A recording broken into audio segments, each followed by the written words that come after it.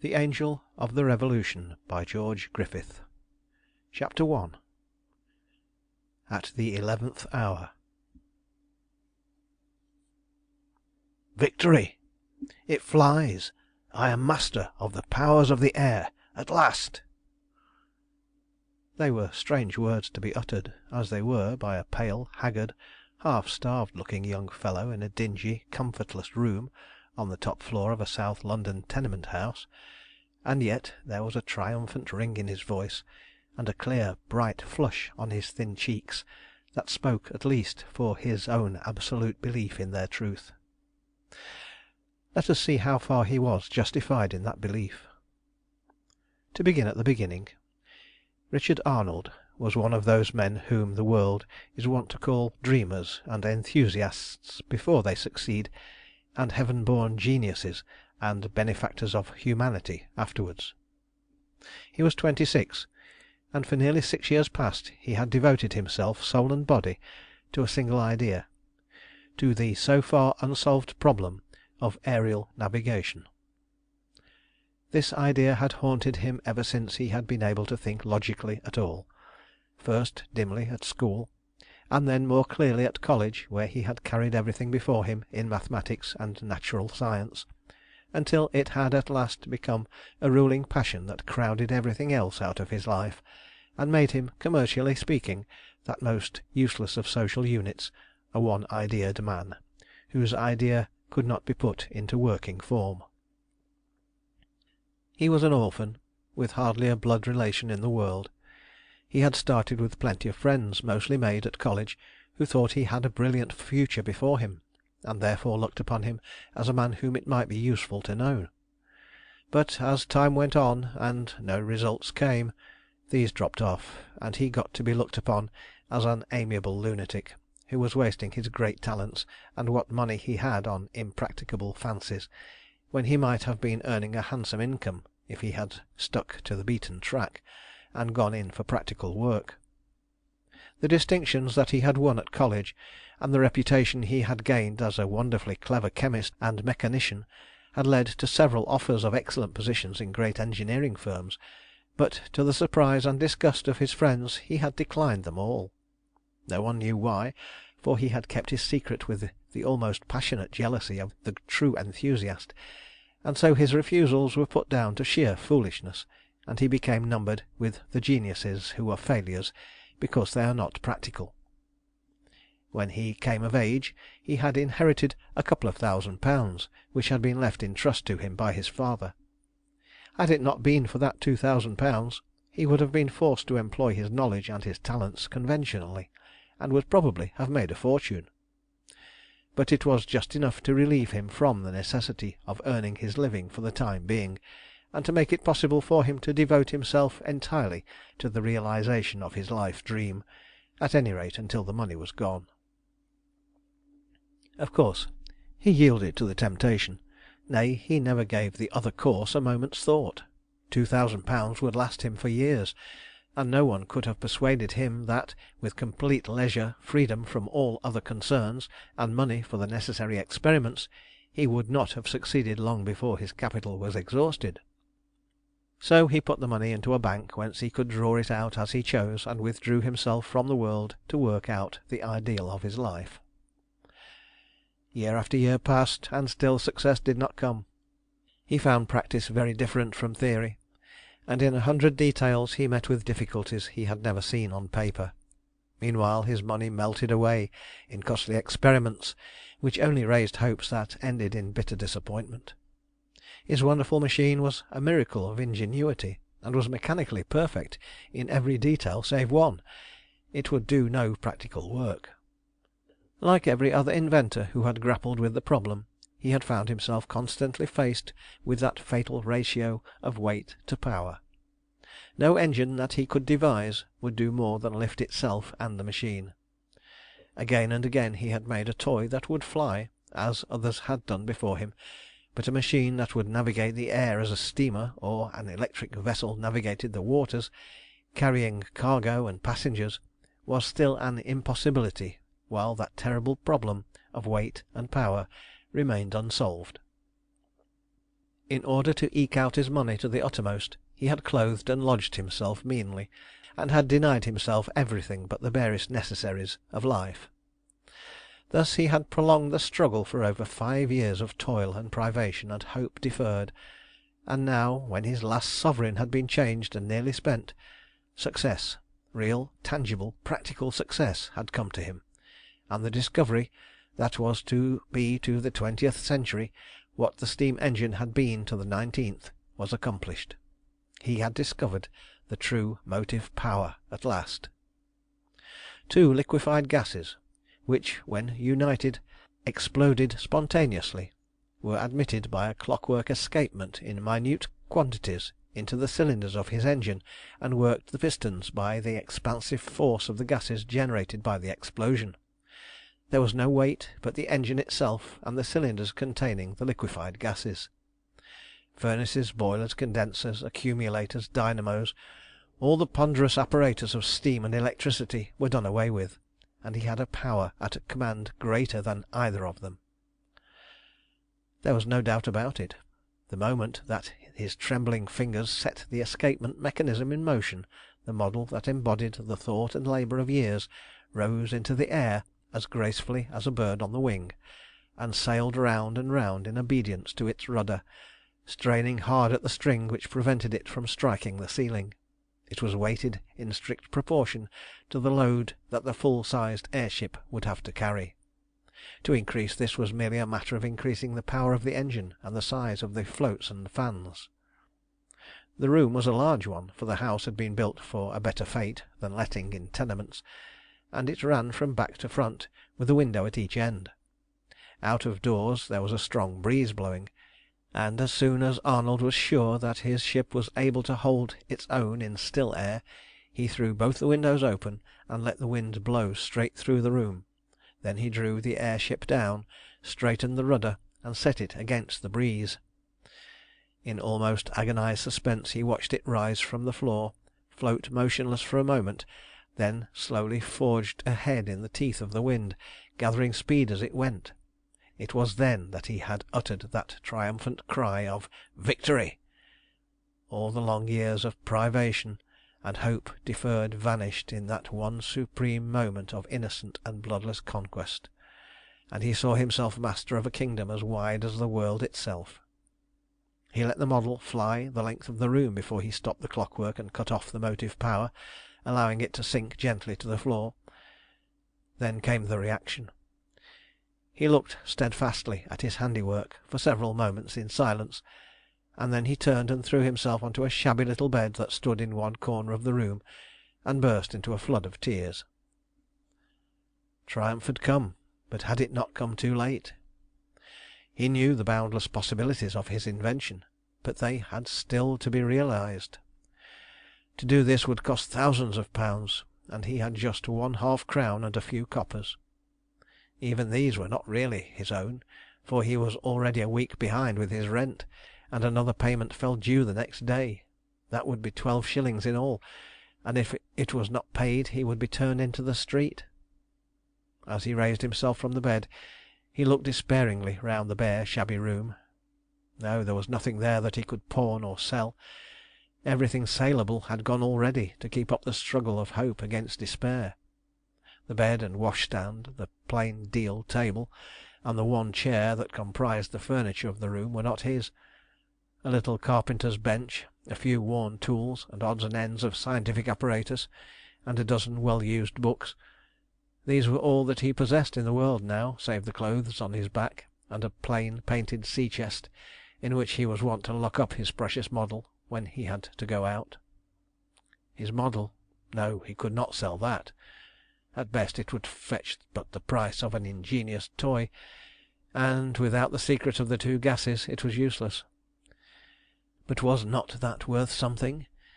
Yes, if he did not starve to death before he could persuade any one that there was money in it. Besides, the chest and its priceless contents would be seized for the rent next day, and then God help me! What am I to do? The words broke from him like a cry of physical pain and ended in a sob, and for all answer there was the silence of the room. and the inarticulate murmur of the streets below coming up through the open windows. He was weak with hunger and sick with excitement, for he had lived for days on bread and cheese, and that day he had eaten nothing since the crust that had served him for breakfast. His nerves too were shattered by the intense strain of his final trial and triumph, and his head was getting light. With a desperate effort he recovered himself, and the heroic resolution that had sustained him through his long struggle came to his aid again. He got up and poured some water from the ewer into a cracked cup and drank it. It refreshed him for the moment, and he poured the rest of the water over his head. That steadied his nerves and cleared his brain. He took up the model from the floor, laid it tenderly and lovingly in its usual resting place in the chest. Then he locked the chest, and sat down upon it to think the situation over. 10 minutes later he rose to his feet and said aloud, "It's no use. I can't think on an empty stomach. I'll go out and have one more good meal, if it's the last I ever have in the world, and then perhaps some ideas will come." So saying, he took down his hat, buttoned his shabby velveteen coat to conceal his lack of a waistcoat, and went out, locking the door behind him as he went. 5 minutes' walk brought him to the Blackfriars Road, and then he turned towards the river and crossed the bridge just as the motley stream of city workers was crossing it in the opposite direction on their homeward journey. At Ludgate Circus he went into an eating house and fared sumptuously on a plate of beef, some bread and butter, and a pint mug of coffee. As he was eating, a paper boy came in and laid an Echo on the table at which he was sitting. He took it up mechanically, ran his eye carelessly over the columns. He was in no humour to be interested by the tattle of an evening paper, but in a paragraph under the heading of Foreign News a once familiar name caught his eye, and he read the paragraph through. It ran as follows: Railway outrage in Russia. When the Berlin-Petersburg Express stopped last night at Kovno, the first stop after passing the Russian frontier, a shocking discovery was made in the smoking compartment of the palace car which had been on the train for the last few months. Colonel Dornovitch of the Imperial Police, who is understood to have been on his return journey from a secret mission to Paris, was found stabbed to the heart and quite dead. In the centre of the forehead were 2 short straight cuts in the form of a T, reaching to the bone. Not long ago Colonel Dornovitch was instrumental in unearthing a formidable Nihilist conspiracy, in connection with which over 50 men and women of various social ranks were exiled for life to Siberia. The whole affair is wrapped in the deepest mystery, the only clue in the hands of the police being the fact that the cross cut on the forehead of the victim indicates that the crime is the work, not of the Nihilists proper, but of that unknown and mysterious society, usually alluded to as the Terrorists, not one of whom has ever been seen save in his crimes. How the assassin managed to enter and leave the car unperceived while the train was going at full speed is an apparently insoluble riddle. Saving the victim and the attendants, the only passengers in the car who had not retired to rest were another officer in the Russian service and Lord Alanmere, who was travelling to St. Petersburg to resume, after leave of absence, the duties of the secretaryship to the British Embassy, to which he was appointed some 2 years ago. "Why, that must be the Lord Alanmere who was at Trinity in my time, or rather Viscount Tremayne as he was then," mused Arnold as he laid the paper down. "We were very good friends in those days. I wonder if he'd know me now, and lend me a £10 note to get me out of the infernal fix I'm in. I believe he would, for he was one of the few really good-hearted men I have so far met with. If he were in London, I really think I should take courage from my desperation, and put my case before him, and ask his help. However, he's not in London, and so it's no use wishing. Well, I feel more of a man for that shilling's worth of food and drink, and I'll go and wind up my dissipation with a pipe and a quiet think on the Embankment." End of chapter 1.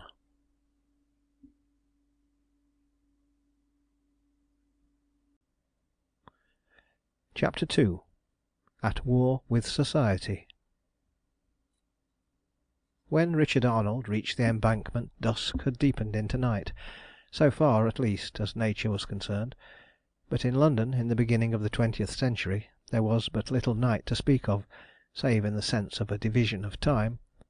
The date of the paper which contained the account of the tragedy on the Russian railway was September 3rd, 1903, and within the last 10 years enormous progress had been made in electric lighting. The ebb and flow in the Thames had at last been turned to account, and worked huge turbines which perpetually stored up electric power that was used not only for lighting, but for cooking in hotels and private houses, and for driving machinery. At all the great centres of traffic huge electric suns cast their rays far and wide along the streets, supplementing the light of the lesser lamps with which they were lined on each side. The Embankment from Westminster to Blackfriars was bathed in a flood of soft white light from hundreds of great lamps running along both sides, and from the centre of each bridge a million candle-power sun cast rays upon the water that were continued in one unbroken stream of light from Chelsea to the Tower. On the north side of the river the scene was one of brilliant and splendid opulence, that contrasted strongly with the half-lighted gloom of the murky wilderness of South London, dark and forbidding in its irredeemable ugliness. From Blackfriars Arnold walked briskly towards Westminster, bitterly contrasting as he went the lavish display of wealth around him with the sordid and seemingly hopeless poverty of his own desperate condition. He was the maker and possessor of a far greater marvel than anything that helped to make up this splendid scene, and yet the ragged tramps, who were remorselessly moved on from one seat to another by the policemen as soon as they had settled themselves down for a rest and a doze, were hardly poorer than he was. For nearly 4 hours he paced backwards and forwards, every now and then stopping to lean on the parapet, and once or twice to sit down, until the chill autumn wind pierced his scanty clothing, and compelled him to resume his walk in order to get warm again. All the time he turned his miserable situation over and over again in his mind, without avail. There seemed no way out of it, no way of obtaining the few pounds that would save him from homeless beggary, and his splendid invention from being lost to him and the world, certainly for years, and perhaps for ever. And then, as hour after hour went by, and still no cheering thought came, the misery of the present pressed closer and closer upon him.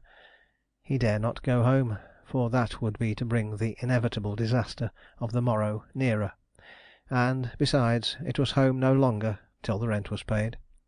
He had 2 shillings, and he owed at least 12. He was also the maker of a machine for which the Tsar of Russia had made a standing offer of £1,000,000 sterling.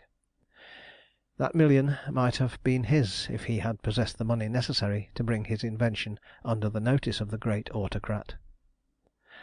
That was the position he had turned over and over in his mind, until its horrible contradictions maddened him. With a little money, riches and fame were his. Without it, he was a beggar in sight of starvation. And yet he doubted whether, even in his present dire extremity, he could, had he had the chance, sell what might be made the most terrific engine of destruction ever thought of to the head and front of a despotism that he looked upon as the worst earthly enemy of mankind. For the 20th time he had paused in his weary walk to and fro to lean on the parapet close by Cleopatra's Needle. The Embankment was almost deserted now, save by the tramps and a few isolated wanderers like himself. For several minutes he looked out over the brightly glittering waters below him, wondering listlessly how long it would take him to drown if he dropped over, and whether he would be rescued before he was dead, and brought back to life, and prosecuted the next day for daring to try and leave the world, save in the conventional and orthodox fashion. Then his mind wandered back to the Tsar and his million, and he pictured to himself the awful part that a fleet of airships such as his would play in the general European war that people said could not now be put off for many months longer. As he thought of this, the vision grew in distinctness, and he saw them hovering over armies and cities and fortresses, and raining irresistible death and destruction down upon them. The prospect appalled him, and he shuddered as he thought that it was now really within the possibility of realization. and then his ideas began to translate themselves involuntarily into words which he spoke aloud, completely oblivious for the time being of his surroundings. "No, I think I would rather destroy it, and then take my secret with me out of the world, than put such an awful power of destruction and slaughter into the hands of the Tsar, or for that matter any other of the rulers of the earth. Their subjects can butcher each other quite efficiently enough as it is. The next war will be the most frightful carnival of destruction that the world has ever seen. But what would it be like if I were to give one of the nations of Europe the power of raining death and desolation on its enemies from the skies? No, no, such a power, if used at all, should only be used against, and not for, the despotisms that afflict the earth with the curse of war." "Then why not use it so, my friend, if you possess it, and would see mankind freed from its tyrants?" said a quiet voice at his elbow. The sound instantly scattered his vision to the winds, and he turned round with a startled exclamation to see who had spoken. As he did so, a whiff of smoke from a very good cigar drifted past his nostrils, and the voice again said in the same quiet, even tones "You must forgive me for my bad manners in listening to what you were saying, and also for breaking in upon your reverie. My excuse must be the great interest that your words had for me. Your opinions would appear to be exactly my own, too, and perhaps you will accept that as another excuse for my rudeness." It was the first really kindly, friendly voice that Richard Arnold had heard for many a long day, and the words were so well chosen and so politely uttered that it was impossible to feel any resentment. So he simply said in answer, "There was no rudeness, sir, and besides, why should a gentleman like you apologise for speaking to "Another gentleman?" quickly interrupted his new acquaintance. "Because I transgressed the laws of politeness in doing so, and an apology was due. Your speech tells me that we are socially equals. Intellectually you look my superior. The rest is a difference only of money, and that any smart swindler can bury himself in nowadays if he chooses. But come, if you have no objection to make my better acquaintance, I have a great desire to make yours. If you will pardon my saying so, you are evidently not an ordinary man, or else something tells me you would be rich. Have a smoke and let us talk, since we apparently have a subject in common. Which way are you going?" "Nowhere, and therefore anywhere," replied Arnold, with a laugh that had but little merriment in it. "I have reached a point from which all roads are one to me." "That being the case, I propose that you shall take the one that leads to my chambers in Savoy Mansions yonder. We shall find a bit of supper ready, I expect, and then I shall ask you to talk. Come along." There was no more mistaking the genuine kindness and sincerity of the invitation than the delicacy with which it was given. To have refused would not only have been churlish, but it would have been for a drowning man to knock aside a kindly hand held out to help him.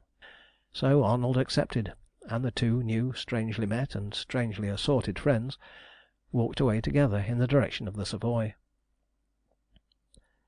The suite of rooms occupied by Arnold's new acquaintance was the beau ideal of a wealthy bachelor's abode. Small, compact, cosy, and richly furnished, yet in the best taste withal, the rooms looked like an indoor paradise to him, after the bare squalor of the one room that had been his own home for over 2 years. His host took him first into a dainty little bathroom to wash his hands, and by the time he had performed his scanty toilet, supper was already on the table in the sitting room. Nothing melts reserve like a good well-cooked meal washed down by appropriate liquids, and before supper was half over, Arnold and his host were chatting together as easily as though they stood on perfectly equal terms and had known each other for years. His new friend seemed purposely to keep the conversation to general subjects until the meal was over, and his pattern manservant had removed the cloth and left them together with the wine and cigars on the table. As soon as he had closed the door behind him, his host motioned Arnold to an easy chair on one side of the fireplace, threw himself into another on the other side, and said, "Now, my friend, plant yourself, as they say across the water. Help yourself to what there is as the spirit moves you, and talk.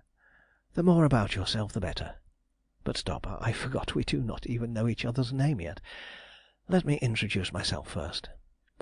My name is Maurice Colston. I am a bachelor, as you see. For the rest, in practice I am an idler, a dilettante, a good deal else that is pleasant and utterly useless. In theory, let me tell you, I am a socialist, or something of the sort, with a lively conviction as to the injustice and absurdity of the social and economic conditions which enable me to have such a good time on earth without having done anything to deserve it, beyond having managed to be born the son of my father. He stopped and looked at his guest through the wreaths of his cigar smoke, as much as to say, "And now who are you?" Arnold took the silent hint, and opened his mouth and his heart at the same time. Quite apart from the good turn he had done him, there was a genial frankness about his unconventional host that chimed in him so well with his own nature, that he cast all reserve aside, and told plainly and simply the story of his life and its master passion, his dreams and hopes and failures, and his final triumph in the hour when triumph itself was defeat. His host heard him through without a word, but towards the end of his story his face betrayed an interest, or rather an expectant anxiety to hear what was coming next, that no mere friendly concern of the moment for one less fortunate than himself could adequately account for. At length, when Arnold had completed his story with a brief but graphic description of the last successful trial of his model, he leant forward in his chair, and fixing his dark steady eyes on his guest's face, said in a voice from which every trace of his former good-humoured levity had vanished: "A strange story, and truer, I think, than the one I told you. Now tell me, on your honour as a gentleman, were you really in earnest when I heard you say on the Embankment that you would rather smash up your model and take the secret with you into the next world than sell your discovery to the Tsar for the $1,000,000 that he has offered for such an air ship as yours?" "Absolutely in earnest," was the reply. "I've seen enough of the seamy side of this much boasted civilization of ours to know that it is the most awful mockery that man has ever insulted his Maker with. It is based on fraud, and sustained by force that ruthlessly crushes all who do not bow the knee to Mammon. I am the enemy of a society that does not permit a man to be honest and live unless he has money and can defy it. I have just 2 shillings in the world, and I would rather throw them into the Thames, and myself after them, than take that $1,000,000 from the Tsar in exchange for an engine of destruction that would make him master of the world." "Those are brave words," said Colston with a smile. "Forgive me for saying so, but I wonder whether you would repeat them if I told you that I am a servant of His Majesty the Tsar, and that you shall have that $1,000,000 for your model and your secret the moment that you convince me that what you have told me is true." Before he had finished speaking, Arnold had risen to his feet. He heard him out, and then he said slowly and steadily: "I should not take the trouble to repeat them. I should only tell you that I am sorry that I have eaten salt with a man who could take advantage of my poverty to insult me. Good night." He was moving towards the door, when Colston jumped up from his chair, strode round the table, and got in front of him. Then he put his 2 hands on his shoulders, and, looking straight into his eyes, said in a tone that vibrated with emotion: "Thank God, I have found an honest man at last. Go and sit down again, my friend, my comrade, as I hope you soon will be. Forgive me for the foolishness that I spoke. I am no servant of the Tsar. He and all like him have no more devoted enemy on earth than I am. Look, I will soon prove it to you." As he said the last words, Colston let go Arnold's shoulders, flung off his coat and waistcoat, slipped his braces off his shoulders, and pulled his shirt up to his neck. Then he turned his bare back to his guest and said: "That is the sign manual of Russian tyranny, the mark of the knout." Arnold shrank back with a cry of horror at the sight. From waist to neck, Colston's back was a mass of hideous scars and wheals, crossing each other and rising up into purple lumps, with livid blue and grey spaces between them. As he stood there was not an inch of naturally coloured skin to be seen. It was like the back of a man who had been flayed alive, and then flogged with a cat o' nine tails. Before Arnold had overcome his horror, his host had readjusted his clothing. Then he turned to him and said: "That was my reward for telling the governor of a petty Russian town that he was a brute beast for flogging a poor decrepit old Jewess to death. Do you believe me now when I say that I am no servant or friend of the Tsar?" "Yes, I do," replied Arnold, holding out his hand. "You were right to try me, and I was wrong to be so hasty.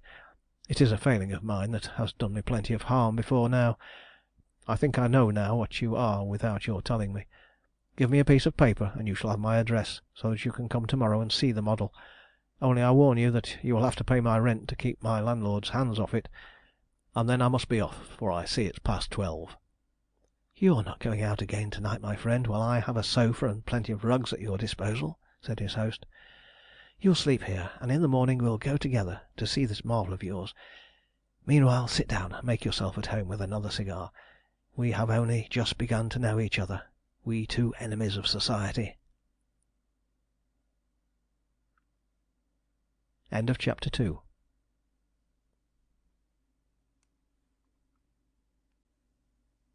Chapter 3. A Friendly Chat. Soon after 8 the next morning, Colston came into the sitting-room where Arnold had slept on the sofa, and dreamt dreams of war and world revolts and battles fought in mid-air between aerial navies built on the plan of his own model. When Colston came in he was just awake enough to be wondering whether the events of the previous night were a reality or part of his dreams, a doubt that was speedily set at rest by his host drawing back the curtains and pulling up the blinds. The moment his eyes were properly open he saw that he was anywhere but in his own shabby room in Southwark, and the rest was made clear by Colston saying, "Well, Comrade Arnold, Lord High Admiral of the Air, how have you slept? I hope you found the sofa big and soft enough, and that the last cigar has left no evil effects behind it." Oh, good morning. I don't know whether it was the whisky or the cigars, or what it was, but do you know I have been dreaming all sorts of absurd things about battles in the air, and dropping explosives on fortresses and turning them into small volcanoes. When you came in just now I hadn't the remotest idea where I was. It's time to get up, I suppose."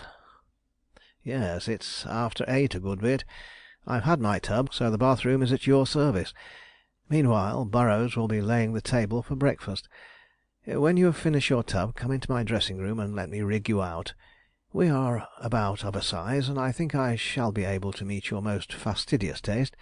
In fact, I could rig you out as anything, from a tramp to an officer of the Guards."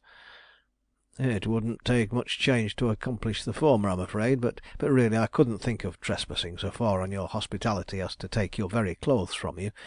I'm deep enough in your debt already." "Don't talk nonsense, Richard Arnold.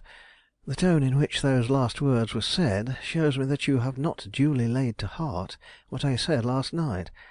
There is no such thing as private property in the Brotherhood, of which I hope, by this time to morrow, you will be an initiate.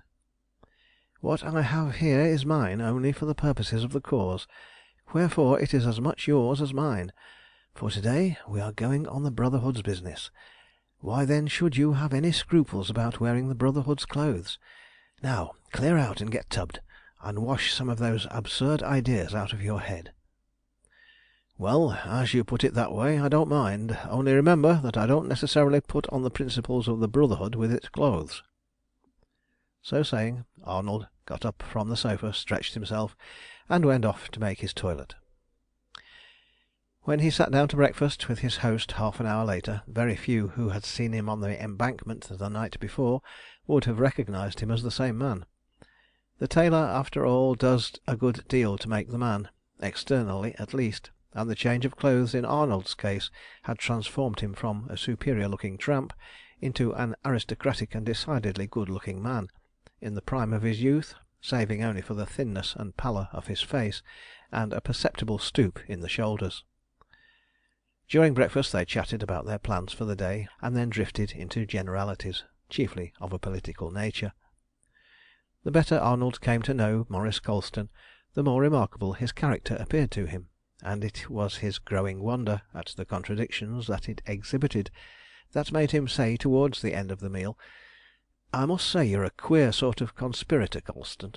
My idea of Nihilists and members of the revolutionary societies has always taken the form of silent, stealthy, cautious beings, with a lively distrust and hatred of the whole human race outside their own circles. And yet here are you, an active member of the most terrible secret society in existence, pledged to the destruction of nearly every institution on earth, and carrying your life in your hand, opening your heart like a schoolboy to a man you have literally not known for 24 hours. Suppose you had made a mistake in me, what would there be to prevent me telling the police who you are and having you locked up with a view to extradition to Russia?"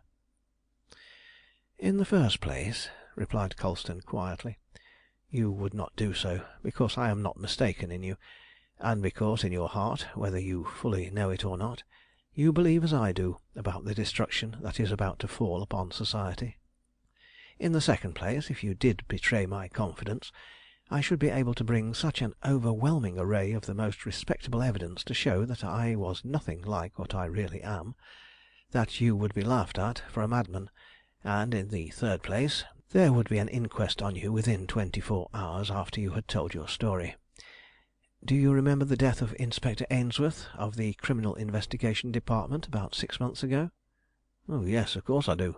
Hermit and all as I was, I could hardly help hearing about that, considering what a noise it made. But I thought that was cleared up. Didn't one of that gang of garrotters that was broken up in South London a couple of months later confess to strangling him in the statement that he made before he was executed?" "Yes, and his widow is now getting 10 shillings a week for life on account of that confession. Birkett no more killed Ainsworth than you did, but he had killed 2 or 3 others, and so the confession didn't do him very much harm. No, Ainsworth met his death in quite another way. He accepted from the Russian Secret Police Bureau in London a bribe of £250 down, and the promise of another £250 if he succeeded in manufacturing enough evidence against a member of our outer circle to get him extradited to Russia on a trumped-up charge of murder. The inner circle learnt of this from one of our spies in the Russian London police, and well, Ainsworth was found dead, with the mark of the Terror upon his forehead, before he had time to put his treachery into action. He was executed by 2 of the Brotherhood, who are members of the Metropolitan Police Force, and who were afterwards complimented by the magistrate for the intelligent efforts they had made in bringing the murderers to justice." Colston told the dark story in the most careless of tones between the puffs of his after-breakfast cigarette. Arnold stifled his horror as well as he was able, but he could not help saying when his host was done, "This Brotherhood of yours is well named the Terror, but was not that rather a murder than an execution?" "By no means," replied Colston a trifle coldly. "Society hangs or beheads a man who kills another. Ainsworth knew as well as we did that if the man he tried to betray by false evidence had once set foot in Russia, the torments of 100 deaths would have been his before he had been allowed to die. He betrayed his office and his faith to his English masters in order to commit this vile crime, and so he was killed as a murderous and treacherous reptile that was not fit to live. We of the Terror are not lawyers, and so we make no distinctions between deliberate plotting for money to kill and the act of killing itself. Our law is closer akin to justice than the hair-splitting fraud that is tolerated by society." Either from emotional or logical reasons, Arnold made no reply to this reasoning, and seeing he remained silent, Colston resumed his ordinary nonchalant, good-humoured tone, and went on. "But come, that will be horrors enough for to day. We have other business at hand, and we may as well get to it at once. About this wonderful invention of yours. Of course I believe all you have told me about it, but you must remember that I am only an agent, and that I am inexorably bound by certain rules in accordance with which I must act. Now, to be perfectly plain with you, and in order that we may thoroughly understand each other before either of us commits himself to anything, I must tell you that I want to see this model flying ship of yours in order to be able to report on it to night to the executive of the Inner Circle, to whom I shall also want to introduce you. If you will not allow me to do that, say so at once, and, for the present at least, our negotiations must come to a sudden stop." "Go on," said Arnold quietly. "So far I consent. For the rest I would rather hear you to the end." "Very well. Then, if the executive approve of the invention, you will be asked to join the Inner Circle at once, and to devote yourself, body and soul, to the society and the accomplishments of the objects that will be explained to you. If you refuse, there will be an end of the matter, and you will simply be asked to give your word of honour to reveal nothing that you have seen or heard, and then allowed to depart in peace. If, on the other hand, you consent, in consideration of the immense importance of your secret, which there is no need to disguise from you, to the Brotherhood, the usual condition of passing through the outer circle will be dispensed with, and you will be trusted as absolutely as we shall expect you to trust us. Whatever funds you then require to manufacture an airship on the plan of your model will be placed at your disposal, and a suitable place will be selected for the works that you will have to build. When the ship is ready to take the air, you will of course be appointed to the command of her, and you will pick your crew from among the workmen who will act under your orders in the building of the vessel. They will all be members of the outer circle, who will not understand your orders, but simply obey them blindly, even to the death. One member of the inner circle will act as your second in command, and he will be as perfectly trusted as you will be, so that in unforeseen emergencies you will be able to consult with him with perfect confidence. Now I think I have told you all. What do you say?" Arnold was silent for a few minutes, too busy for speech with the rush of thoughts that had crowded through his brain as Colston was speaking. Then he looked up at his host and said, "May I make conditions?" "You may state them," replied he, with a smile, "but of course I don't undertake to accept them without consultation with with the executive." "Of course not," said Arnold. "Well, the conditions that I should feel myself obliged to make with your executive would be, briefly speaking, these. I would not reveal to any one the composition of the gases from which I derive my motive force. I should manufacture them myself in given quantities, and keep them always under my own charge. At the first attempt to break faith with me in this respect, I would blow the air ship and all her crew, including myself, into such fragments as it would be difficult to find one of them. I have and wish for no life apart from my invention, and I would not survive it." "Good," interrupted Colston. "There spoke the true enthusiast. Go on." "Secondly, I would use the machine only in open warfare, when the Brotherhood is fighting openly for the attainment of a definite end. Once the appeal to force has been made, I will employ a force such as no nation on earth can use without me, and I will use it as unsparingly as the armies and fleets engaged will employ their own engines of destruction on one another, but I will be no party to the destruction of defenceless towns and people who are not in arms against us. If I am ordered to do that, I tell you candidly that I will not do it. I will blow the air ship itself up first." "The conditions are somewhat stringent, although the sentiments are excellent," replied Colston. "Still, of myself, I can neither accept nor reject them. That will be for the executive to do.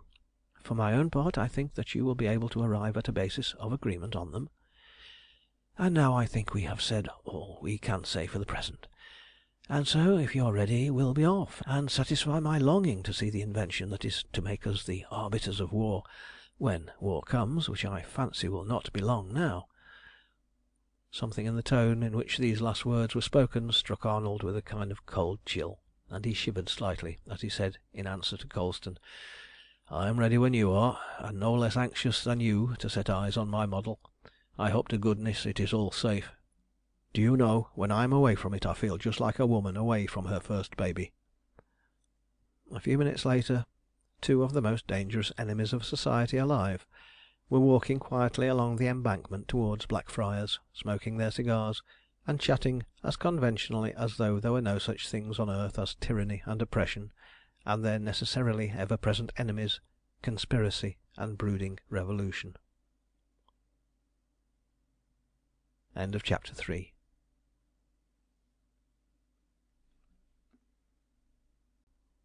Chapter 4. The House on Clapham Common.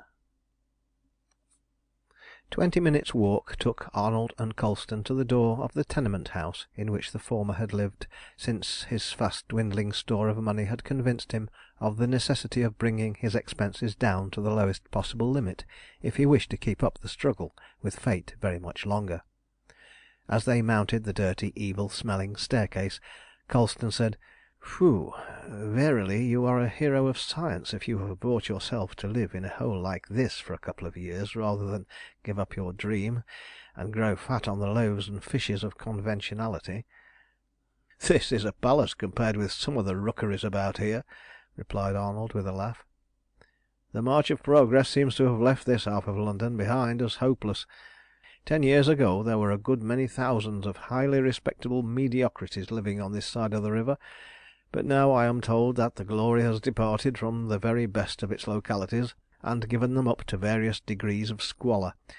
Vice, poverty, and misery seem to gravitate naturally southward in London.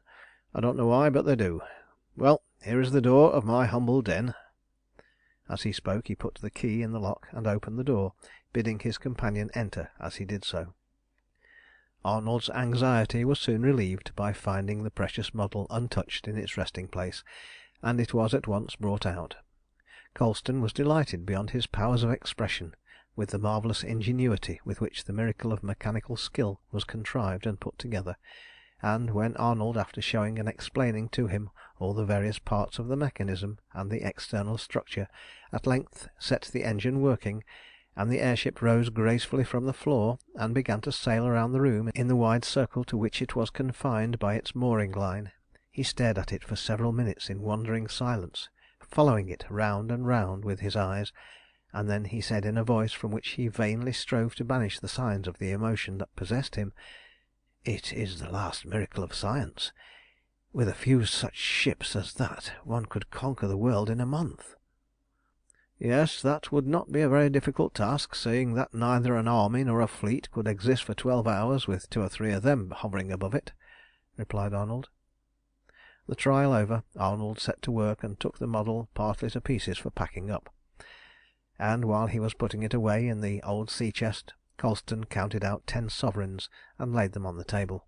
Hearing the clink of the gold, Arnold looked up and said, "What is that for? A sovereign will be quite enough to get me out of my present scrape, and then if we come to any terms to night it will be time enough to talk about payment." "The Brotherhood does not do business in that way," was the reply.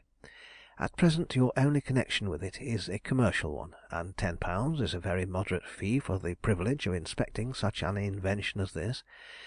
Anyhow, that is what I am ordered to hand over to you in payment for your trouble now and to night, so you must accept it as it is given, as a matter of business."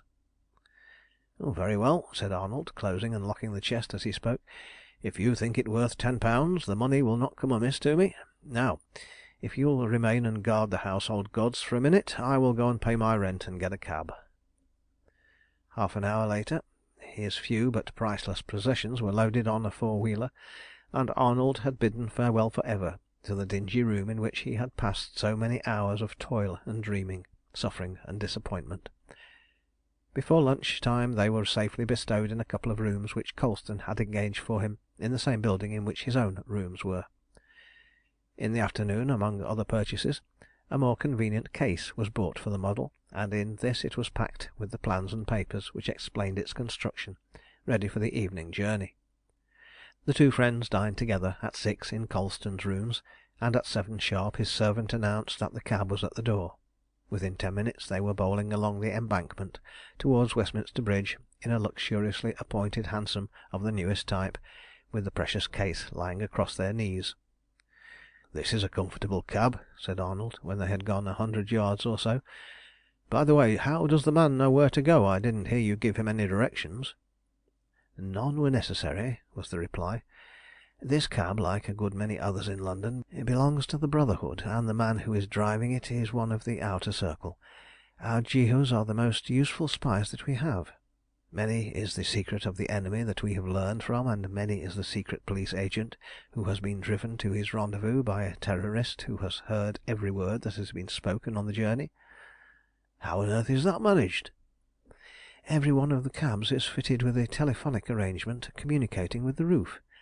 The driver has only to button the wire of the transmitter up inside his coat, so that the transmitter itself lies near to his ear, and he can hear even a whisper inside the cab.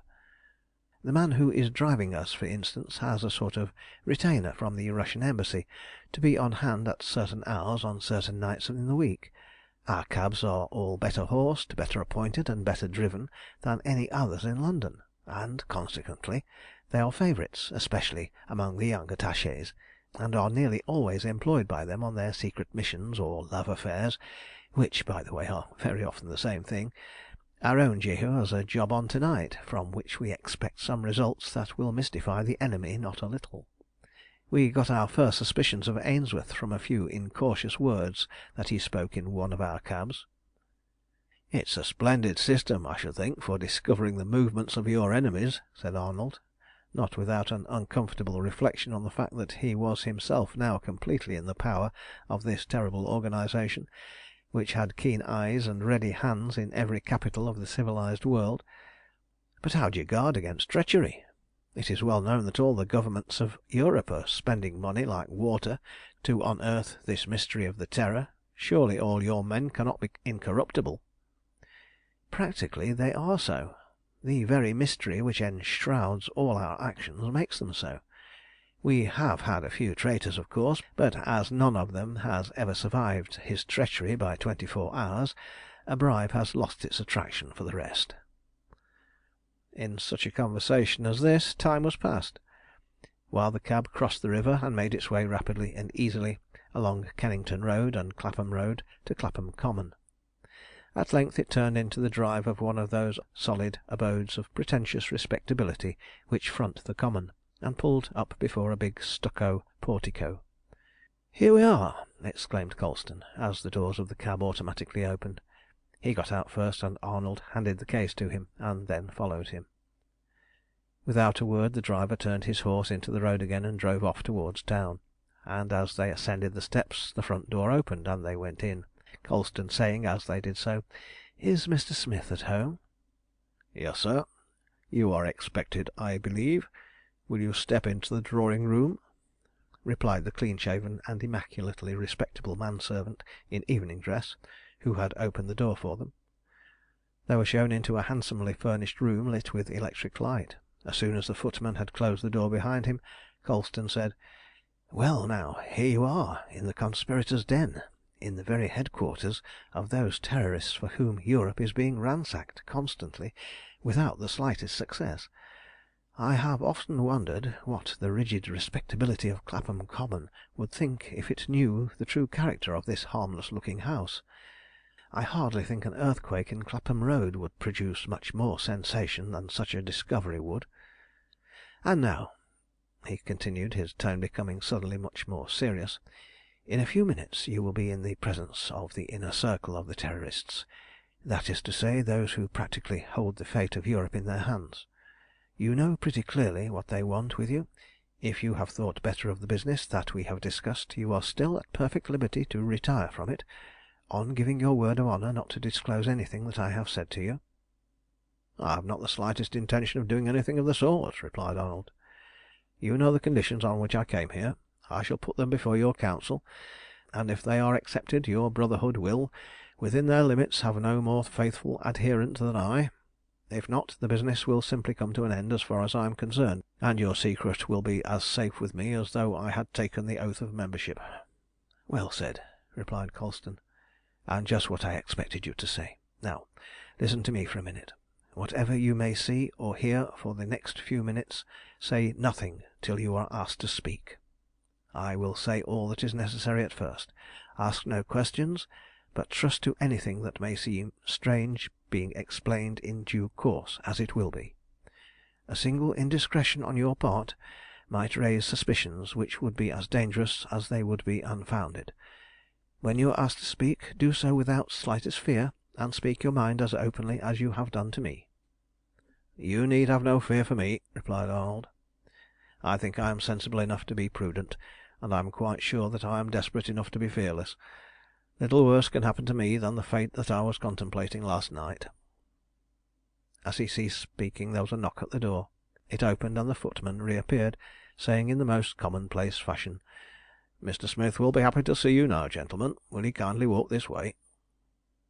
They followed him out into the hall, and then, somewhat to Arnold's surprise, down the stairs at the back, which apparently led to the basement of the house. The footman preceded them to the basement floor and halted before a door in a little passage that looked like the entrance to a coal cellar. On this he knocked in a peculiar fashion with the knuckles of one hand, while with the other he pressed the button of an electric bell concealed under the paper on the wall. The bell sounded faintly as though some distance off, and as it rang the footman said abruptly to Colston, "Das Wort ist Freiheit." Arnold knew German enough to know that this meant "the word is freedom," but why it should have been spoken in a foreign language mystified him not a little. While he was thinking about this the door opened as if by a released spring, and he saw before him a long narrow passage, lit by 4 electric arcs, and closed at the other end by a door, guarded by a sentry armed with a magazine rifle. He followed Colston down the passage, and when within a dozen feet of the sentry he brought his rifle to the ready, and the following strange dialogue ensued between him and Colston. "Quien va? Zwei Freunde der Brüderschaft. Pour la Libertad. Für Freiheit über alles. Pass, friends." The rifle grounded as the words were spoken, and the sentry stepped back to the wall of the passage. At the same moment another bell rang beyond the door, and then the door itself opened as the other had done. They passed through, and it closed instantly behind them, leaving them in total darkness. Colston caught Arnold by the arm and drew him towards him, saying as he did so, "What do you think of our system of passwords?" "Pretty hard to get through unless one knew them, I should think. Why the different languages?" "To make assurance doubly sure, every member of the Inner Circle must be conversant with 4 European languages.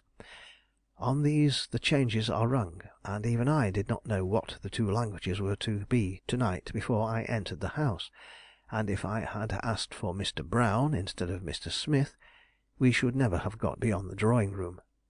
When the footman told me in German that the word was freedom, I knew that I should have to answer the challenge of the sentry in German. I did not know that he would challenge in Spanish, and if I had not understood him, or had replied in any other language but German, he would have shot us both down without saying another word, and no one would have ever known what had become of us. You will be exempt from this condition because you will always come with me. I am in fact responsible for you." "There doesn't seem much chance of any one getting through on false pretences," replied Arnold, with an irrepressible shudder. "Has any one ever tried?" "Yes, once. The 2 gentlemen whose disappearance made the famous Clapham mystery of about 12 months ago. They were 2 of the smartest detectives in the French service, and the only 2 men who ever guessed the true nature of this house. They're buried under the floor on which you are standing at the moment." The words were spoken with cruel, inflexible coldness, which struck Arnold like a blast of frozen air. He shivered, and was about to reply when Colston caught him by the arm again and said hurriedly, "Sh! We're going in. Remember what I said, and don't speak again till some one asks you to do so." As he spoke a door opened in the wall of the dark chamber in which they had been standing for the last few minutes, and a flood of soft light flowed in upon their dazzled eyes. At the same moment a man's voice said from the room beyond in Russian, "Who stands there?" "Maurice Colston and the Master of the Air," replied Colston in the same language. "You are welcome," was the reply. Then Colston, taking Arnold by the arm, led him into the room. End of chapter 4.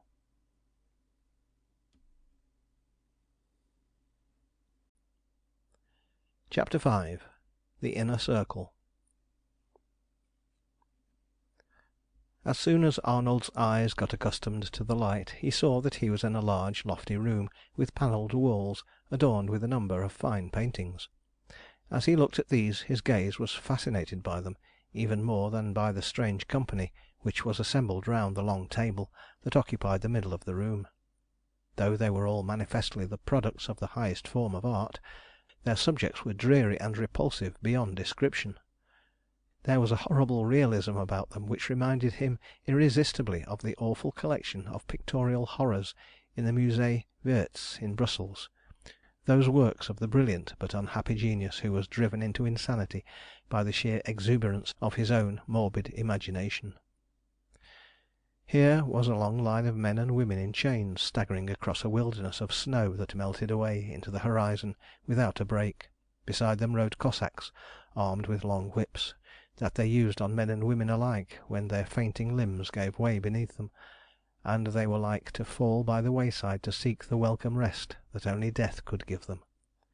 There was a picture of a woman naked to the waist and tied up to a triangle in a prison yard, being flogged by a soldier with willow wands, while a group of officers stood by apparently greatly interested in the performance.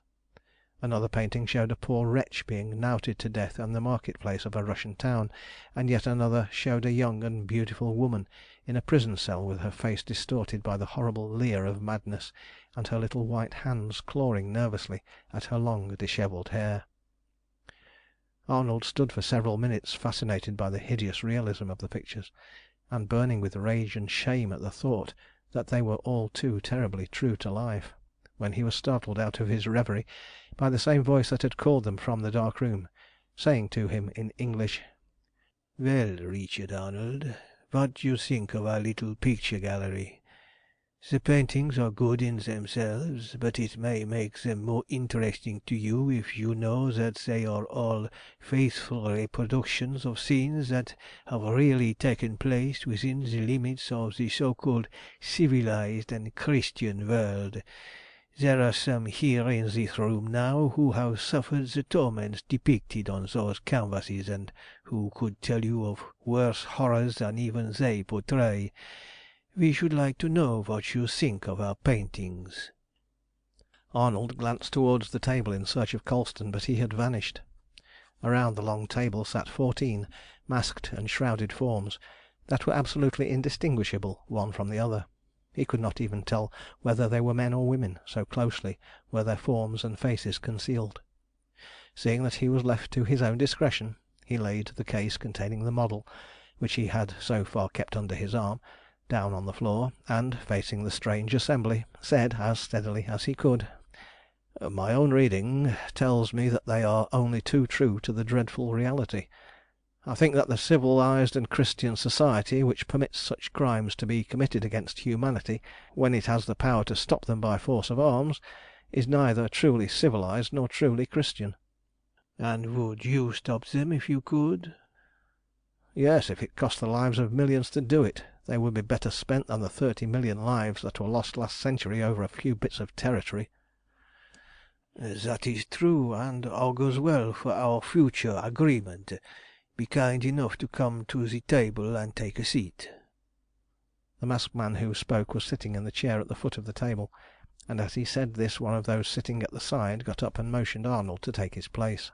As soon as he had done so, the speaker continued: "We are glad to see that your sentiments are so far in accord with our own, for that fact will make our negotiations all the easier.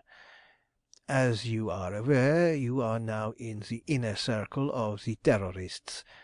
Yonder empty chair at the head of the table is that of our chief, who, though not with us in person, is ever present as a guiding influence in our councils. We act as he directs, and it was from him that we received news of you and your marvellous invention.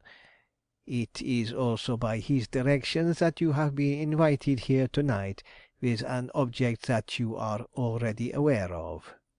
I see from your face that you are about to ask how this can be, seeing that you have never confided your secret to any one until last night.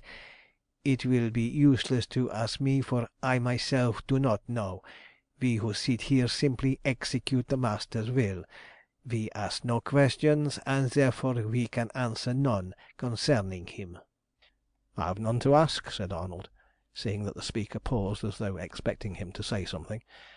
"I came at the invitation of one of your Brotherhood to lay certain terms before you, for you to accept or reject as seems good to you.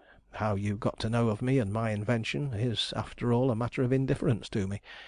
With your perfect system of espionage you might well find out more secret things than that." "Quite so," was the reply. "And the question that we have to settle with you is, how far you will consent to assist the work of the Brotherhood with this invention of yours, and on what conditions you will do so." "I must first know how as exactly as possible what the work of the Brotherhood is." Under the circumstances, there is no objection to your knowing that. In the first place, that which is known to the outside world as the Terror is an international secret society underlying and directing the operations of the various bodies known as the Nihilists, Anarchists, Socialists, in fact all those organizations which have for their object the reform or destruction, by peaceful or violent means, of society as it is present constituted. Its influence reaches beyond these into the various trade unions and political clubs, the moving spirits of which are all members of our outer circle. On the other side of society we have agents and adherents in all the courts of Europe, all the diplomatic bodies, and all the parliamentary assemblies throughout the world. We believe that society as at present constituted is hopeless for any good things. All kinds of nameless brutalities are practised without reproof in the names of law and order and commercial economics.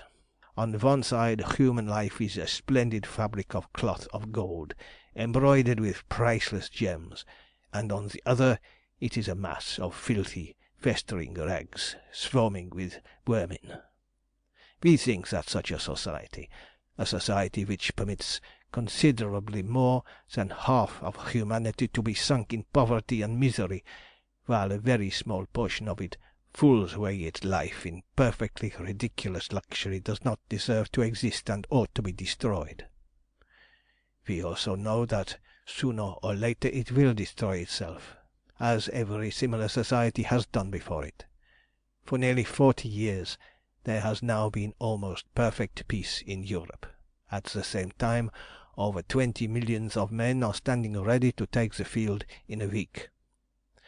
War, universal war that will shake the world to its foundations, is only a matter of a little more delay and a few diplomatic hitches. Russia and England are within rifle shot of each other in Afghanistan, and France and Germany are flinging defiances at each other across the Rhine.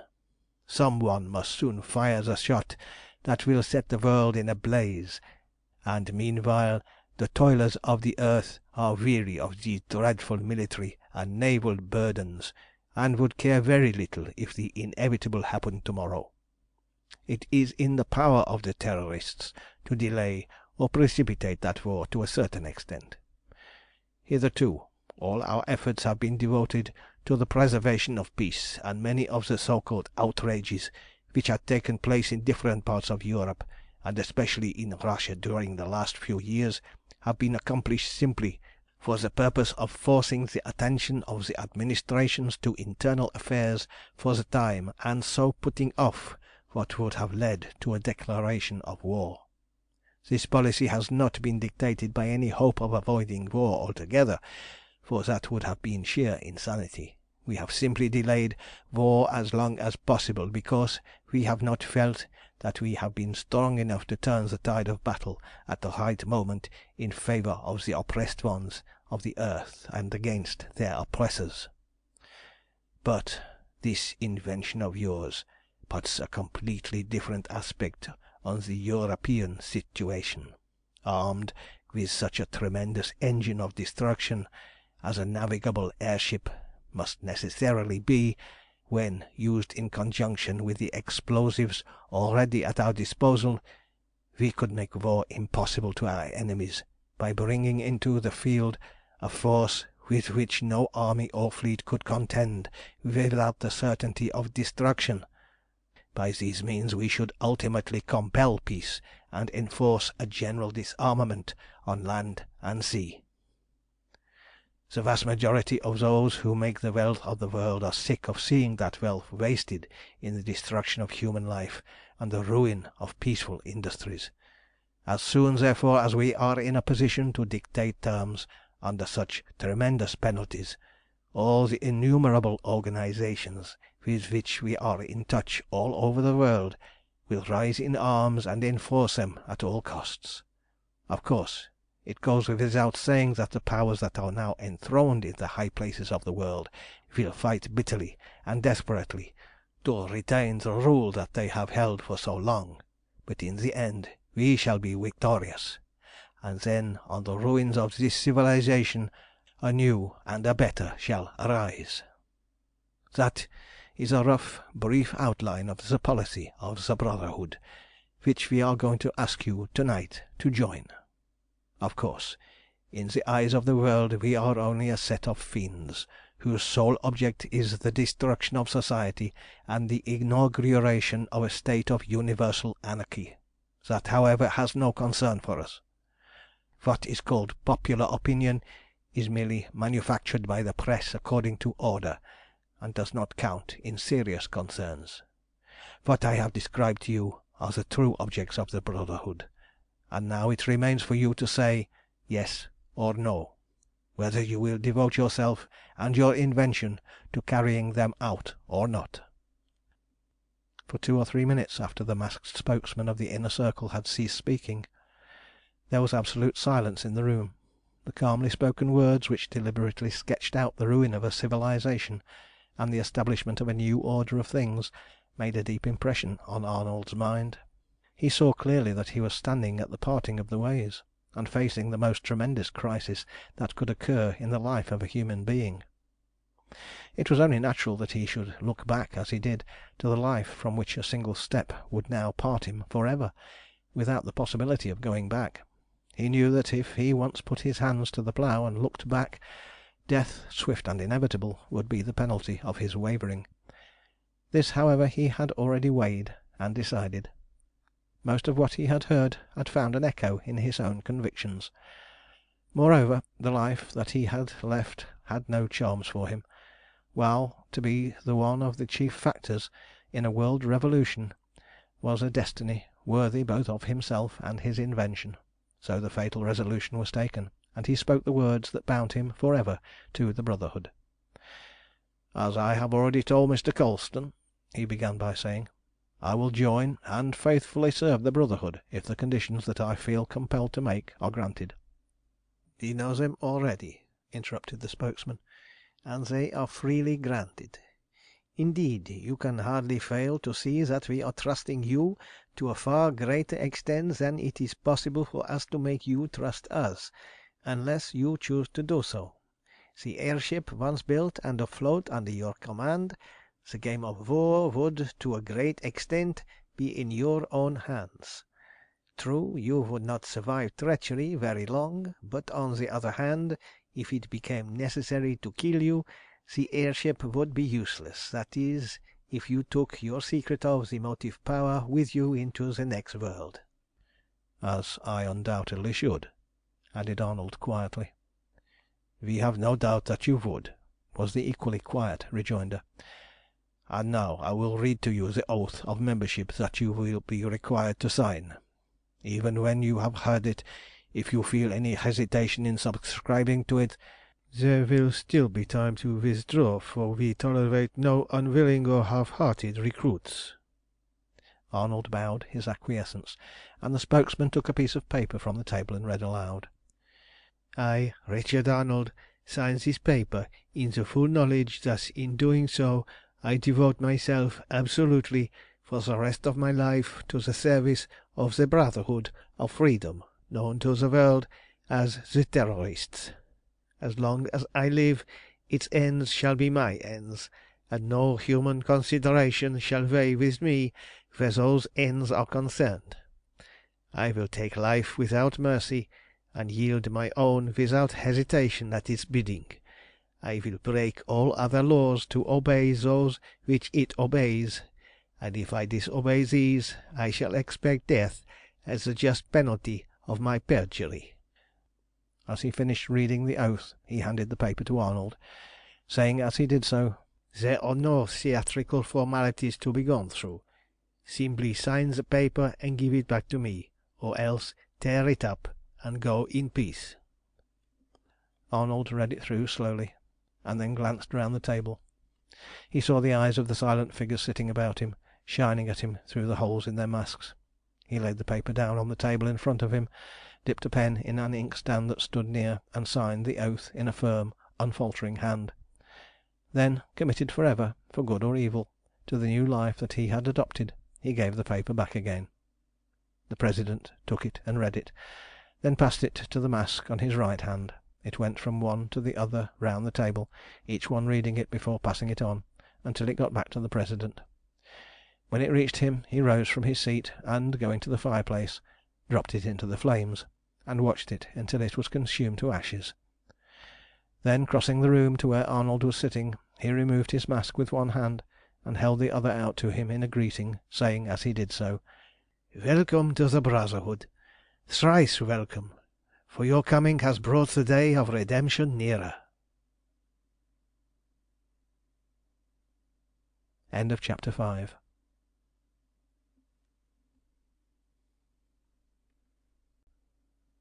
Chapter 6. New Friends. As Arnold returned the greeting of the President, all the other members of the circle rose from their seats and took off their masks and the black shapeless cloaks which had so far completely covered them from head to foot. Then, one after the other, they came forward and were formally introduced to him by the President. 9 of the 14 were men and 5 were women, of ages varying from middle age almost to girlhood. The men were apparently all between 25 and 35, and included some half-dozen nationalities among them. All, both men and women, evidently belonged to the educated, or rather to the cultured class.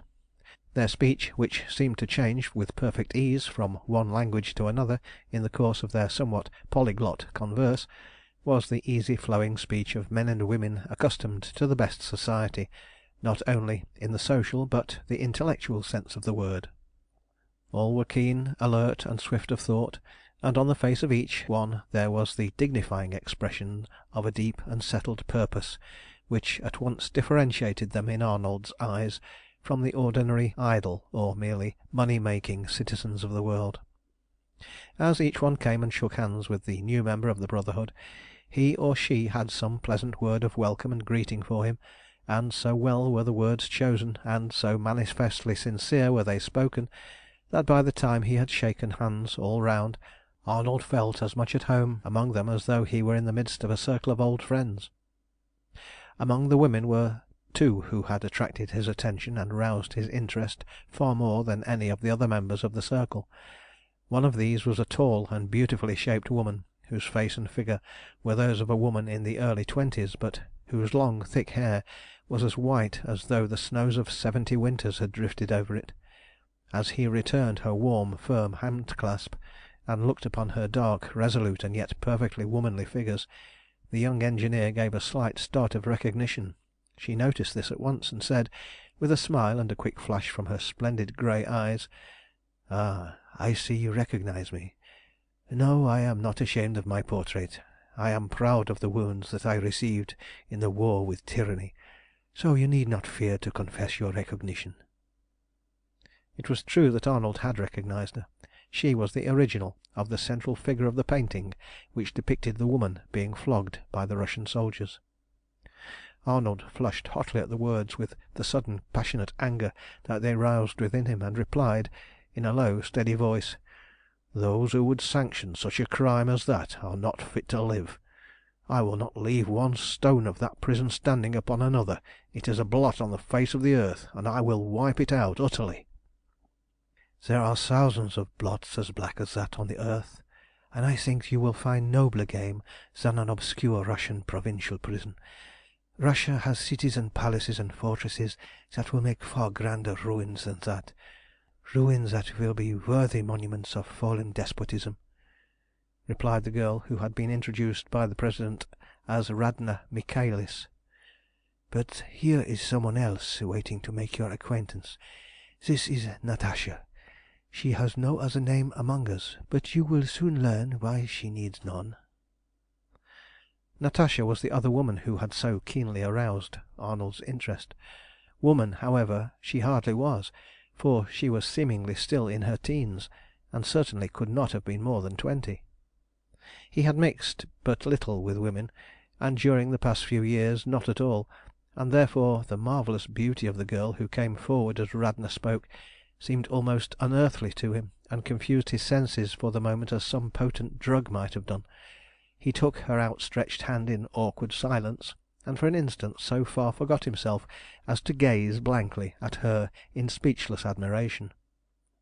She could not help noticing it, for she was a woman, and for the same reason she saw that it was so absolutely honest and involuntary that it was impossible for any woman to take offence at it.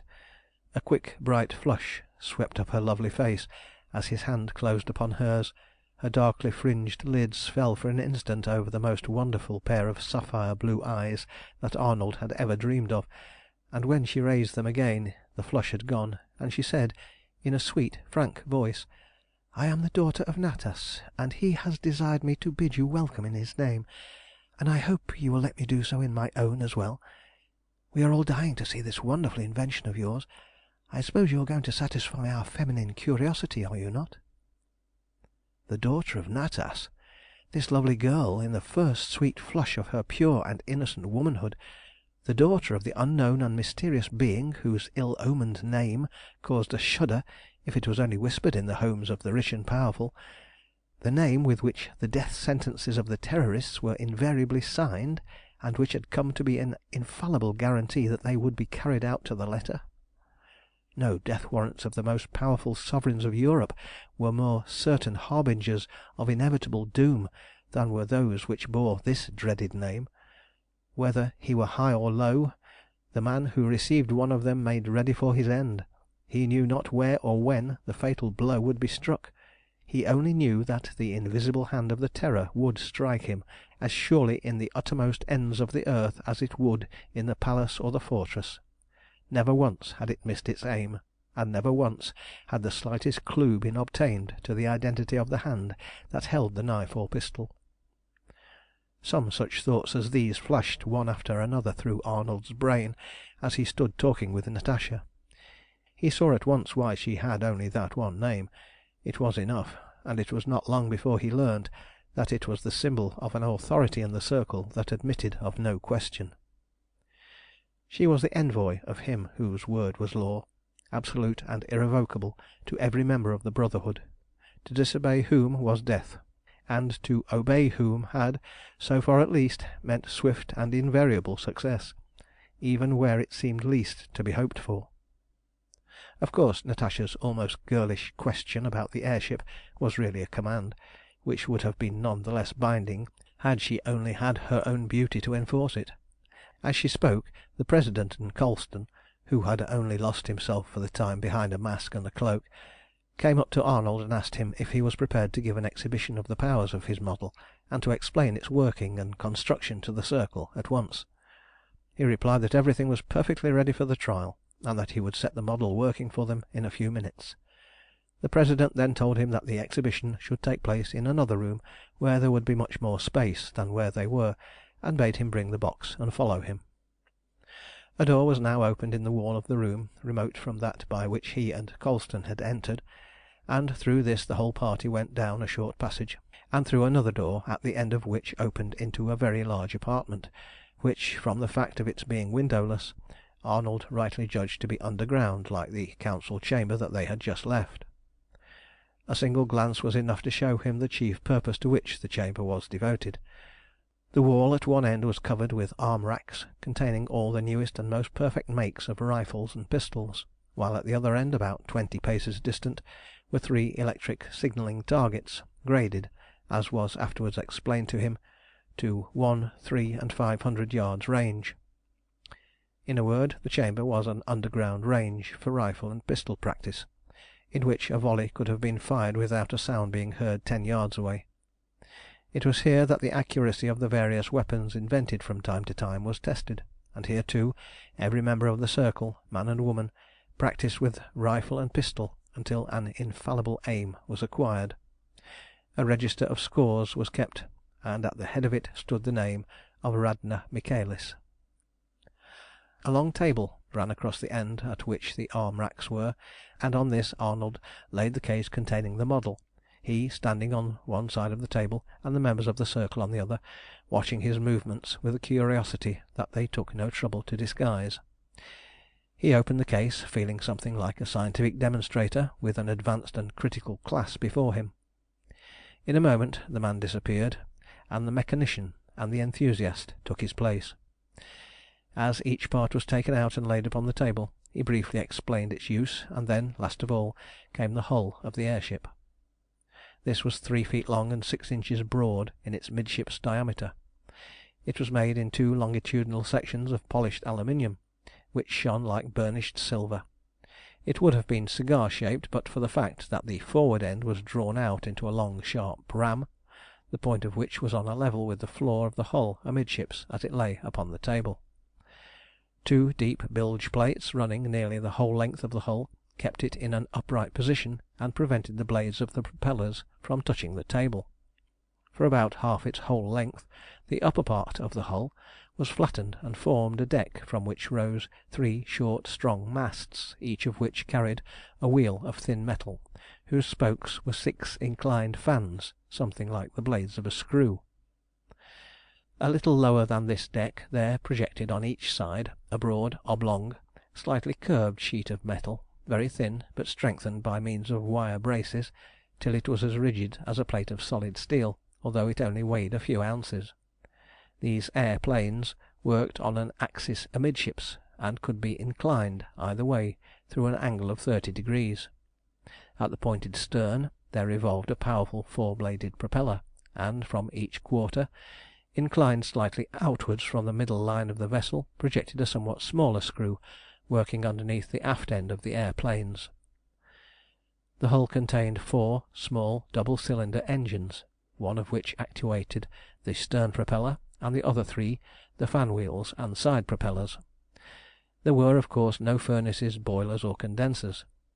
2 slender pipes ran into each cylinder from suitably placed gas reservoirs, or power cylinders, as the engineer called them, and that was all.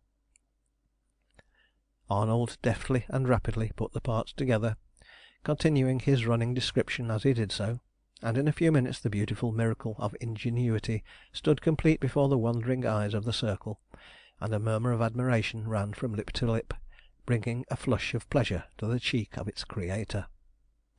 "There," said he, as he put the finishing touches to the apparatus, "you see that she is a combination of 2 principles, those of the aeronef and the aeroplane.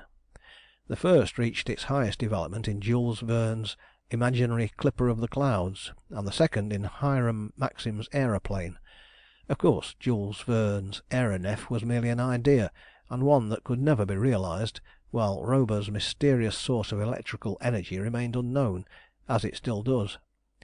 Maxim's aeroplane is, as you all know, also an unrealized ideal, so far as any practical use is concerned. He has succeeded in making it fly, but only under the most favourable conditions, and practically without cargo.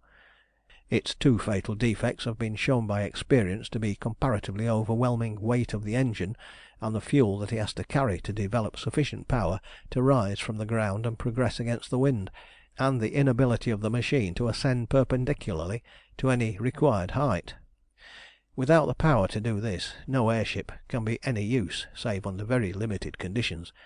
You cannot carry a railway about with you, or a station to get a start from every time you want to rise, and you cannot always choose a nice level plain in which to come down. Even if you could, the aeroplane would not rise again without its rails and carriage. For purposes of warfare, then, it may be dismissed as totally useless. In this machine, as you see, I have combined the 2 principles. These helices on the masts will lift the dead weight of the ship perpendicularly without the slightest help from the side planes, which are used to regulate the vessel's flight when afloat. I will set the engines that work them in motion independently of the others which move the propellers, and then you'll see what I mean." As he spoke he set one part of the mechanism working. Those watching saw the 3 helices begin to spin round, the centre one revolving in an opposite direction to the other 2, with a soft whirring sound that gradually rose to a high-pitched note. When they attained their full speed they looked like solid wheels, and then the air ship rose, at first slowly, and then more and more swiftly, straight up from the table, until it strained hard at the piece of cord which prevented it from reaching the roof. A universal chorus of "Bravos!" greeted it as it rose, and every eye became fixed on it as it hung motionless in the air, sustained by its whirring helices. After letting it remain aloft for a few minutes, Arnold pulled it down again, saying as he did so, "That, I think, proves that the machine can rise from any position where the upward road is open, and without the slightest assistance of any apparatus. Now it shall take a voyage around the room. You see it is steered by this rudder fan under the stern propeller. In the real ship it will be worked by a wheel, like a rudder of a sea-going vessel, but in the model it is done by this lever, so that I can control it by a couple of strings from the ground." He went round to the other side of the table while he was speaking, and adjusted the steering gear, stopping the engines meanwhile. Then he put the model down on the floor, set all 4 engines to work, and stood behind with the guiding strings in his hands. The spectators heard a louder and somewhat shriller whirring noise than before, and the beautiful fabric with its shining silvery hull and side planes rose slantingly from the ground and darted forward down the room, keeping Arnold at a quick run, with the rudder strings tightly strained. Like an obedient steed, it instantly obeyed the slightest pull upon either of them, and twice made the circuit of the room before its creator pulled it down and stopped the machinery. The experiment was a perfect and undeniable success in every respect, and not one of those who saw it had the slightest doubt as to Arnold's air ship having at last solved the problem of aerial navigation, and made the Brotherhood lords of a realm as wide as the atmospheric ocean that encircles the globe. As soon as the model was once more resting on the table, the President came forward, and grasping the engineer by both hands, said in a voice from which he made but little effort to banish the emotion that he felt, "Bravo, brother! Henceforth you shall be known to the Brotherhood as the Master of the Air, for truly you have been the first among the sons of men to fairly conquer it. Come, let us go back and talk, for there is much to be said about this, and we cannot begin too soon to make arrangements for building the first of our aerial fleet. You can leave your model where it is in perfect safety, for no one ever enters this room save ourselves." So saying, the President led the way to the Council chamber, and there, after the Ariel, as it had already been decided to name the first air ship, had been christened in anticipation in 20-year-old champagne, the circle settled down at once to business, and for a good 3 hours discussed the engineer's estimate and plans for building the first vessel of the aerial fleet. At length the practical details were settled, and the President rose in token of the end of the conference. As he did so, he said somewhat abruptly to Arnold, "So far, so good. Now, there is nothing more to be done but to lay those plans before the Chief, and get his authority for withdrawing out of the Treasury sufficient money to commence operations. I presume you could reproduce them from memory if necessary, at any rate in sufficient outline to make them perfectly intelligible?" "Certainly," was the reply. "I could reproduce them in facsimile without the slightest difficulty. Why do you ask?" "Because the Chief is in Russia, and you must go to him and place them before him from memory. They are far too precious to be trusted to any keeping, however trustworthy. There are such things as railway accidents and other forms of sudden death, to say nothing of the Russian customs, false arrests, personal searches, and imprisonments on mere suspicion. We can risk none of these, and so there is nothing for it but your going to Petersburg and verbally explaining them to the Chief. You can be ready in 3 days, I suppose?" "Yes, in 2 if you like," replied Arnold, not a little taken aback at the unexpected suddenness of what he knew at once to be the first order that was to test his obedience to the Brotherhood. "But as I am absolutely ignorant of Russia and the Russians, I suppose you will make such arrangements as will prevent my making any innocent but possibly awkward mistakes?" "Oh yes," replied the President with a smile. "All arrangements have been made already, and I expect you will find them anything but unpleasant. Natasha goes to Petersburg in company with another lady member of the Circle whom you have not yet seen. You will go with them, and they will explain everything to you en route, if they have no opportunity of doing so before you start. Now, let us go upstairs and have some supper. I am famished, and I suppose every one else is too." Arnold simply bowed in answer to the President, but one pair of eyes at least in the room caught the quick faint flush that rose in his cheek as he was told in whose company he was to travel. As for himself, if the journey had been to Siberia instead of Russia, he would have felt nothing but pleasure at the prospect after that. They left the council chamber by the passage and the ante-room, the sentry standing to attention as they passed him, each giving the word in turn till the President came last and closed the doors behind him. Then the sentry brought up the rear and extinguished the lights as he left the passage. 15 minutes later there sat down to supper in the solidly comfortable dining room of the Upper House a party of ladies and gentlemen who chatted through the meal as merrily and innocently as though there were no such things as tyranny or suffering in the world, and whom not the most acute observer would have taken for the most dangerous and desperately earnest body of conspirators that ever plotted the destruction, not of an empire, but of a civilization and a social order that it had taken 20 centuries to build up. End of chapter 6.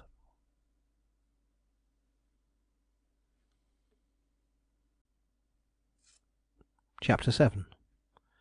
The Daughter of Natas. Supper was over about 11, and then the party adjourned to the drawing-room, where for an hour or so Arnold sat and listened to such music and singing as he had never heard in his life before. The songs seemed to be in every language in Europe, and he did not understand anything like half of them, so far at least as the words were concerned. They were, however, so far removed from the average drawing-room medley of twaddle and rattle that the music interpreted the words into its own universal language and made them almost superfluous. For the most part they were sad and passionate, and once or twice, especially when Radna Michaelis was singing, Arnold saw tears well up into the eyes of the women, and the brows of the men contract and their hands clench with sudden passion at the recollection of some terrible scene or story that was recalled by the song.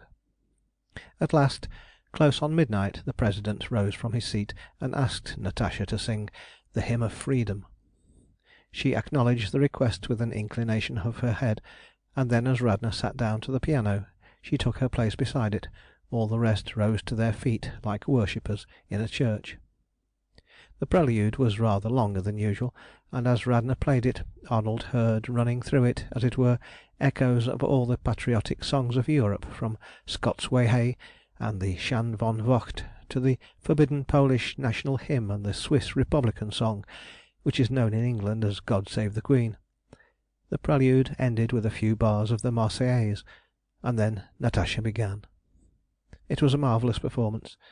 As the air changed from nation to nation, the singer changed the language, and at the end of each verse the others took up the strain in perfect harmony, till it sounded like a chorus of the nations in miniature, each language coming in its turn until the last verse was reached.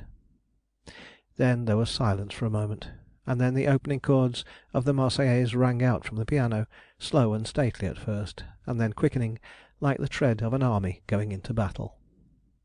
Suddenly Natasha's voice soared up, as it were, out of the music, and a moment later the song of the Revolution rolled forth in a flood of triumphant melody, above which Natasha's pure contralto thrilled sweet and strong, till to Arnold's intoxicated senses it seemed like the voice of some angel singing from the sky in the ears of men, and it was not until the hymn had been ended for some moments that he was recalled to earth by the President saying to him, "Some day, perhaps, you will be floating in the clouds, and you will hear that hymn rising from the throats of millions gathered together from the ends of the earth, and when you hear that, you will know that our work is done, and that there is peace on earth at last."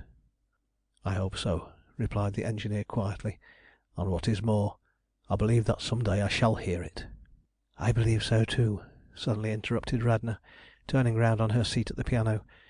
"But there will be many a battle song sung to the accompaniment of battle music before that happens. I wish that all Russia were a haystack, and that you were beside it with a lighted torch," said Natasha, half in jest and half in earnest. "Yes, truly," replied Radna, turning round and dashing fiercely into the Marseillaise again.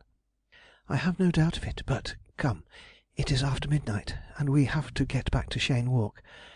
The Princess will think we have been arrested or something equally dreadful. Ah, Mr. Colston, we have a couple of seats to spare in the brougham. Will you and our Admiral of the Air condescend to accept a lift as far as Chelsea?"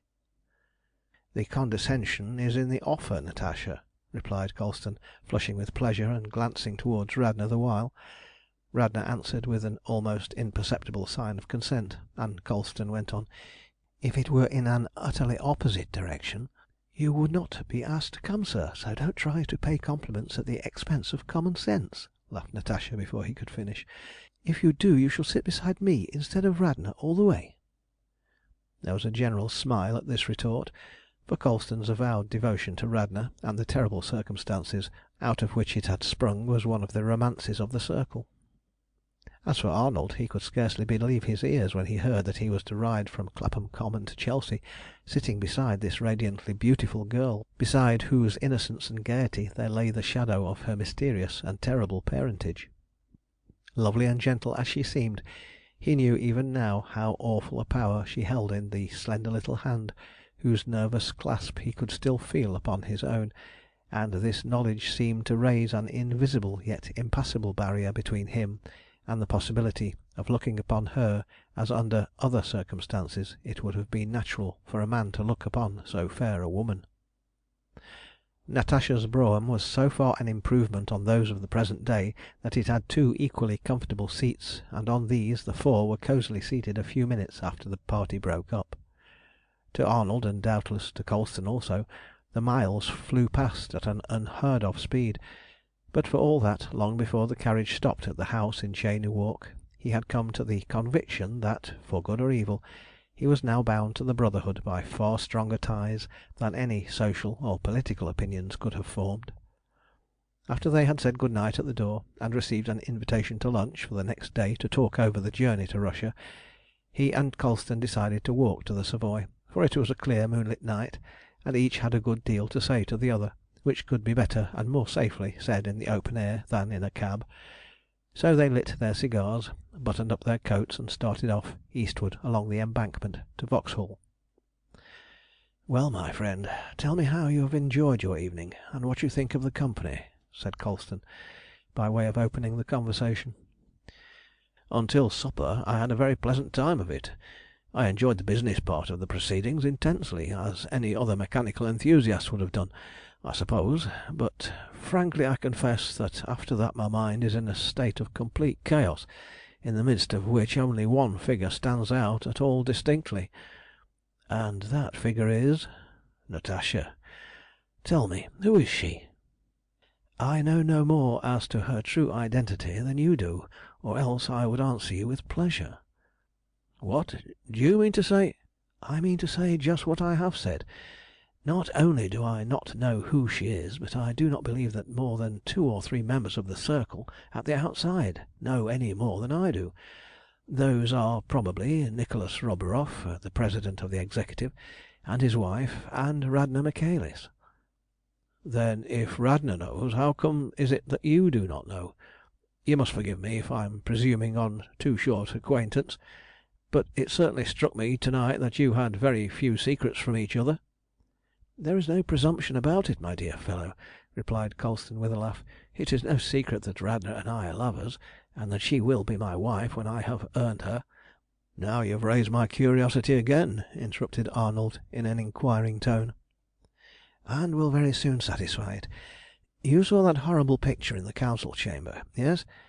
Well, I will tell you the whole story of that some day when we have more time, but for the present it will be enough for me to tell you that I have sworn not to ask Radna to come with me to the altar while a single person who was concerned in that nameless crime remains alive. There were 5 persons responsible for it to begin with: the governor of the prison, the prefect of the police for the district, a spy who informed against her, and the 2 soldiers who executed the infernal sentence.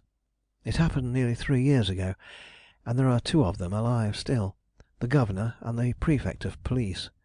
Of course the Brotherhood would have removed them long ago had it decided to do so, but I got the circumstances laid before Natas by the help of Natasha, and received permission to execute the sentences myself. So far I have killed 3 with my own hand, and the other two have not much longer to live. The governor has been transferred to Siberia, and will probably be the last that I shall reach. The prefect is now in command of the Russian secret police in London, and unless an accident happens he will never leave England." Colston spoke in a cold, passionless, merciless tone, just as a lawyer might speak of a criminal condemned to die by the ordinary process of the law, and as Arnold heard him he shuddered. But at the same time the picture of the council chamber came up before his mental vision, and he was forced to confess that men who could so far forget their manhood as to lash a helpless woman up to a triangle and flog her till her flesh was cut to ribbons were no longer men but wild beasts, whose very existence was a crime. So he merely said, "They were justly slain. Now tell me more about Natasha." "There is very little more that I can tell you, I'm afraid. All I know is that the Brotherhood of the Terror is the conception and creation of a single man, and that that man is Natas, the father of Natasha, as she is known to us. His orders come to us either directly in writing through Natasha, or indirectly through him you have heard spoken of as the Chief." "Oh, then the Chief is not Natas?" "No, we have all of us seen him. In fact, when he is in London he always presides at the Circle meetings. You would hardly believe it, but he is an English nobleman, and secretary to the English Embassy at Petersburg." "Then he's Lord Alanmere, and an old college friend of mine!" exclaimed Arnold. "I saw his name in the paper the night before last. It was mentioned in the account of the murder." "We don't call those murders, my friend," dryly interrupted Colston. "We call them what they really are, executions." "I beg your pardon. I was using the phraseology of the newspaper. What was his crime?" "I don't know, but the fact that the Chief was there when he died is quite enough for me. Well, as I was saying, the Chief, as we call him, is the visible and supreme head of the Brotherhood, so far as we are concerned. We know that Natas exists, and that he and the Chief admit no one save Natasha to their councils. They control the treasury absolutely, and apart from the contributions of those of the members who can afford to make them, they appear to provide the whole of the funds. Of course, Lord Alanmere, as you know, is enormously wealthy, and probably Natas is also rich. At any rate, there is never any want of money where the work of the Brotherhood is concerned. The estimates are given to Natasha when the Chief is not present, and at the next meeting she brings the money, in English gold and notes, or in foreign currency as may be required, and that is all we know about the finances. Perhaps I ought to tell you that there is also a very considerable mystery about the Chief himself. When he presides at the council meetings he displays a perfectly marvellous knowledge of both the members and the working of the Brotherhood. It would seem that nothing, however trifling, is hidden from him, and yet when any of us happen to meet him, as we often do, in society, he treats us all as the most perfect strangers, unless we have been regularly introduced to him as ordinary acquaintances. Even then he seems utterly ignorant of his connection with the Brotherhood. The first time I met him outside the Circle was at a ball at the Russian Embassy. I went and spoke to him, giving the sign of the inner circle as I did so. To my utter amazement he stared at me without a sign of recognition, and calmly informed me, in the usual way, that I had the advantage of him. Of course I apologized, and he accepted the apology with perfect good humour, but as an utter stranger would have done. A little later Natasha came in with the Princess Ornovsky, whom you are going to Russia with, and who is there one of the most trusted agents of the Petersburg police. I told her what had happened. She looked at me for a moment rather curiously with those wonderful eyes of hers, and then she laughed softly and said, "Come, I will set that at rest by introducing you, but mind, not a word about politics or those horrible secret societies, as you value my good opinion." I understood from this that there was something behind which could not be explained there, where every other one you danced with might be a spy, and I was introduced to his lordship, and we became very good friends in the ordinary social way. But I failed to gather the slightest hint from his conversation that he even knew of the existence of the Brotherhood. When we left I drove home with Natasha and the Princess to supper, and on the way Natasha told me that his lordship found it necessary to lead two entirely distinct lives, and that he adhered so rigidly to this rule that he never broke it even with her. Since then I have been most careful to respect what, after all, is a very wise, if not an absolutely necessary, precaution on his part. "And now," said Arnold, speaking in a tone that betrayed not a little hesitation and embarrassment, "if you can do so, answer me one more question, and do so as shortly and directly as you can. Is Natasha in love with or betrothed to any member of the Brotherhood, as far as you know?" Colston stopped and looked at him with a laugh in his eyes. Then he put his hand on his shoulder and said, "As I thought and feared. You have not escaped the common lot of all heart-whole men upon whom those terrible eyes of hers have looked. The Angel of the Revolution, as we call her among ourselves, is peerless among the daughters of men. What more natural, then, than all the sons of men should fall speedily victims to her fatal charms? So far as I know, every man who has ever seen her is more or less in love with her, and mostly more. As for the rest, I am as much in the dark as you are, save for the fact that I know, on the authority of Radna, that she is not betrothed to any one, and, so far as she knows, still in the blissful state of maiden fancy freedom." "Thank God for that," said Arnold, with an audible sigh of relief. Then he went on in somewhat hurried confusion. "But there, of course, you think me a presumptuous ass, and so I am, wherefore—" "There is no need for you to talk nonsense, my dear fellow. There never can be presumption in an honest man's love, no matter how exalted the object of it may be. Besides, are you not now the central hope of the Revolution, and is not yours the hand that shall hurl destruction on its enemies? As for Natasha, peerless and all as she is, has not the poet of ages said of just such as her, 'She's beautiful, and therefore to be wooed; she is a woman, therefore to be won'? And who, too, has a better chance of winning her than you will have when you are commanding the aerial fleet of the Brotherhood, and, like a very Jove, hurling your destroying bolts from the clouds, and deciding the hazard of war when the nations of Europe are locked in the death struggle? Why, you see, such a prospect makes even me poetical. Seriously, though, you must not consider the distance between you two great. Remember that you are a very different person now to what you were a couple of days ago. Without any offence, I may say that you were then nameless, while now you have the chance of making a name that will go down to all time as that of the solver of the greatest problem of this or any other age. Added to this, remember that Natasha, after all, is a woman, and, more than that, a woman devoted heart and soul to a great cause, in which great deeds are soon to be done. Great deeds are still the shortest way to a woman's heart, and that is the way you must take if you are to hope for success." "I will," simply replied Arnold, and the tones in which the two words were said convinced Colston that he meant all that they implied to its fullest extent. End of chapter 7.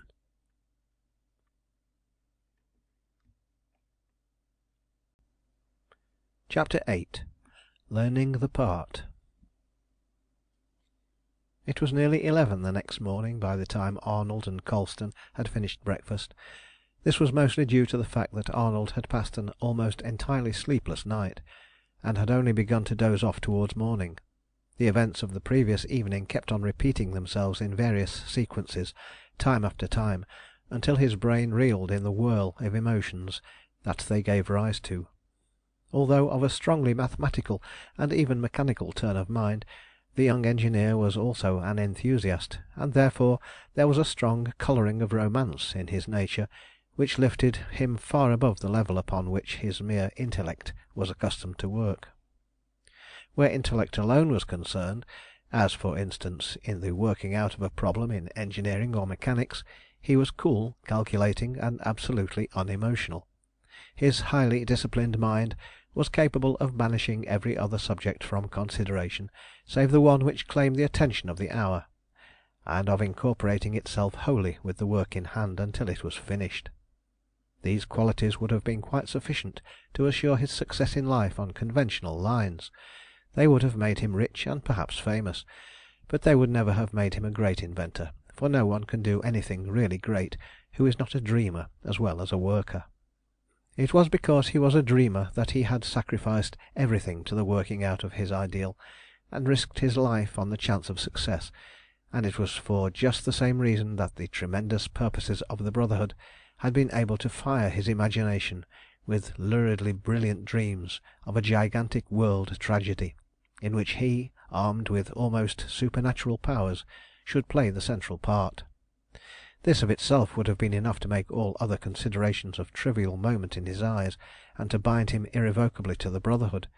He saw, it is true, that a frightful amount of slaughter and suffering would be the price either of success or failure in so terrific a struggle, but he also knew that the struggle was inevitable in some form or other, and whether he took a part in it or not. But since the last sun had set, a new element had come into his life, and was working in line with both his imagination and his ambition. So far he had lived his life without any other human love than what was bound up with his recollections of his home and his boyhood. As a man he had never loved any human being. Science had been his only mistress, and had claimed his undivided devotion, engrossing his mind and intellect completely, but leaving his heart free. And now, as it were in an instant, a new mistress had come forward out of the unknown. She had put her hand upon his heart, and, though no words of human speech had passed between them, save the merest commonplaces, her soul had said to his, "This is mine. I have called it into life, and for me it shall live until the end." He had heard this as plainly as though it had been said to him with the lips of flesh, and he had acquiesced in the imperious claim with a glad submission which had yet to be tinged with the hope that it might some day become a mastery. Thus, as the silent, sleepless hours went by, did he review over and over again the position in which he found himself on the threshold of this strange new life, until at last physical exhaustion brought sleep to his eyes if not to his brain, and he found himself flying over the hills and vales of dreamland in his airship, with the roar of battle and the smoke of ruined towns far beneath him, and Natasha at his side, sharing with him the dominion of the air that his genius had won. At length Colston came in to tell him that breakfast was spoiling, and that it was high time to get up if they intended to be in time for their appointment at Chelsea. This brought him out of bed with effective suddenness, and he made a hasty toilet for breakfast, leaving more important preparations until afterwards. During the meal their conversation naturally turned chiefly on the visit that they were to pay, and Colston took the opportunity of explaining one or two things that it was necessary for him to know with regard to the new acquaintance that he was about to make at Chelsea. "So far as the outside world is concerned," said he, "Natasha is the niece of the Princess Ornovsky. She is the daughter of a sister of hers who married an English gentleman named Darrell, who was drowned with his wife about 12 years ago, when the Albania was wrecked off the coast of Portugal. The Princess had a sister who was drowned with her husband in the Albania, and she left a daughter about Natasha's then age, but who died of consumption shortly after in Nice. Under these circumstances it was of course perfectly easy for the Princess to adopt Natasha and introduce her into society as her niece as soon as she reached the age of coming out. This has been of immense service to the Brotherhood, as the Princess is, as I told you, one of the most implicitly trusted allies of the Petersburg police. She is received at the Russian court, and is therefore able to take Natasha into the best Russian society, where her extraordinary beauty naturally enables her to break as many hearts as she likes, and to learn secrets which are of the greatest importance to the Brotherhood. Her society name is Fedora Darrell, and it will scarcely be necessary to tell you that outside our own circle no such being as Natasha has any existence." "I perfectly understand," replied Arnold. "The name shall never pass my lips save in privacy, and indeed it is hardly likely that it will ever do so even then, for your habit of calling each other by your Christian names is too foreign to my British insularity." "It is a Russian habit, as you of course know, and added to that we are, so far as the cause is concerned, all brothers and sisters together, and so it comes natural to us. Anyhow, you will have to use it with Natasha, for in the circle she has no other name, and to call her Miss Darrell there would be to produce something like an earthquake." "Oh, in that case I dare say I shall be able to avoid the calamity, though there will seem to be a presumption about it that will not make me very comfortable at first." "Too much like addressing one's sweetheart, eh?" This brought the conversation to a sudden stop, for Arnold's only reply to it was a quick flush, and a lapse into silence that was a good deal more eloquent than any verbal reply could have been. Colston noticed it with a smile, and got up and lit a pipe. For the first time for a good few years Arnold took considerable pains with his toilet that morning. A new fit-out had just been delivered by a tailor, who had promised the things within 24 hours and had kept his word. The consequences were that he was able to array himself in perfect morning costume, from his hat to his boots, and that was what it had not been his to do since he left college. Colston had recommended him in his easy, friendly way to pay scrupulous attention to externals in the part that he would henceforth have to play before the world. He fully saw the wisdom of this advice, for he knew that, however well a part may be played, if it is not dressed to perfection, some sharp eyes will see that it is a part and not a reality. The playing of his part was to begin that day, and he recognised that at least one of the purposes of his visit to Natasha was the determining of what that part was to be. He thus looked forward with no little curiosity to the events of the afternoon, quite apart from the supreme interest that centred in his hostess. They started out nearly a couple of hours before they were due at Cheyne Walk, as they had several orders to give with regard to Arnold's outfit for the journey that was before him, and this done they reached the house about a quarter of an hour before lunch time. They were received in the most delightful of sitting rooms by a very handsome, aristocratic-looking woman, who might have been anywhere between 40 and 50. She shook hands very cordially with Arnold, saying as she did so, "Welcome, Richard Arnold. The friends of the cause are mine, and I have heard much about you already from Natasha, so that I already seem to know you. I am very sorry that I was not able to be at the circle last night to see what you had to show. Natasha tells me that it is quite a miracle of genius." "She is too generous in her praise," replied Arnold, speaking as quietly as he could in spite of the delight that the words gave him. "It is no miracle, but only the logical result of thought and work. Still, I hope that it will be found to realise its promise when the time of trial comes." "Of that I have no doubt, from all that I hear," said the Princess. "Before long I shall hope to see it for myself. Ah, here is Natasha. Come, I must introduce you afresh, for you do not know her yet, as the world knows her." Arnold heard the door open behind him as the Princess spoke, and turning round saw Natasha coming towards him with her hand outstretched and a smile of welcome on her beautiful face. Before their hands met, the Princess moved quietly between them and said, half in jest and half in earnest, "Fedora, permit me to present to you Mr. Richard Arnold, who is to accompany us to Russia to inspect the war balloon offered to our little father, the Tsar. Mr. Arnold, my niece, Fedora Darrell. There, now you know each other." "I am delighted to make your acquaintance, Mr. Arnold," said Natasha, with mock gravity as they shook hands. "I have heard much already of your skill in connection with aerial navigation, and I have no doubt but that your advice will be of the greatest service to His Majesty." "That is as it may be," answered Arnold, at once entering into the somewhat grim humour of the situation. "But if it is possible, I should like to hear something a little definite as to this mission with which I have been, I fear, undeservingly honoured. I have been very greatly interested in the problem of aerial navigation for some years past, but I must confess that this is the first I have heard of these particular war balloons." "It is for the purpose of enlightening you on that subject that this little party has been arranged," said the Princess, turning for the moment away from Colston, with whom she was talking earnestly in a low tone. "Ah, there goes the lunch bell. Mr. Colston, your arm. Fedora, will you show Mr. Arnold the way?" Arnold opened the door for the Princess to go out, and then followed with Natasha on his arm.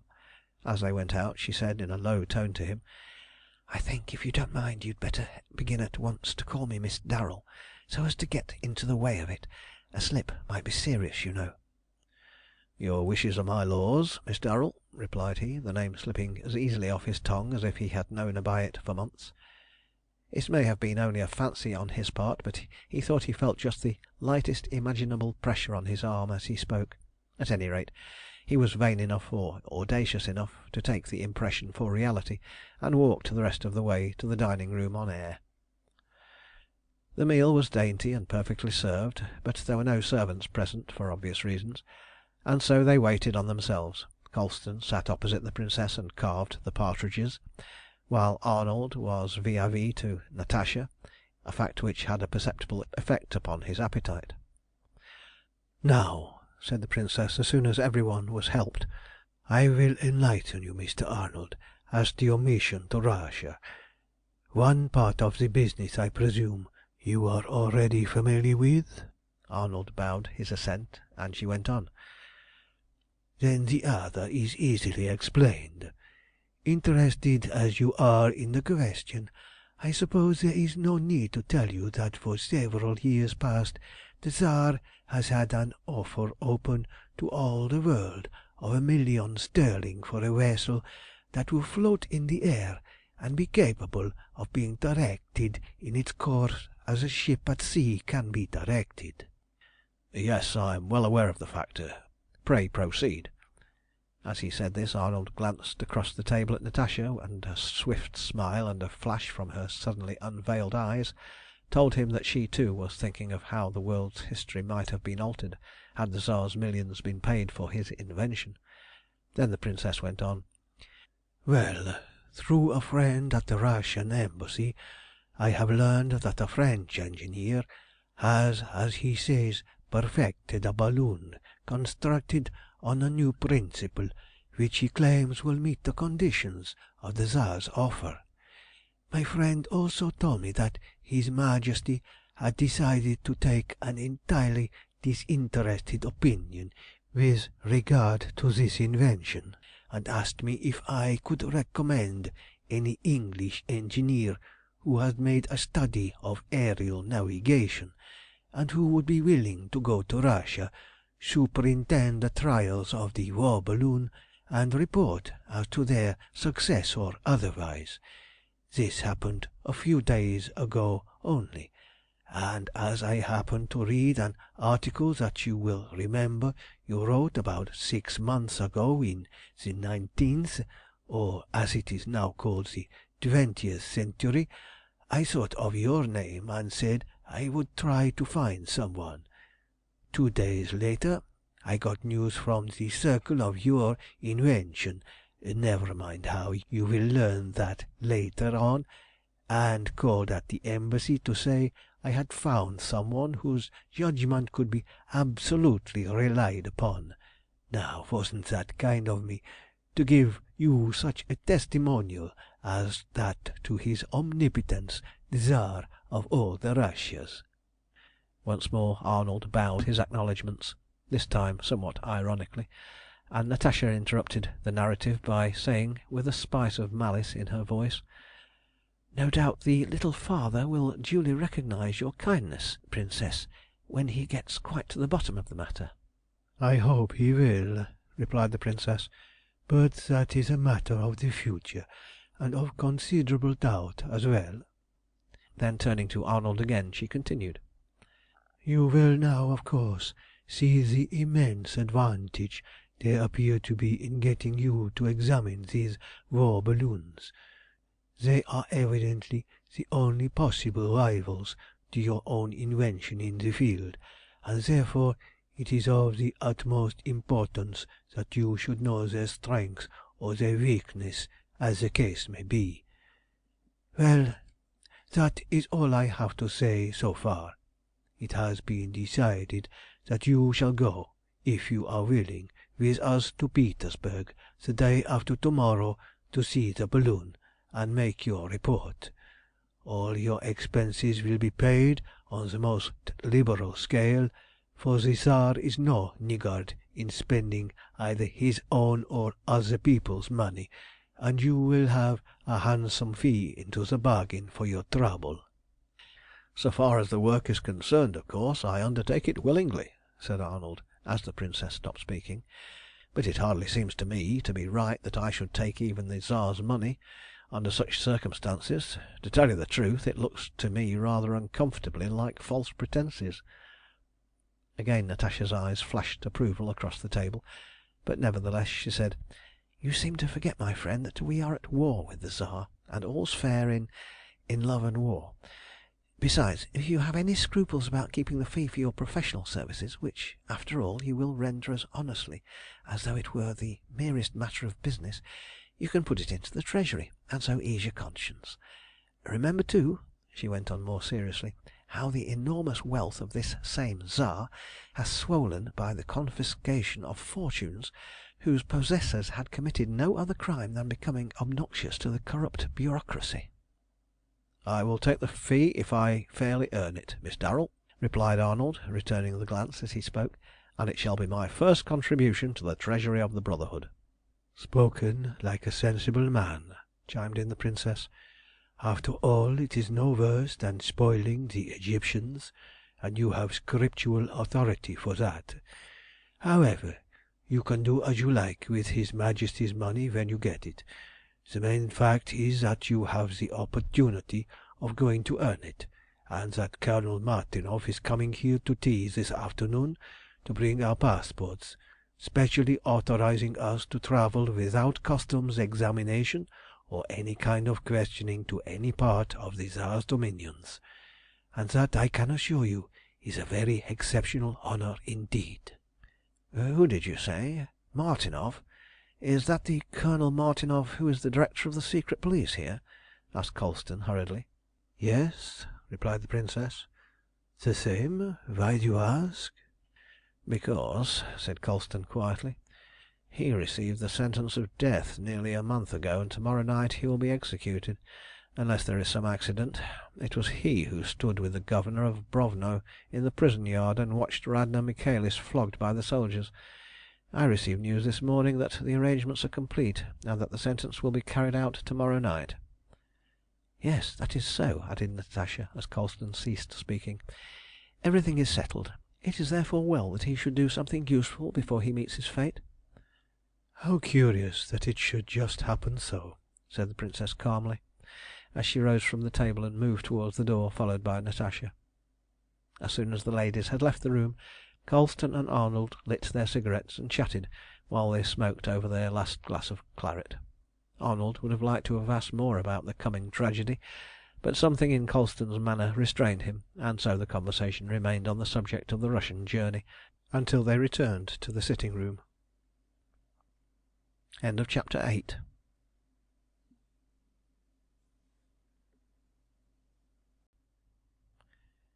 Chapter 9. The Beginning of Sorrows. On the 6th of March 1904, just 6 months after Arnold's journey to Russia, a special meeting of the Inner Circle of the Terrorists took place in the Council Chamber at the house on Clapham Common. Although it was only attended by 12 persons all told, and those men and women whose names were unknown outside the circle of their own society and the records of the Russian police, it was the most momentous conference that had taken place in the history of the world since the council of war that Abdurrahman the Moslem had taken with his chieftains 1172 years before, and by taking their advice spared the remnants of Christendom from the sword of Islam. Then the fate of the world hung in the balance of a council of war, and the supremacy of the cross or the crescent depended, humanly speaking, upon the decision of a dozen warriors. Now the fate of the civilization that was made possible by that decision lay at the mercy of a handful of outlaws and exiles who had laboriously brought to perfection the secret schemes of a single man. The work of the Terrorists was finally complete.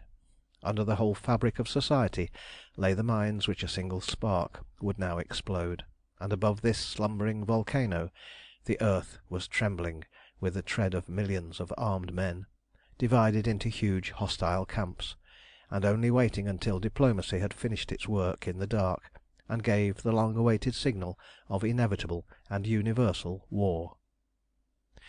To-night that spark was to be shaken from the torch of revolution, and to-morrow the first of the mines would explode. After that, if the course to be determined on by the Terrorist Council failed to arrive at the results which it was designed to reach, the armies of Europe would fight their way through the greatest war that the world had ever seen, The fates would once more decide in favour of the strongest battalions, the fittest would triumph, and a new era of military despotism would begin, perhaps neither much better nor much worse than the one it would succeed. If, on the other hand, the plans of the Terrorists were successfully worked out to their logical conclusion, it would not be war only, but utter destruction that society would have to face. And then with dissolution would come anarchy. The thrones of the world would be overthrown, the fabric of society would be dissolved, commerce would come to an end, the structure that it had taken 20 centuries of the discipline of war and the patient toil of peace to build up, would crumble into ruins in a few short months, and then, well, after that no man could tell what would befall the remains of the human race that had survived the deluge.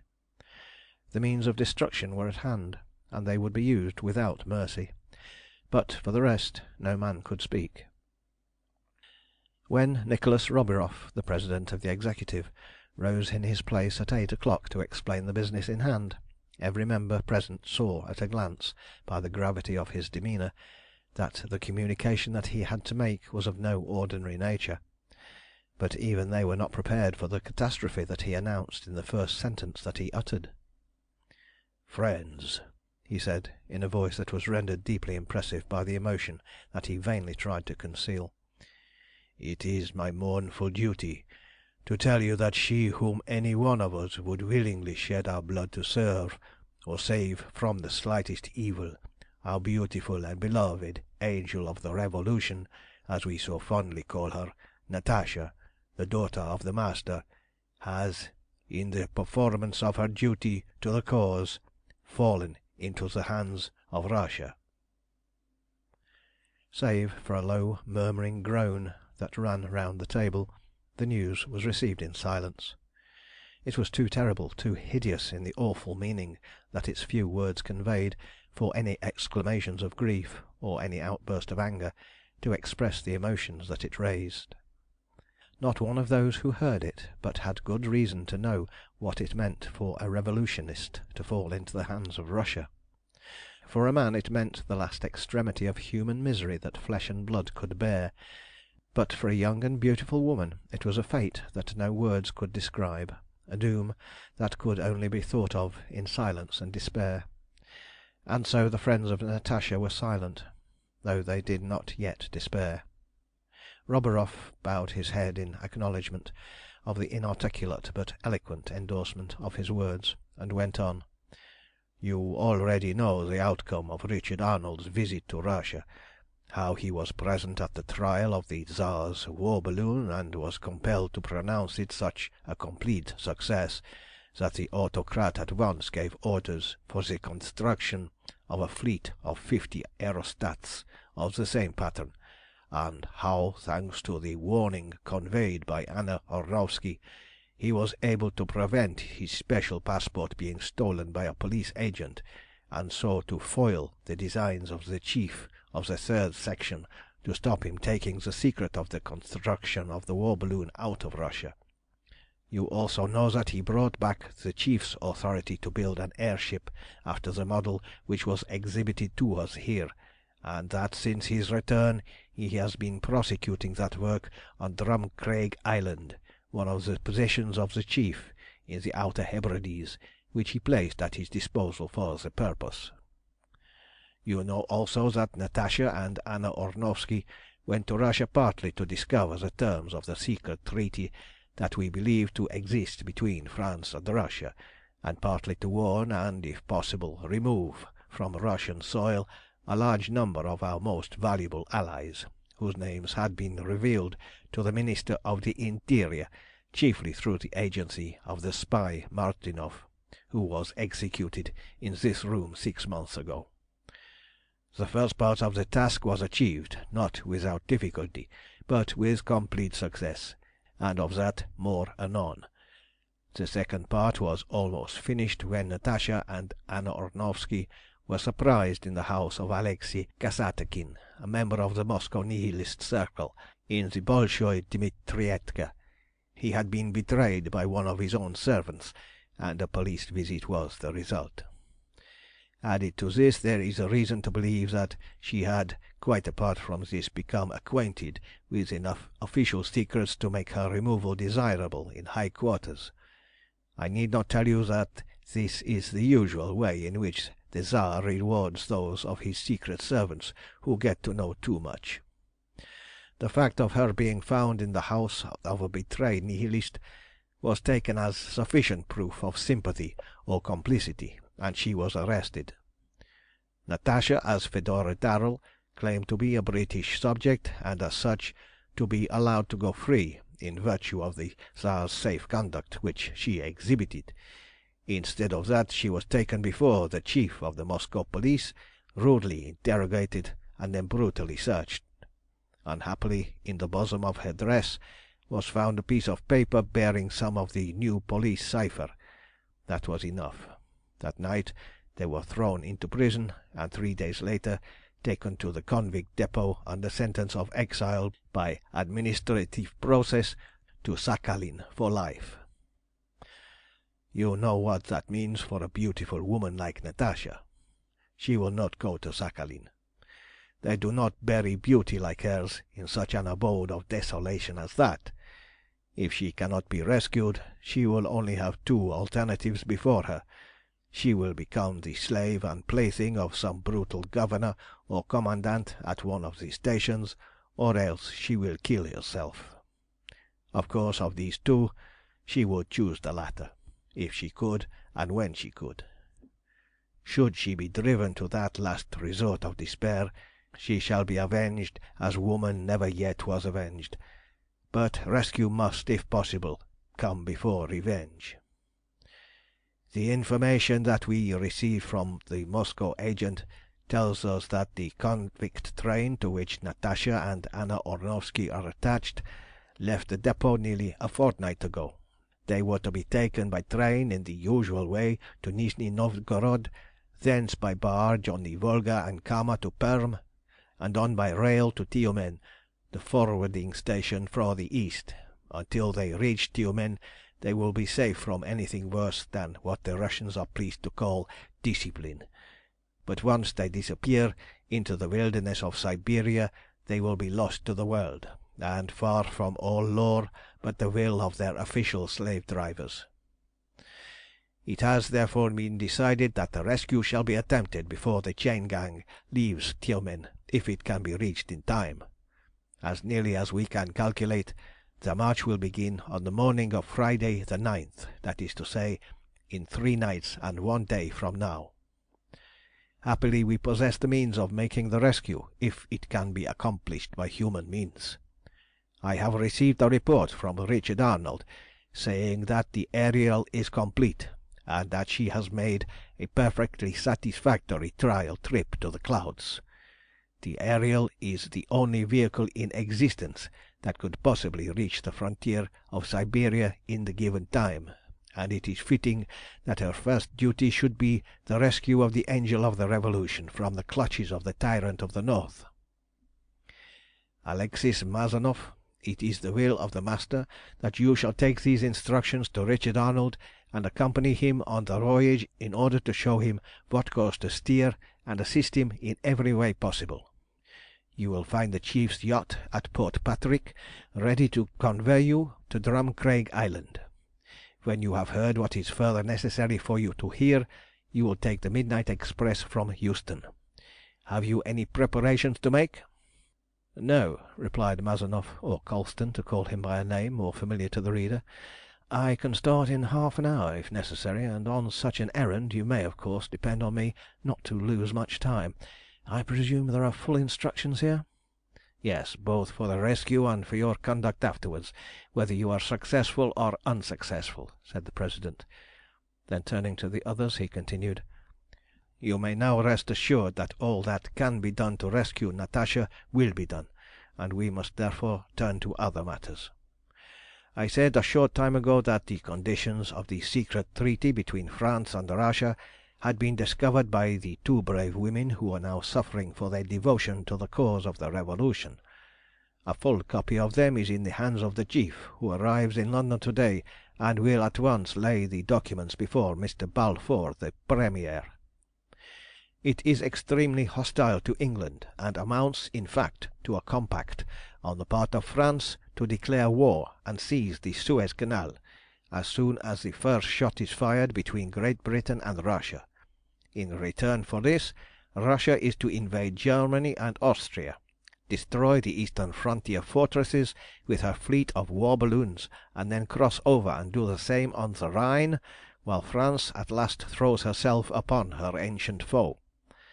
Meanwhile, the French fleet is to concentrate in the Mediterranean as quietly and rapidly as possible before war actually breaks out, so as to be able to hold the British and Italians in check and shut the Suez Canal, while Russia, who is pushing her troops forward to the Hindu Kush, gets ready for a dash at the passes and a rush upon Kashmir before Britain can get sufficient men out to India by the Cape to give her very much trouble. As there also exists a secret compact between Britain and the Triple Alliance, binding all four powers to declare war the moment one is threatened, the disclosure of this treaty must infallibly lead to war in a few weeks. In addition to this, measures have been taken to detach Italy from the Triple Alliance at the last moment if possible. Success in this respect is, however, somewhat uncertain. To make assurance doubly sure, the Chief informs me that he has ordered Ivan Brasov, who is in command of a large reconnoitring party on the Afghan side of the Hindu Kush, to provoke reprisals from a similar party of Indian troops who have been told off to watch their movements. Captain Brasov is one of us, and can be depended upon to obey at all costs. He will do this in a fortnight from now, and therefore we may feel confident that Great Britain and Russia will be at war within a month. With the first outbreak of war, our work for the present ceases, so far as active interference goes. We shall therefore withdraw from the scene of action until the arrival of the supreme moment when the nations of Europe shall be locked in the death struggle, and the fate of the world will rest in our hands. The will of the Master now is that all the members of the Brotherhood shall at once wind up their businesses and turn all of their possessions that are not portable and useful into money. A large steamer has been purchased and manned with members of the Outer Circle who are sailors by profession. She is now being loaded at Liverpool with all machinery and materials necessary for the construction of 12 airships like the Ariel. This steamer, when ready for sea, will sail ostensibly for Rio de Janeiro with a cargo of machinery, but in reality for Drumcraig, where she will embark the workmen who will be left there by the Ariel with all the working plant on the island. And from there she will proceed to a lonely island off the west coast of Africa, between Cape Blanco and Cape Verde, where new works will be set up and a fleet of airships put together as rapidly as possible. The position of this island is in the instructions which Alexis Mazanoff takes to Drumcraig to-night, and the Ariel will rendezvous there when the work that is in hand for her is done. The members of the Brotherhood will, of course, go in the steamer as passengers for Rio, so that no suspicions may be aroused, and every one must be ready to embark in 10 days from now. That is all I have to say at present in the name of the Master. And now, Alexis Mazanoff, it is time you set out. We shall remain here and discuss every detail fully so that nothing may be overlooked. You will find that everything has been provided for in the instructions that you have, so go, and may the Master of Destiny be with you." As he spoke he held out his hand, which the young man grasped heartily, saying, "Farewell. I will obey to the death, and if success can be earned we will earn it. If not, you shall hear of the Ariel's work in Russia before the week is out." He then took leave of the other members of the Council, coming last to Radna. As their hands clasped, she said, "I wish I could come with you, but that is impossible.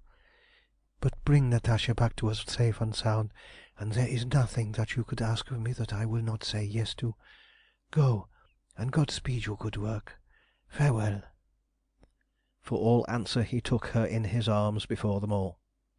Their lips met in one long silent kiss, and a moment later he had gone to strike the first blow in the coming world war, and to bring the beginning of sorrows on the tyrant of the North. End of chapter 9.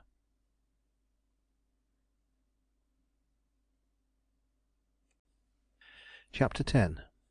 The Ariel. On the 6th stroke of 12 that night, the Scotch express drew out of Euston Station. At 9:30 the next morning, the Lurline, Lord Alanmere's yacht, steamed out of Port Patrick Harbour, and at 1 o'clock precisely she dropped her anchor in the little inlet that served for a harbour at Drumcraig. Colston had the quarter boat lowered and pulled ashore without a moment's delay, and as his foot touched the shore, Arnold grasped his hand, and after the first words of welcome, asked for the latest news of Natasha. Without immediately answering, Colston put his arm through his, drew him away from the men who were standing about, and told him as briefly and gently as he could the terrible news of the calamity that had befallen the Brotherhood, and the errand upon which he had come. Arnold received the blow as a brave man should, in silence. His now bronzed face turned pale, his brows contracted, and his teeth clenched till Colston could hear them gritting upon each other. Then a great wave of agony swept over his soul, as a picture too horrible for contemplation rose before his eyes, and after that came calm, the calm of rapid thought and desperate resolve. He remembered the words that Natasha had used in a letter that she had given him when she took leave of him in Russia. "We shall trust you to rescue us, and, if that is no longer possible, to avenge us." Yes, and now the time had come to justify that trust and prove his own devotion. It should be proved to the letter, and if there was cause for vengeance, the proof should be written in blood and flame over all the wide dominions of the Tsar. Grief might come after, when there was time for it, but this was the hour of action, and a strange, savage joy seemed to come with the knowledge that the safety of the woman he loved now depended mainly upon his own skill and daring. Colston respected his silence and waited until he spoke. When he did, he was astonished at the difference that those few minutes had made in the young engineer. The dreamer and the enthusiast had become the man of action, prompt, stern, and decided. Colston had never before heard from his lips the voice in which he at length said to him, "Where is this place? How far is it as the crow flies from here?" "At a rough guess I would say about 2,200 miles, almost due east, and rather less than 200 miles on the other side of the Urals." "Good. That'll be 20 hours' flight for us, or less if this south-west wind holds good." "What?" exclaimed Colston. 20 hours, did you say? You must surely be making some mistake. Don't you mean 40 hours? Think of the enormous distance. Why, even then we should have to travel over 60 miles an hour through the air." "My dear fellow, I don't make mistakes where figures are concerned. The paradox of aerial navigation is, the greater the speed, the less the resistance. In virtue of that paradox I am able to tell you that the speed of the Ariel in moderate weather is 120 miles an hour, and 120 into 2,200 goes 18 times and 1/3. This is Wednesday, and we have to be on the Asiatic frontier at daybreak on Friday. We shall start at dusk to night, and you shall see to morrow's sunset over the Urals." "That means from the eastern side of the range." "Of course. There will be no harm in being a few hours too soon. In case we may have a long cruise, I must have additional stores and power cylinders put on board. Come, you've not seen the Ariel yet. I've made several improvements on the model, as I expected to do when I came to the actual building of the ship, and what is more important than that, I have immensely increased the motive power and economised space and weight at the same time. In fact, I don't despair now of 200 miles an hour before very long. Come." The engineer and the enthusiast had now come to the fore again, and the man and the lover had receded, put back as it were, until the time for love, or perchance for sorrow, had come. He put his arm through Colston's and led him up a hill path through a little gorge which opened into a deep valley, completely screened on all sides by heather-clad hills. Sprinkled about the bottom of this valley were a few wooden dwelling houses and workshops, and in the centre was a huge shed, or rather an enclosure now, for its roof had been taken off. In this lay, like a ship in a graving dock, a long, narrow, grey painted vessel, almost exactly like a sea-going ship, save for the fact that she had no funnel, and that her three masts, instead of yards, each carried a horizontal fan wheel, while from each of her sides projected, level with the deck, a plane twice the width of the deck and nearly as long as the vessel herself. They entered the enclosure and walked round the hull. This was 70 feet long and 12 wide amidships, and, save for its size, it was the exact counterpart of the model already described. As soon as he had taken Colston round the hull and roughly explained its principal features, reserving more detailed description and the inspection of the interior for the voyage, he gave the necessary orders for preparing for a lengthy journey, and the two went on board the Lurline to dinner, which Colston had deferred in order to eat it in Arnold's company. After dinner they carefully discussed the situation in order that every possible accident might be foreseen, argued the pros and cons of the venture in all their bearings, and even went so far as to plan the vengeance they would take, should by any chance the rescue fail or come too late. The instructions, signed by Natas himself, were very precise on certain essential points, and in their broad outlines, but, like all wisely planned instructions to men such as these, they left ample margin for individual initiative in case of emergency. Some of the stores of the Lurline had to be transferred to the Ariel, and these were taken ashore after dinner, and at the same time Colston made his first inspection of the interior of the air ship under the guidance of her creator. What struck him most at first sight was the apparent inadequacy of the machinery to the attainment of the tremendous speed at which Arnold had promised they should travel. There were 4 somewhat insignificant-looking engines in all. Of these, 1 drove the stern propeller, 1 the side propellers, and 2 the fan wheels on the masts. He learnt as soon as the voyage began that, by a very simple switch arrangement, the power of the whole 4 engines could be concentrated on the propellers, for, once in the air, the lifting wheels were dispensed with and lowered on deck, and the ship was entirely sustained by the pressure of the air under her planes. There was not an ounce of superfluous wood or metal about the beautifully constructed craft, but for all that she was complete in every detail, and the accommodation she had for crew and passengers was perfectly comfortable, and in some respects cosy in the extreme. Forward there was a spacious cabin with berths for 6 men, and aft there were separate cabins for 6 people, and a central saloon for common use. On deck there were 3 structures, a sort of little conning tower forward, a wheelhouse aft, and a deck saloon amidships. All these were, of course, so constructed as to offer the least possible resistance to the wind, or rather the current created by the vessel herself when flying through the air at a speed greater than that of the hurricane itself. All were closely windowed with toughened glass, for it is hardly necessary to say that, but for such a protection, every one who appeared above the level of the deck would be almost instantly suffocated, if not whirled overboard by the rush of air when the ship was going at full speed. Her armament consisted of 4 long, slender cannon, 2 pointing over the bows and 2 over the stern. The crew that Arnold had chosen for the voyage consisted, curiously enough, of men belonging to the 4 nationalities which would be principally concerned in the titanic struggle which a few weeks would now see raging over Europe. Their names were Andrew Smith, Englishman and coxswain, Ivan Petrovitch, Russian, Franz Mayer, German, and Jean Guichard, Frenchman. Diverse as they were, there were never 4 better workers or 4 better friends. They had no country but the world, and no law save those which governed their brotherhood. They conversed in assorted but perfectly intelligible English, for the very simple reason that Mr. Andrew Smith consistently refused to attempt even the rudiments of any other tongue. While the stores were being put on board, Arnold made a careful examination of every part of the machinery, and then of the whole vessel, in order to assure himself that everything was in perfect order.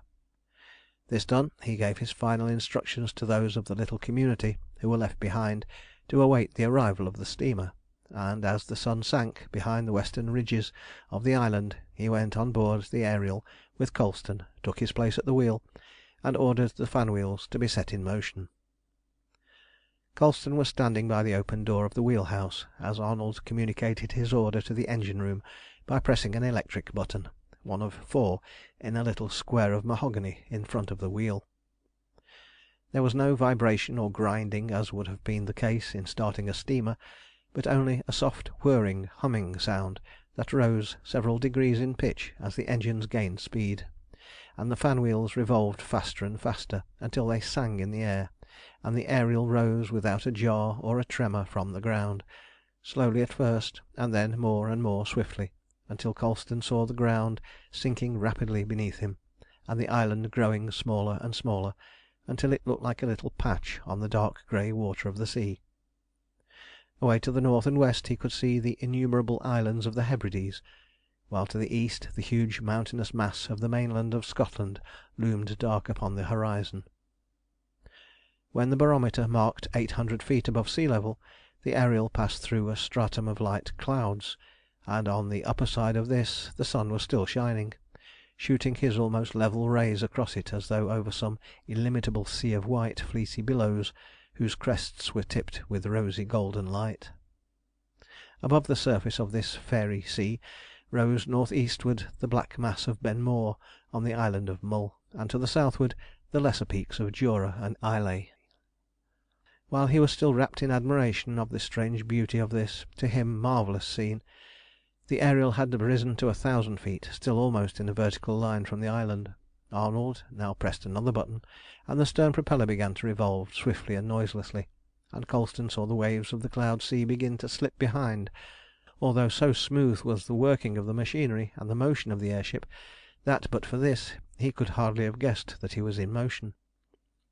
Arnold now turned a few spokes of the wheel and headed the Ariel due east by the compass. Then he touched a third button. The side propellers began to turn swiftly on their axes, and at the same time the speed of the fan wheels slackened and gradually stopped.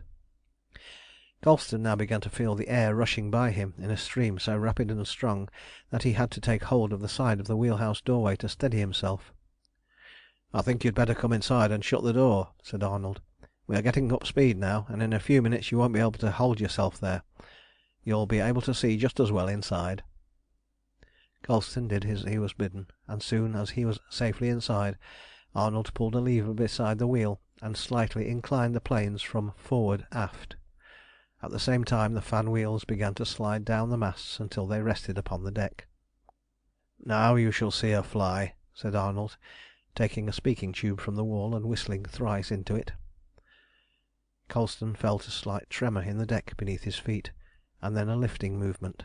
He staggered a little and said to Arnold, "What's that? Are we going higher still?" "Yes," replied the engineer. "She's feeling the airplanes now under the increased speed. I'm going up to 1,500 feet, so that we shall only have the highest peaks to steer clear of in crossing Scotland. Now use your eyes, and you will see something worth looking at." The upper part of the wheelhouse was constructed almost entirely of glass, and so Colston could see just as well as if he had been on deck outside. He did use his eyes. In fact, for some time to come, all his other senses seemed to be merged in that of sight, for the scene was one of such rare and marvellous beauty, and the sensations that it called up were of so completely novel a nature, that for the time being he felt as though he had been suddenly transported into fairyland. The cloud sea now lay about 700 feet beneath them. The sun had sunk quite below the horizon even at that elevation, but his absence was more than made up for by the nearly full moon, which had risen to the southward, as though to greet the conqueror of the air, and was spreading a flood of silvery radiance over the snowy plain beneath, through the great gaps in which they could see the darker sheen of the moving sea waves.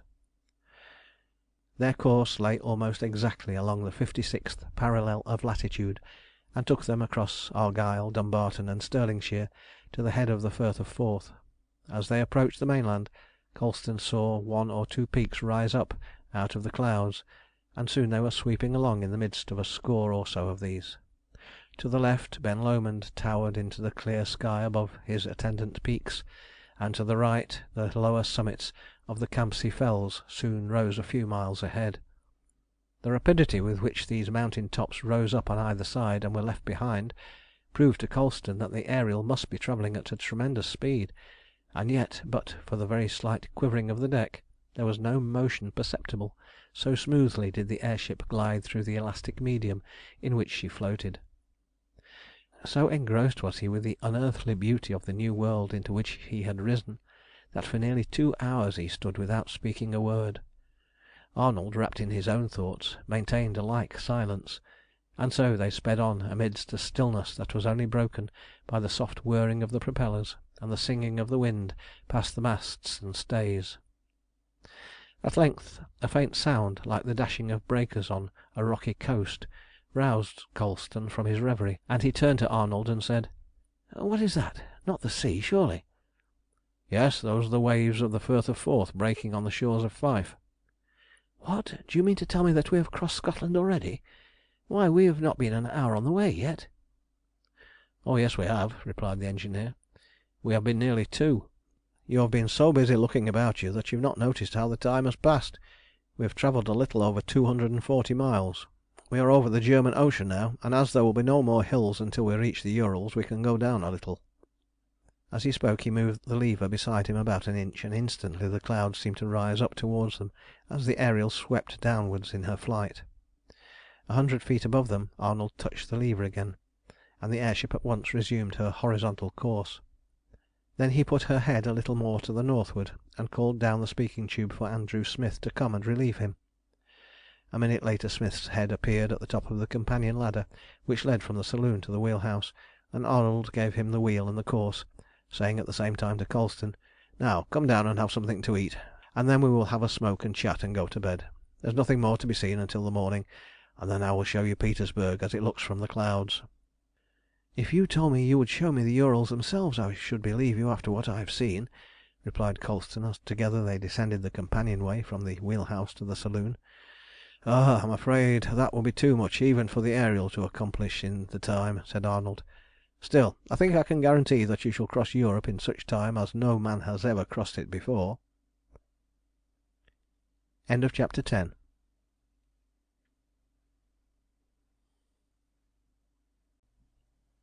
Chapter 11. First Blood.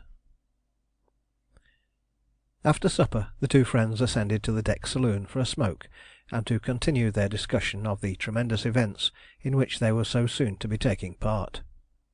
They found the Ariel flying through a cloudless sky over the German Ocean, whose white-crested billows, silvered by the moonlight, were travelling towards the north east under the influence of the south-west breeze, from which the engineer had promised himself assistance when they started. "We seem to be going at a most frightful speed," said Colston, looking down at the water. "There's a strong south-west breeze blowing, and yet those white horses seem to be travelling quite the other way." "Yes," replied Arnold, looking down. "This wind will be travelling about 20 miles an hour, and that means that we are making nearly 150. The German Ocean here is 500 miles across, and we shall cross it at this rate in about 3 hours and a half, and if the wind holds over the land we shall sight Petersburg soon after sunrise. The sun will rise to-morrow morning a few minutes after 5 by Greenwich time, which is about 2 hours behind Petersburg time. Altogether we shall make, I expect, from 2 to 2½ hours gain on time." The two men talked until a few minutes after 10, and then went to bed. Colston, who had been travelling all the previous night, began to feel drowsy in spite of the excitement of the novel voyage, and almost as soon as he lay down in his berth dropped off into a sound, dreamless sleep, and knew nothing more until Arnold knocked at his door and said, "If you want to see the sunrise you'd better get up. Coffee will be ready in a quarter of an hour." Colston pulled back the slide which covered the large oblong pane of toughened glass which was let into the side of his cabin, and looked out. There was just light enough in the grey dawn to enable him to see that the Ariel was passing over a sea dotted in the distance with an immense number of islands. "The Baltic," he said to himself as he jumped out of bed. "This is travelling with a vengeance. Why, we must have travelled a good deal over 1,000 miles during the night. I suppose those islands will be off the coast of Finland. If so, we are not far from Petersburg, as the Ariel seems to count distance." The most magnificent spectacle that Colston had ever seen in his life, or, for the matter of that, ever dreamed of, was the one that he saw from the conning tower of the Ariel, while the sun was rising over the vast plain of mingled land and water which stretched away to the eastward until it melted away into the haze of early morning. The sky was perfectly clear and cloudless, save for a few light clouds that hung about the eastern horizon, and were blazing gold and red in the light of the newly risen sun. The airship was flying at an elevation of about 2,000 feet, which appeared to be her normal height for ordinary travelling. There was land upon both sides of them, but in front opened a wide bay, the northern shores of which were still fringed with ice and snow. "That is the Gulf of Finland," said Arnold. "The winter must have been very late this year, and that probably means that we shall find the eastern side of the Urals still snowbound." "So much the better," replied Colston. "They will have a much better chance of escape if there is good travelling for a sleigh." "Yes," replied Arnold, his brows contracting as he spoke. "Do you know, if it was not for the Master's explicit orders, I should be inclined to smash up the station at Ekaterinburg a few hours beforehand, and then demand the release of the whole convict train under penalty of laying the town in ruins." Colston shook his head, saying, "No, no, my friend, we must have a little more diplomacy than that. Your thirst for the life of the enemy will no doubt be fully gratified later on. Besides, you must remember that you would probably blow some hundreds of perfectly innocent people to pieces, and very possibly a good many friends of the cause among them." "True," replied Arnold. "I didn't think of that. But I'll tell you what we can do, if you like, without transgressing our instructions or hurting any one except the soldiers of the Tsar, who, of course, are paid to slaughter and be slaughtered, and so don't count." "What's that?" asked Colston. "We shall be passing over Kronstadt in a little over an hour, and we might take the opportunity of showing His Majesty the Tsar what the Ariel can do with the strongest fortress in Europe. How would you like to fire the first shot in the War of the Revolution?" Colston was silent for a few moments, and then he looked up and said, "There is not the slightest reason why we should not take a shot at Kronstadt, if only to give the Russians a foretaste of favours to come. Still, I won't fire the first shot on any account, simply because that honour belongs to you. I'll fire the second with pleasure." "Very good," replied Arnold. "We'll have 2 shots apiece, one each as we approach the fortress, and one each as we leave it. Now come and take a preparatory lesson in the new gunnery." They went down to the chief saloon, and there Arnold showed Colston a model of the new weapon with which the Ariel was armed, and thoroughly explained the working of it. After this they went to the wheelhouse, where Arnold inclined the planes at a sharper angle, and sent the Ariel flying up into the sky until the barometer showed an elevation of 3,000 feet. Then he signalled to the engine room, the fan wheels rose from the deck, as if by their own volition, and as soon as they reached their places began to spin round faster and faster, until Colston could again hear the high-pitched singing sound that he had heard as the Ariel rose from Drumcraig Island. At the same time the speed of the vessel rapidly decreased, the side propellers ceased working, and the stern screw revolved more and more slowly, until the speed came down to about 30 miles an hour. By this time the great fortress of Kronstadt could be distinctly seen lying upon its island, like some huge watchdog crouched at the entrance to his master's house, guarding the way to St. Petersburg. "Now," said Arnold, "we can go outside without any fear of being blown off into space." They went out and walked forward to the bow. Arrived there they found 2 of the men, each with a curious-looking shell in his arms. The projectiles were about 2 feet long and 6 inches in diameter, and were, as Arnold told Colston, constructed of papier-mâché. There were 3 blades projecting from the outside, and running spirally from the point to the butt. These fitted into grooves in the inside of the cannon, which were really huge air guns 20 feet long, including the air chamber at the breech. The projectiles were placed in position, the breeches of the guns closed, and a minute later the air chambers were filled with air at a pressure of 200 atmospheres, pumped from the forward engines through pipes leading up to the guns for the purpose. "Now," said Arnold, "we're ready. Meanwhile you 2 can go and load the 2 after guns." The men saluted and retired, and Arnold continued, "Just take a look down with your glasses and see if they see us. I expect they do by this time." Colston put his field glasses to his eyes and looked down at the fortress, which was now only 6 or 7 miles ahead. "Yes," he said, "at any rate I can see a lot of little figures running about on the roof of one of the ramparts, which I suppose are soldiers. What's the range of your gun?" I should say the fortress is about 6 miles off now." "We can hit it from here if you like," replied Arnold, "and if we were 1,000 feet higher I could send a shell into Petersburg. See, there is the city of palaces. Away yonder in the distance you can just see the sun shining on the houses. We could see it quite plainly if it wasn't for the haze that seems to be lying over the Neva." While he was speaking, Arnold trained the gun according to a scale on a curved steel rod which passed through a screw socket in the breech of the piece. "Now," he said, "watch." He pressed a button on the top of the breech. There was a sharp, but not very loud sound as the compressed air was released.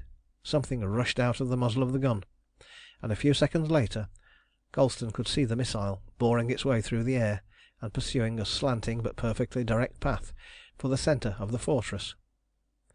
A second later it struck. He could see a bright greenish flash as it smote the steel roof of the central fort.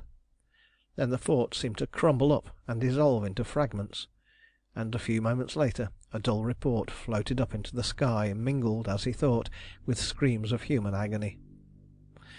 For a moment he stared in silence through the glasses. Then he turned to Arnold and said in a voice that trembled with violent emotion, "Good God, that is awful! The whole of the centre citadel is gone as though it had been swept off the face of the earth. I can hardly see even the ruins of it. Surely that's murder rather than war." "No more murder than the use of torpedoes in naval warfare as far as I can see," replied Arnold coolly. "Remember, too," he continued in a sterner tone, "that fortress belongs to the power that flogged Radna and has captured Natasha. Come, let's see what execution you can do." He crossed the deck and set the other gun by its scale, saying as he did so, "Put your finger on the button and press when I tell you." Colston did as he was bid, and as his finger touched the little knob his hand was as firm as though he had been making a shot at billiards. "Now." He pressed the button down hard.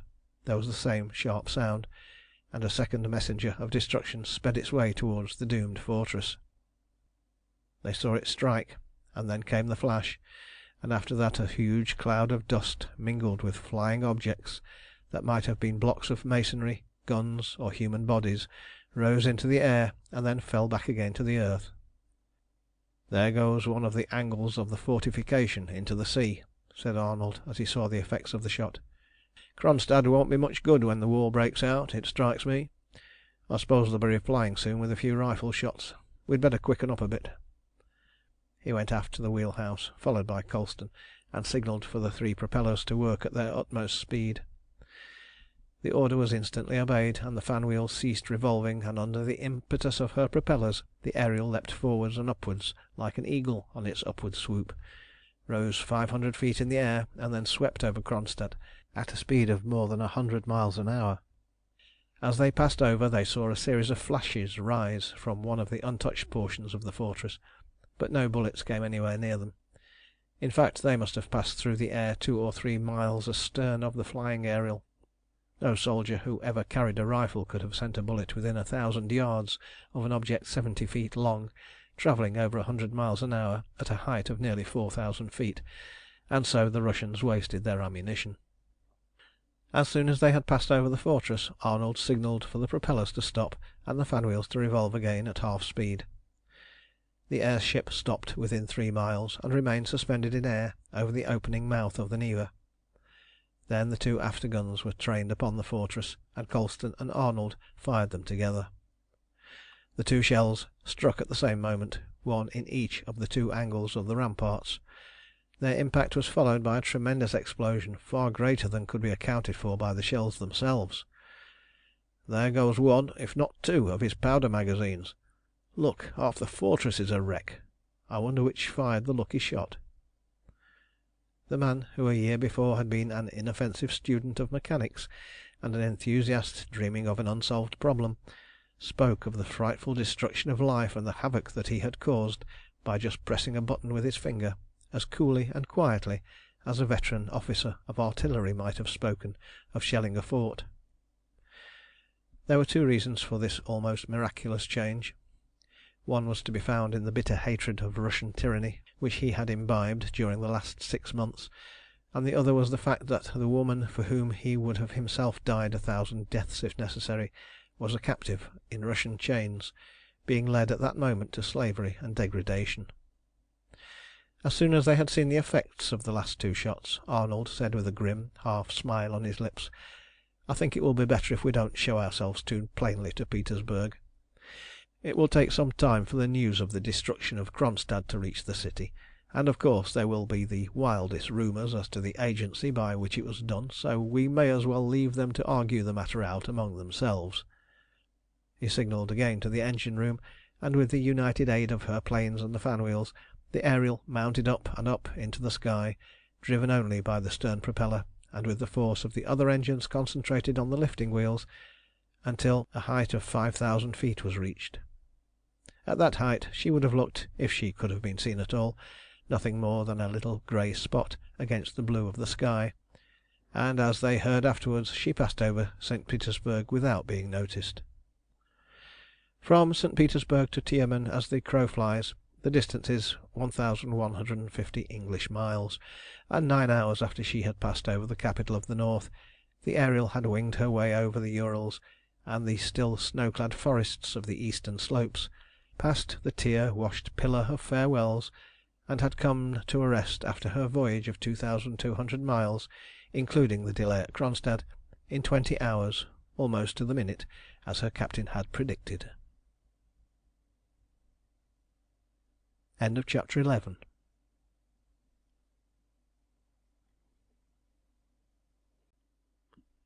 Chapter 12.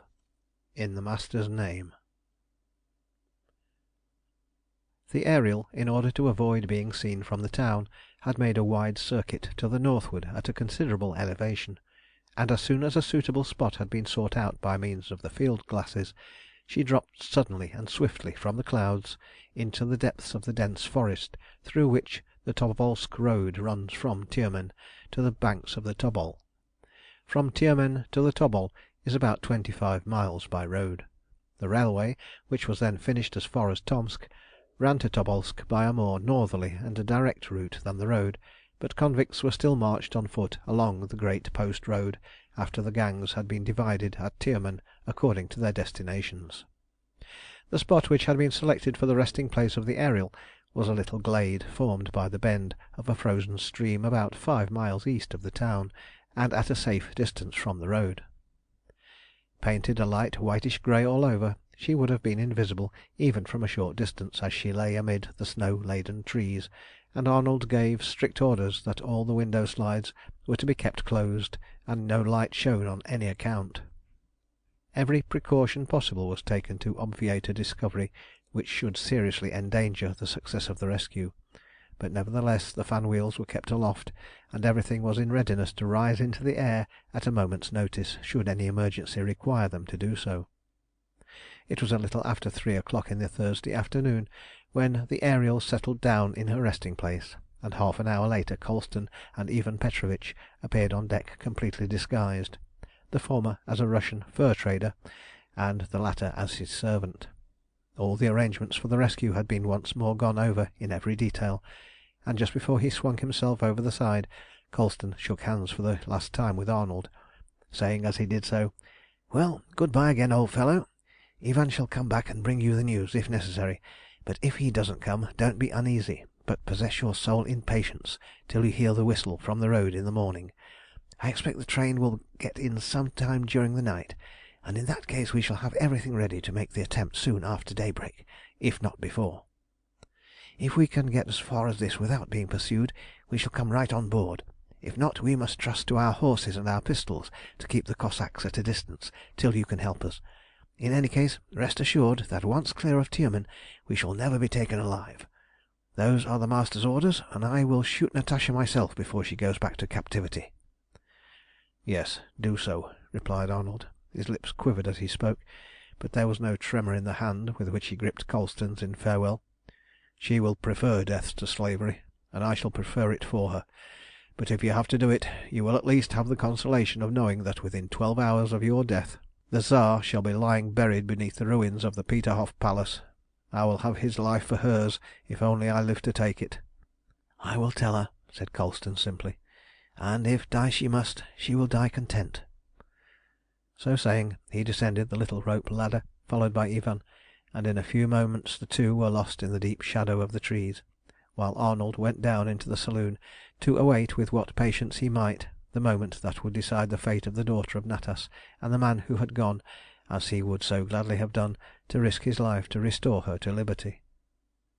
Rather more than half an hour's tramp through the forest brought Colston and Ivan out onto the road at a point a little less than 5 miles from Tiumen. Colston was provided with passports and permits to travel for himself and Ivan. These, of course, were forged on genuine forms, which the Terrorists had no difficulty in obtaining through their agents in high places, who were as implicitly trusted as the Princess Ornovsky had been but a few months before. So skilfully were they executed, however, that it would have been a very keen official eye that had discovered anything wrong with them. They described him as Stepan Bakuinin, fur merchant of Nizhny Novgorod, travelling in pursuit of his business, with his servant Peter Petrovitch, also of Nizhny Novgorod. Instead of going straight into the town by the main road, they made a considerable detour and entered it by a lane that led them through a collection of miserable huts occupied by the poorest class of Siberian moujiks, half peasants, half townsfolk, who cultivate their patches of ground during the brief spring and summer, and struggle through the long dreary winter as best they can on their scanty savings and what work they can get to do from the government or their richer neighbours. Colston had never been in Tiumen before, but Ivan had. For 10 years before he had voluntarily accompanied his father, who had been condemned to 5 years' forced labour on the new railway works from Tiumen to Tobolsk, for giving a political fugitive shelter in his house. He had died of hard labour and hard usage, and that was one reason why Ivan was a member of the outer circle of the Terrorists. He led his master through the squalid suburb to the business part of the town, which had considerably developed since the through line to Tobolsk and Tomsk had been constructed, and at length they stopped before a comfortable-looking house in the street that ends at the railway station. They knocked, gave their names, and were at once admitted. The servant who opened the door to them led them to a room in which they found a man of about 50 in the uniform of a sub-commissioner of police. As Colston held out his hand to him, he said, "In the master's name." The official took his hand, and bending over it replied in a low tone, "I am his servant. What is his will?" "That Anna Ornovsky and Fedora Darrell, the English girl who was taken with her, be released as soon as may be," replied Colston. "Is the train from Ekaterinburg in yet?" "Not yet. The snow is still deep between here and the mountains. The winter has been very severe and long. We have almost starved in Tiumen, in spite of the railway. There has been a telegram from Ekaterinburg to say that the train descended the mountain safely, and one from Kanishlov to say that we expect it soon after 10 tonight." "Good. That is sooner than we expected in London. We thought it would not reach here till tomorrow morning." "In London? What do you mean? You cannot have come from London, for there has been no train for 2 days." "Nevertheless, I have come from London. I left London yesterday evening." "Yesterday evening? But with all submission that is impossible. If there were a railway the whole distance it could not be done." "To the Master there is nothing impossible. Look, I received that the evening I left London." As he spoke, Colston held out an envelope. The Russian examined it closely. It bore the Ludgate Hill postmark, which was dated March 7th. Colston's host bent over it with almost superstitious reverence, and handed it back, saying humbly, "Forgive my doubts, nobleness. It is a miracle. I ask no more. The Tsar himself could not have done it. The Master is all-powerful, and I am proud to be his servant, even to the death." Although the 20th century had dawned, the Siberian Russians were still inclined to look even upon the railway as a miracle. This man, although he occupied a post of very considerable responsibility and authority under the Russian government, was only a member of the outer circle of the Terrorists, as most of the officials were, and therefore he knew nothing of the existence of the Ariel, and Colston purposely mystified him with the apparent miracle of his presence in Tiumen after so short an absence from London, in order to command his more complete obedience in the momentous work that was on hand. He allowed the official a few moments to absorb the full wonder of the seeming marvel, and then he replied, Yes, we are all his servants to the death. At least I know of none who has even thought of treason to him and lived to put their thoughts into action. But tell me, are all the arrangements complete as far as you can make them? Much depends upon how you can carry them out, you know, to say nothing of the 2,000 roubles that I shall hand to you as soon as the two ladies are delivered into my charge." "All is arranged, nobleness," replied the official, bowing involuntarily at the mention of the money. "Such of the prisoners, that is to say the politicals, who can afford to pay for the privilege, may by these new regulations be lodged in the houses of approved persons during their sojourn in Tiumen, if it be only for a night, and so escape the common prison. We knew at the police bureau of the arrest of the Princess Ornovsky some days ago, and I have obtained permission from the chief of police to lodge Her Highness and her companion in misfortune, if they are prepared to pay what I shall ask. It has come to be looked upon as a sort of perquisite of diligent officials, and as I have been very diligent here, I had no difficulty in getting the permission, which I shall have to pay for in due course." "Just so. Nothing for nothing in Russian official circles. Very good. Now listen. If this escape is successfully accomplished, you will be degraded and probably punished into the bargain for letting the prisoners slip through your fingers. But that must not happen if it can be prevented. Now this has been foreseen, as everything is with the Master, and his orders are that you shall take this passport, which you will find in perfect order, save for the fact that the date has been slightly altered, from me as soon as I have got the ladies safely in the troika out on the Tobolsk road. Put off the livery of the Tsar, disguise yourself as effectually as may be, and take the first train back to Perm and Nizhny Novgorod as Stepan Bakuninin, fur merchant. The servant you can leave behind on any excuse. From Novgorod you can travel via Moscow to Königsberg, and if you will take my advice, you will get out of Russia as soon as the fates will let you." "It shall be done, nobleness. But how will the disappearance of Dmitri Sudeikin, Sub-Commissioner of Police, be accounted for?" "That has also be provided for. Before you go you will pin this with a dagger to your sitting-room table." The official took the little piece of paper which Colston held out to him as he spoke. It read thus: "Dmitri Sudeikin, Sub-Commissioner of Police at Tiumen, has been removed for over-zeal in the service of the Tsar. Natas." Sudeikin bowed almost to the ground as the dreaded name of the Master of the Terror met his eyes, and then he said, as he handed the paper back "It is so. The Master sees all, and cares for the least of his servants. My life shall be forfeited if the ladies are not released as I have said." "It probably will be," returned Colston dryly. "None of us expect to get out of this business alive if it does not succeed. Now that is all I have to say for the present. It is for you to bring the ladies here as your prisoners, to see us out of the town before daybreak, and to have the troika in readiness for us on the Tobolsk road. Then see to yourself, and I will be responsible for the rest." As it still wanted more than 2 hours to the expected arrival of the train, Sudeikin had the samovar or tea urn brought in, and Colston and Ivan made a hearty meal after their 5-mile walk through the snow. Then they and their host lit their pipes and smoked and chatted, until a distant whistle warned Sudeikin that the train was at last approaching the station, and that it was time for him to be on duty to receive his convict lodgers. End of chapter 12.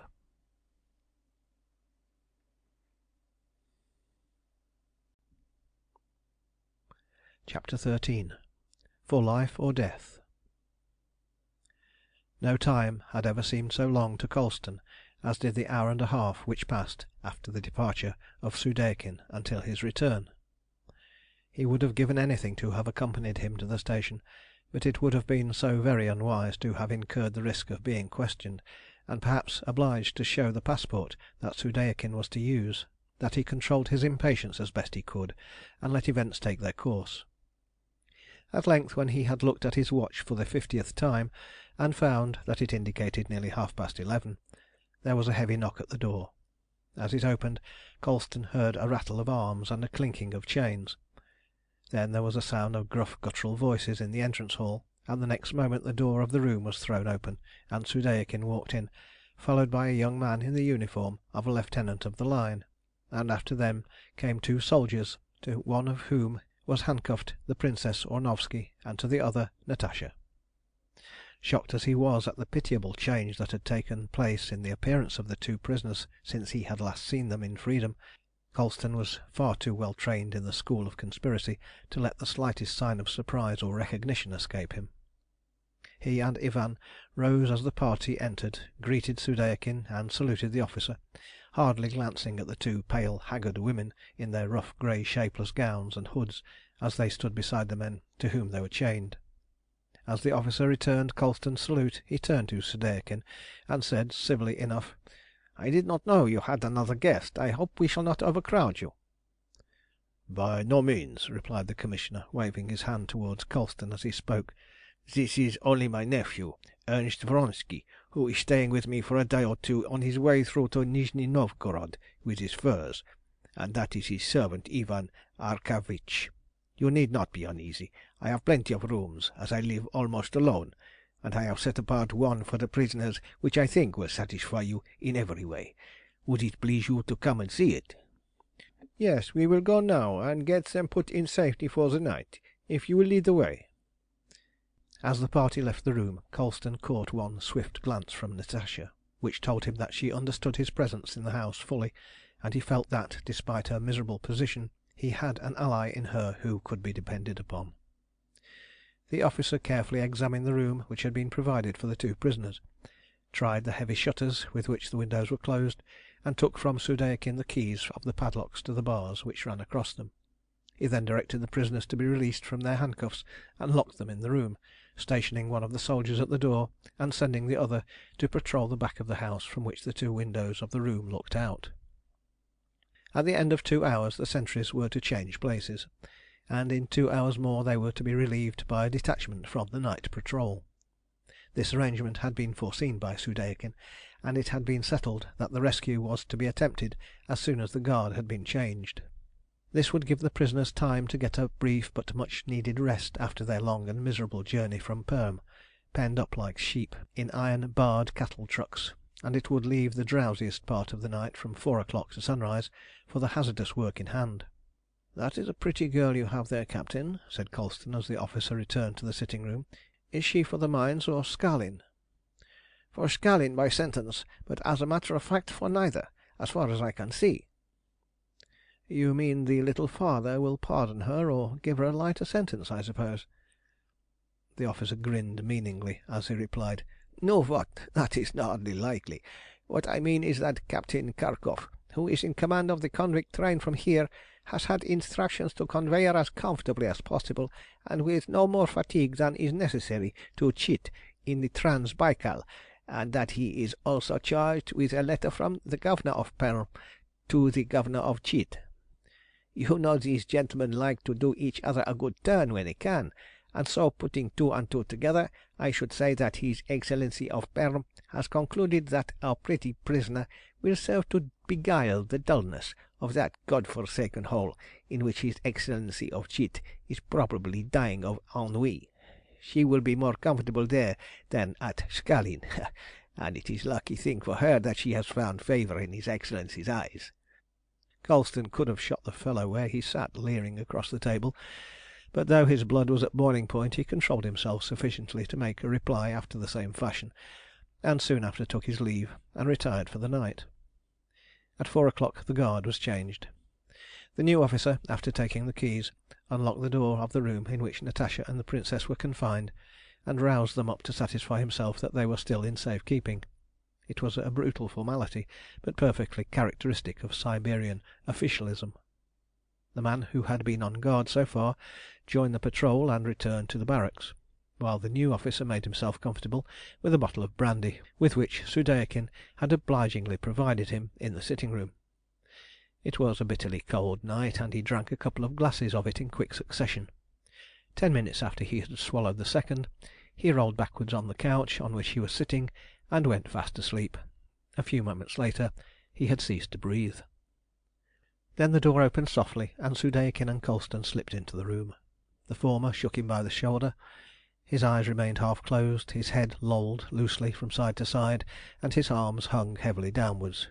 "He's gone," whispered Soudeikin, and without another word they set to work to strip the uniform off the lifeless body. Then Colston dressed himself in it and gave his own clothes to Soudeikin. As soon as the change was effected, Colston took the keys and went to the door at which the sentry was keeping guard. The man was already half asleep, and blinked at him with drowsy eyes as he challenged him. For all answer the terrorist levelled his pistol at his head and fired. There was a sharp crack that could hardly have been heard on the other side of the wall, and the man tumbled down with a bullet through his brain. Colston stepped over the corpse, unlocked the door, and found Natasha and the Princess already dressed in male attire as two peasant boys, with sheepskin coats and shapkas, and wide trousers tucked into their half boots. These disguises had been provided beforehand by Soudeikin and hidden in the bed in which they were to sleep. Colston grasped their hands in silence, and the three left the room.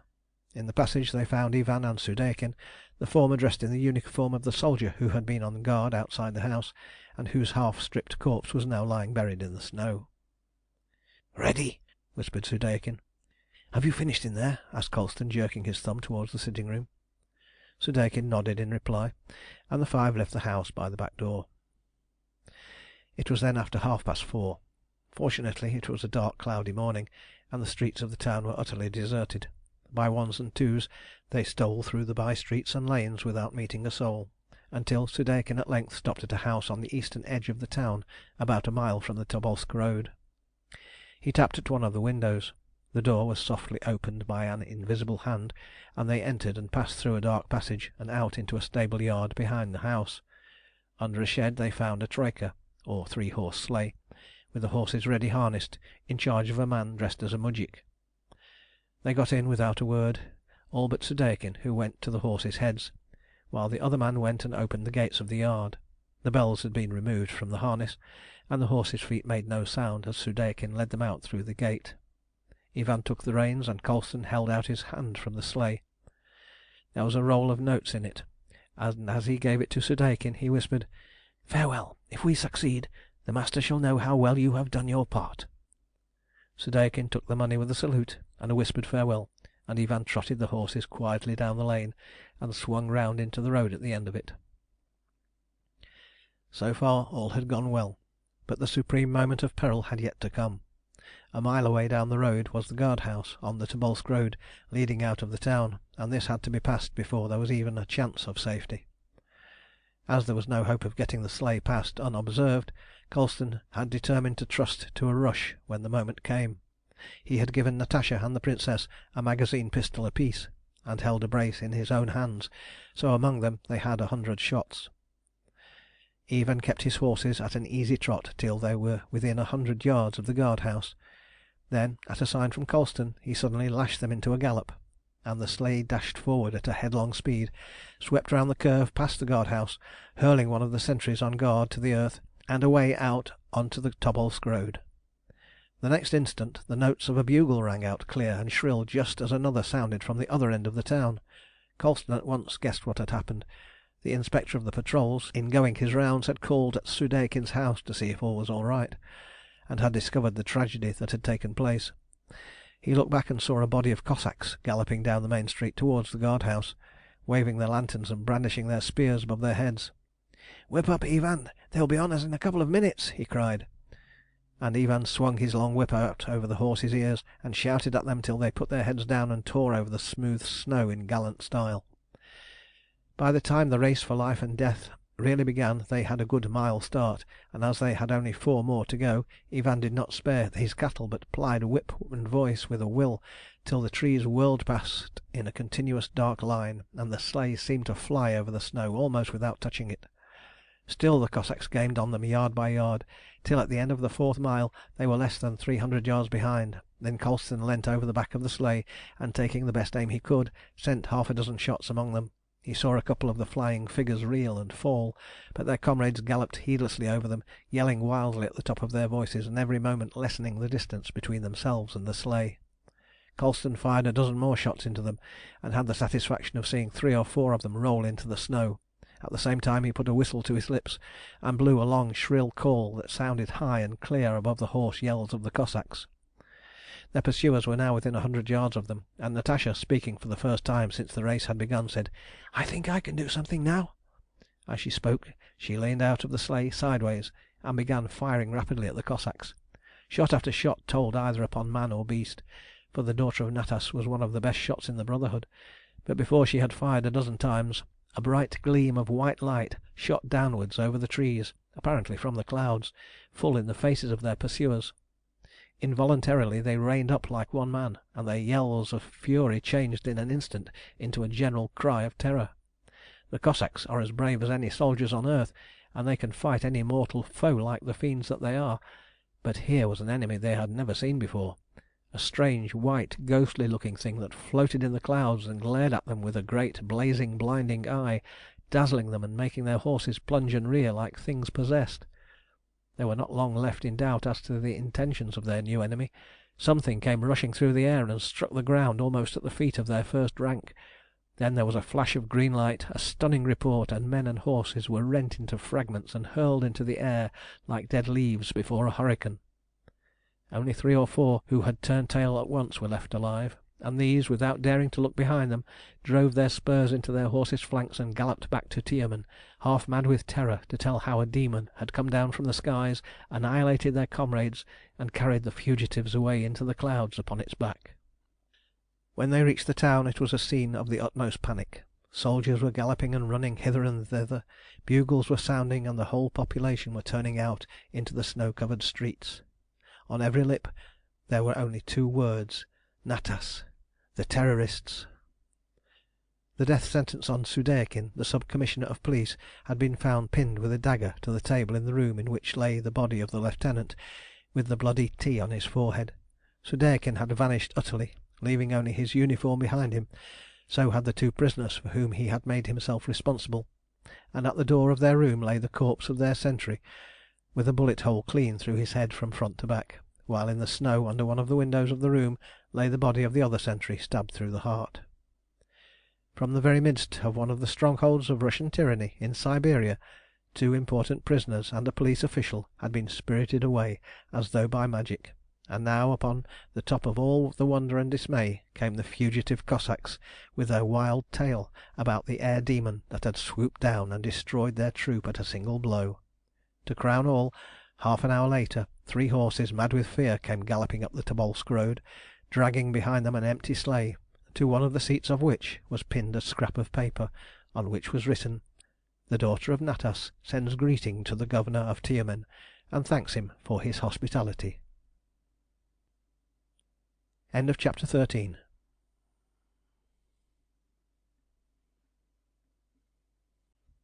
Chapter 14. The Psychological Moment. On the morning of Tuesday, the 9th of March, 1904, the Times published the following telegram at the head of its foreign intelligence: Astounding occurrence in Russia. Destruction of Kronstadt by an unknown airship. From our own correspondent. St. Petersburg, March the 8th, 4 p.m. Between 6 and 7 this morning, the fortress of Kronstadt was partially destroyed by an unknown airship, which was first sighted approaching from the westward at a tremendous speed. 4 shots in all were fired upon the fortress, and produced the most appalling destruction. There was no smoke or flame visible from the guns of the airship, and the explosives with which the missiles were charged must have been far more powerful than anything hitherto used in warfare, as in the focus of the explosion masses of iron and steel and solid masonry were instantly reduced to powder.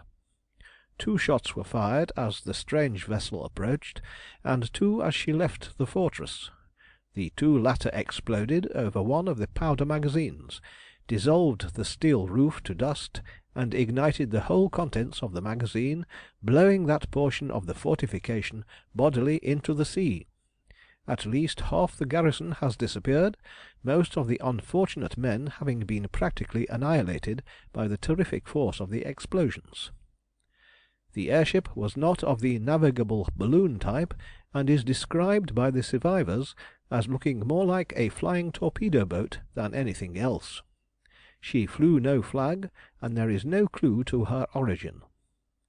After destroying the fortress, she ascended several thousand feet, and continued her eastward course at such a prodigious speed that in less than 5 minutes she was lost to sight.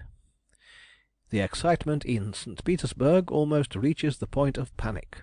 All efforts to keep the news of the disaster secret have completely failed, and I have therefore received permission to send this telegram, which has been revised by the censorship, and may therefore be accepted as authentic. Within an hour of the appearance of this telegram, which appeared only in the Times, the Russian censorship having refused to allow any more to be dispatched, the astounding news was flying over the wires to every corner of the world.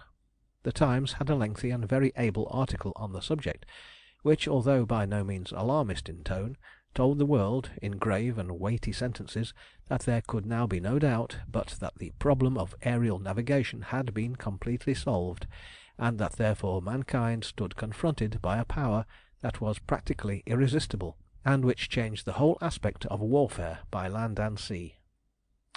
In the face of this power, the fortresses, armies, and fleets of the world were useless and helpless. The destruction of Kronstadt had proved that to demonstration. From a height of several thousand feet, and a distance of nearly 7 miles, the unknown air vessel had practically destroyed, with 4 shots from her mysterious, smokeless, and flameless guns, the strongest fortress in Europe. If it could do that, and there was not the slightest doubt but that it had done so, it could destroy armies wholesale without a chance of reprisals, sink fleets, and lay cities in ruins, at the leisure of those who commanded it.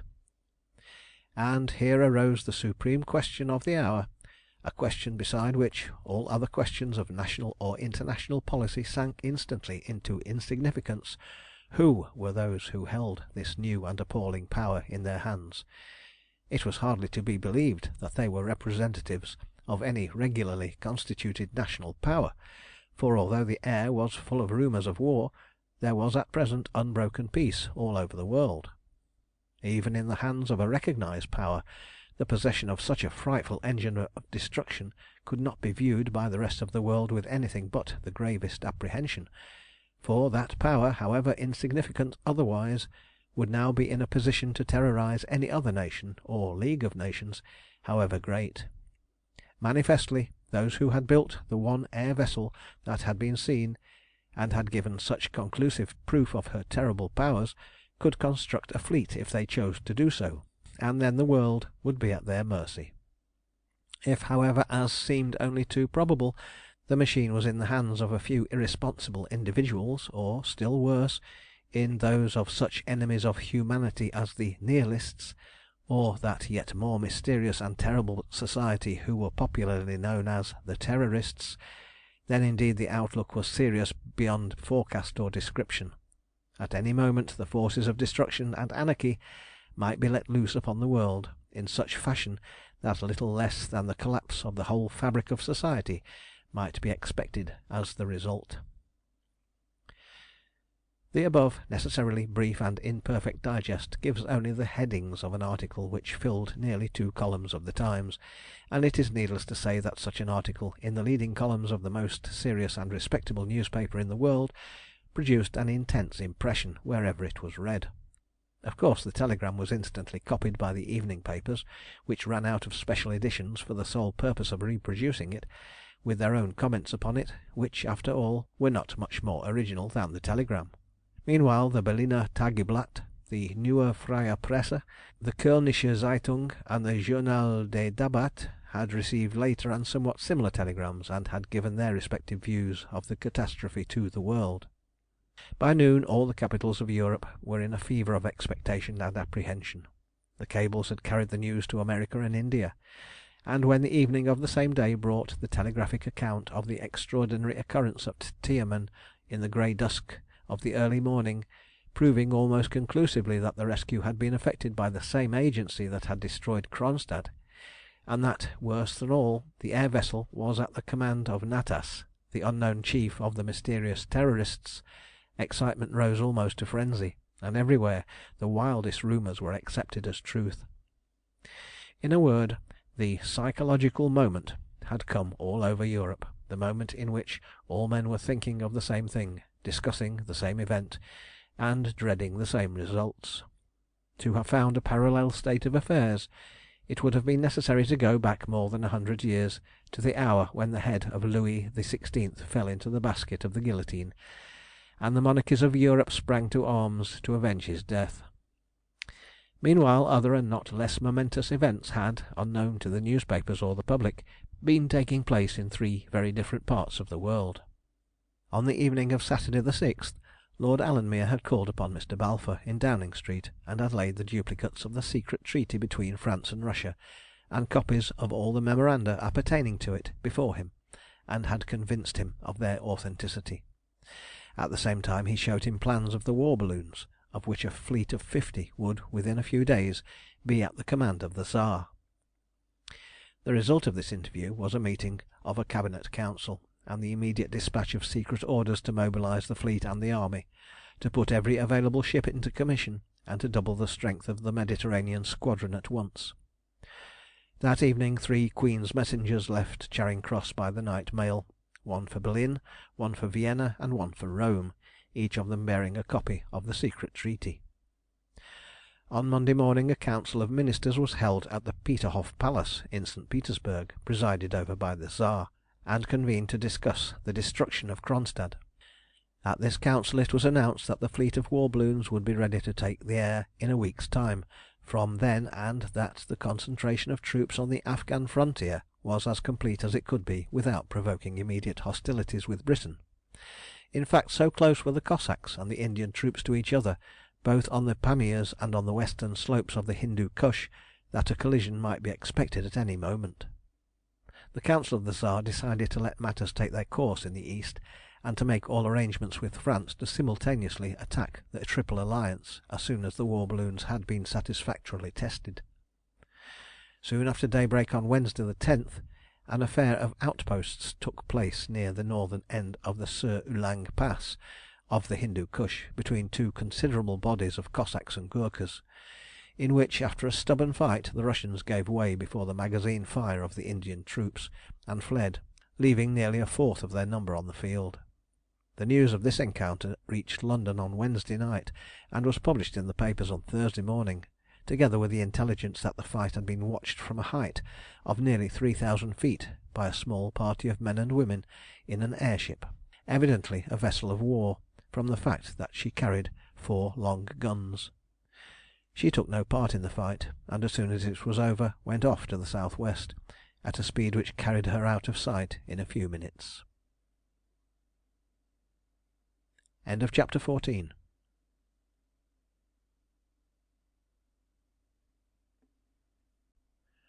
Chapter 15. A Voyage of Discovery. While all Europe was thrilling with the apprehension of approaching war, and the excitement caused by the appearance of the strange airship and the news of its terrible exploits at Kronstadt and Tiumen, the Ariel herself was quietly pursuing her way in mid-air south-westerly from the scene of the skirmish outside the Sur Ulang Pass. She was bound for a region in the midst of Africa, which even in the first decade of the 20th century was still unknown to the geographer and untrodden by the explorer. Fenced in by huge and precipitous mountains, round whose bases lay the vast forests and impenetrable swamps and jungles from whose deadly areas the boldest pioneers had turned aside as being too hopelessly inhospitable to repay the cost and toil of exploration, it had remained undiscovered and unknown save by 2 men, who had reached it by the only path by which it was accessible, through the air and over the mountains, which shut it in on every side from the external world. These 2 adventurous travellers were a wealthy and eccentric Englishman named Lewis Holt, and Thomas Jackson, his devoted retainer, and these 2 had taken it into their heads, or rather Lewis Holt had taken it into his head, to achieve in fact the feat which Jules Verne had so graphically described in fiction, and to cross Africa in a balloon. They had set out from Zanzibar towards the end of the last year of the 19th century, and, with the exception of 1 or 2 vague reports from the interior, nothing more had been heard of them until, nearly a year later, a collapsed miniature balloon had been picked up in the Gulf of Guinea by the captain of a trading steamer, who had found in the little car attached to it a hermetically sealed meat tin, which contained a manuscript, the contents of which will become apparent in due course. The captain of the steamer was a practical and somewhat stupid man, who read the manuscript with considerable scepticism, and then put it away, having come to the conclusion that it was no business of his, and that there was no money in it anyhow. He thought nothing more of it until he got back to Liverpool, and then he gave it to a friend of his, who was a Fellow of the Royal Geographical Society, and who duly laid it before that body. It was published in the Transactions, and there was some talk of sending out an expedition under the command of an eminent explorer to rescue Lewis Holt and his servant, but when that personage was approached on the subject, it was found that the glory would not be at all commensurate with the expense and risk, and so, after being the usual 9 days' wonder, and being duly elaborated by several able editors in the daily and weekly press, the strange adventures of Lewis Holt had been dismissed, as of doubtful authenticity, into the limbo of exhausted sensations.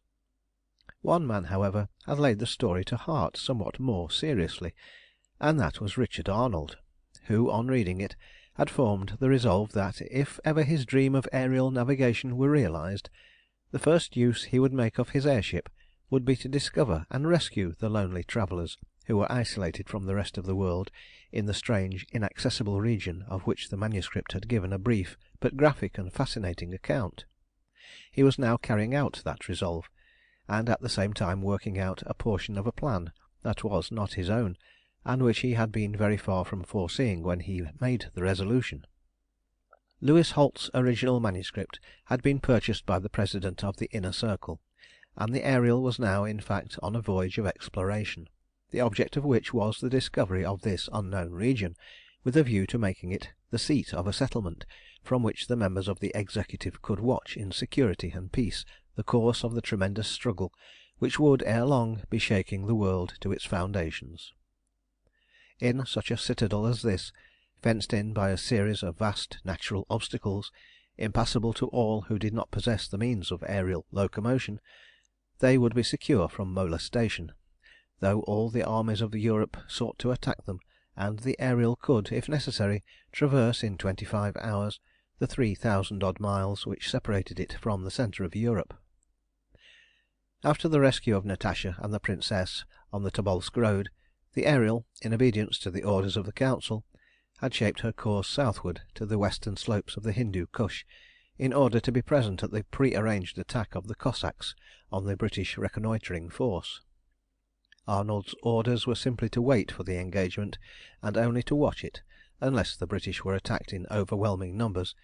In that case he was to have dispersed the Russian force, as the plan of the Terrorists did not allow of any advantage being gained by the soldiers of the Tsar in that part of the world just then. As the British had defeated them unaided, the Ariel had taken no part in the affair, and after vanishing from the sight of the astonished combatants, had proceeded upon her voyage of discovery. As a good month would have to elapse before she could keep her rendezvous with the steamer that was to bring out the materials for the construction of the new airships from England, there was plenty of time to make the voyage in a leisurely and comfortable fashion. As soon, therefore, as he was out of sight of the skirmishers, he had reduced the speed of the Ariel to about 40 miles an hour, using only the stern propeller driven by one engine, and supporting the ship on the airplanes and the 2 fan wheels. At this speed he would traverse the 3,000-odd miles which lay between the Hindu Kush and Aeria, as Lewis Holt had somewhat fancifully named the region that could be reached only through the air, in a little over 75 hours, or rather more than 3 days. Those 3 days were the happiest that his life had so far contained. The complete success of his invention and the absolute fulfilment of his promises to the Brotherhood had made him a power in the world, and a power which, as he honestly believed, would be used for the highest good of mankind when the time came to finally confront and confound the warring forces of rival despotisms. But far more than this in his eyes was the fact that he had been able to use the unique power which his invention had placed in his hands to rescue the woman that he loved so dearly from a fate which, even now that it was past, he could not bring himself to contemplate. When she had first greeted him in the council chamber of the Inner Circle, The distance that had separated her from him had seemed immeasurable, and she, the daughter of Natas, and the idol of the most powerful society in the world, might well have looked down upon him, the nameless dreamer of an unrealized dream, and a pauper, who would not have known where to have looked for his next meal had the Brotherhood not had faith in him and his invention. But now all that was changed. The dream had become reality, and the creation of his genius was bearing her with him swiftly and smoothly through a calm atmosphere, and under a cloudless sky, over sea and land, with more ease than a bird wings its flight through space. He had accomplished the greatest triumph in the history of human discovery. He had revolutionized the world, and ere long he would make war impossible. Surely this entitled him to approach even her on terms of equality, and to win her for his own if he could.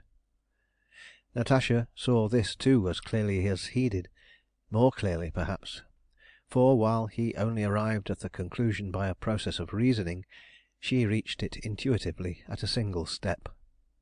She knew that he loved her, that he had loved her from the moment that their hands had first met in greeting, and, peerless as she was among women, she was still a woman, and the homage of such a man as this was sweet to her, albeit it was still unspoken.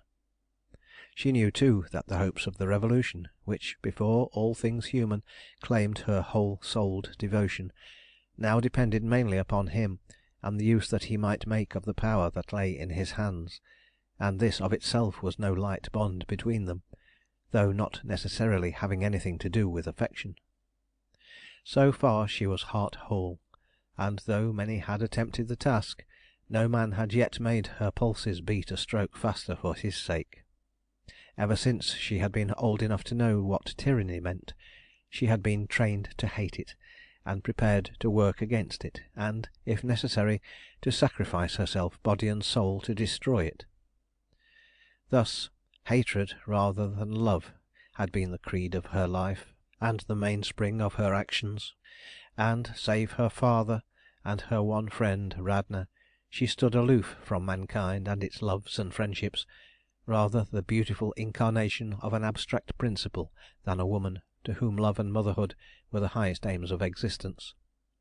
More than this, she was the daughter of a Jew, and therefore held herself absolutely at her father's disposal as far as marriage was concerned, and if he had given her in wedlock even to a Russian official, telling her that the cause demanded the sacrifice, she would have obeyed, though her heart had broken in the same hour. Although he had never hinted directly at such a thing, the conviction had been growing upon her for the last 2 or 3 years that Natas really intended her to marry Tremayne, and so, in the case of his own death, form a bond that should hold him to the Brotherhood when the chain of his own control was snapped. Though she instinctively shrank from such a union of mere policy, she would enter it without hesitation at her father's bidding, and for the sake of the cause to which her life was devoted. How great such a sacrifice would be, should it ever be asked of her, no one but herself could ever know, for she was perfectly well aware that in Tremayne's strange double life there were 2 loves, one of which, and that not the real and natural one, was hers. Had she felt that she had the disposal of herself in her own hands, she would not perhaps have waited with such painful apprehension the avowal which hour after hour, now that they were brought into such close and constant relationship on board this little vessel high in mid-air, she saw trembling on the lips of her rescuer. Arnold's life of hard, honest work, and his constant habit of facing truth in its most uncompromising forms, had made dissimulation almost impossible to him, and added to that, situated as he was, there was no necessity for it. Colston knew of his love, and the Princess had guessed it long ago. Did Natasha know his open secret? Of that he hardly dared to be sure, though something told him that the inevitable moment of knowledge was near at hand. For the first 24 hours of the voyage he had seen very little of either her or the Princess, as they had mostly remained in their cabins, enjoying a complete rest after the terrible fatigue and suffering they had gone through since their capture in Moscow.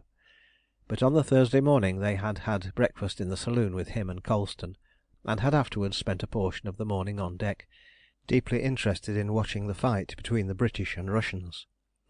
Thanks to Radnor's foresight, they had each found a trunk full of suitable clothing on board the Ariel. These had been taken to Drumcraig by Colston and placed in the cabins intended for their use, and so they were able to discard the uncouth but useful costumes in which they had made their escape. In the afternoon Arnold had to perform the pleasant task of showing them over the Ariel, explaining the working of the machinery, and putting the wonderful vessel through various evolutions to show what she was capable of doing.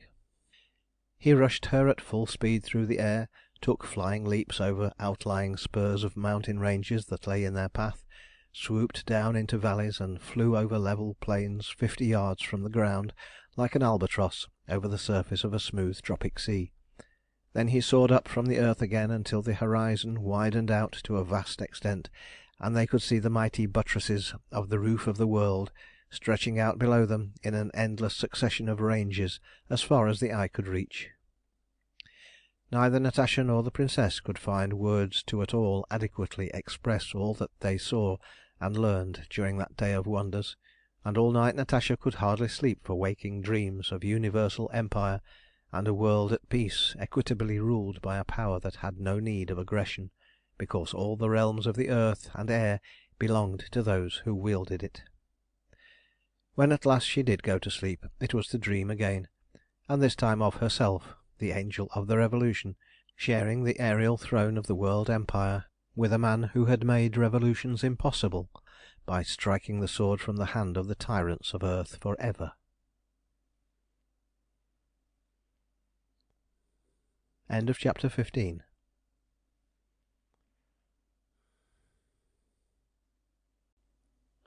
Chapter 16.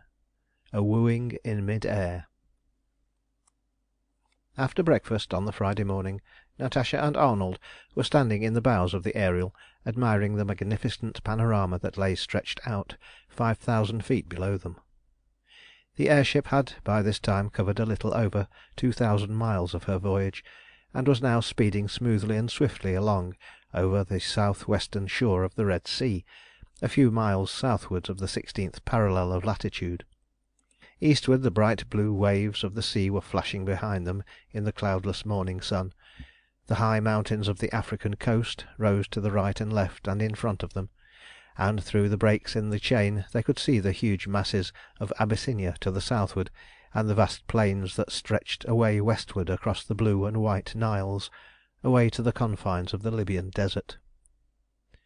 "What a glorious world!" exclaimed Natasha, after gazing for many silent minutes with entranced eyes over the limitless landscape. "And to think that, after all, this is but a little corner of it." "It is yours, Natasha, if you'll have it," replied Arnold quietly, yet with a note in his voice that warned her that the moment which she had expected and yet dreaded had already come. There was no use in avoiding the inevitable for a time. It would be better if they understood each other at once, and so she looked round at him with eyebrows elevated in a well-simulated surprise, and said, "Mine? What do you mean, my friend?"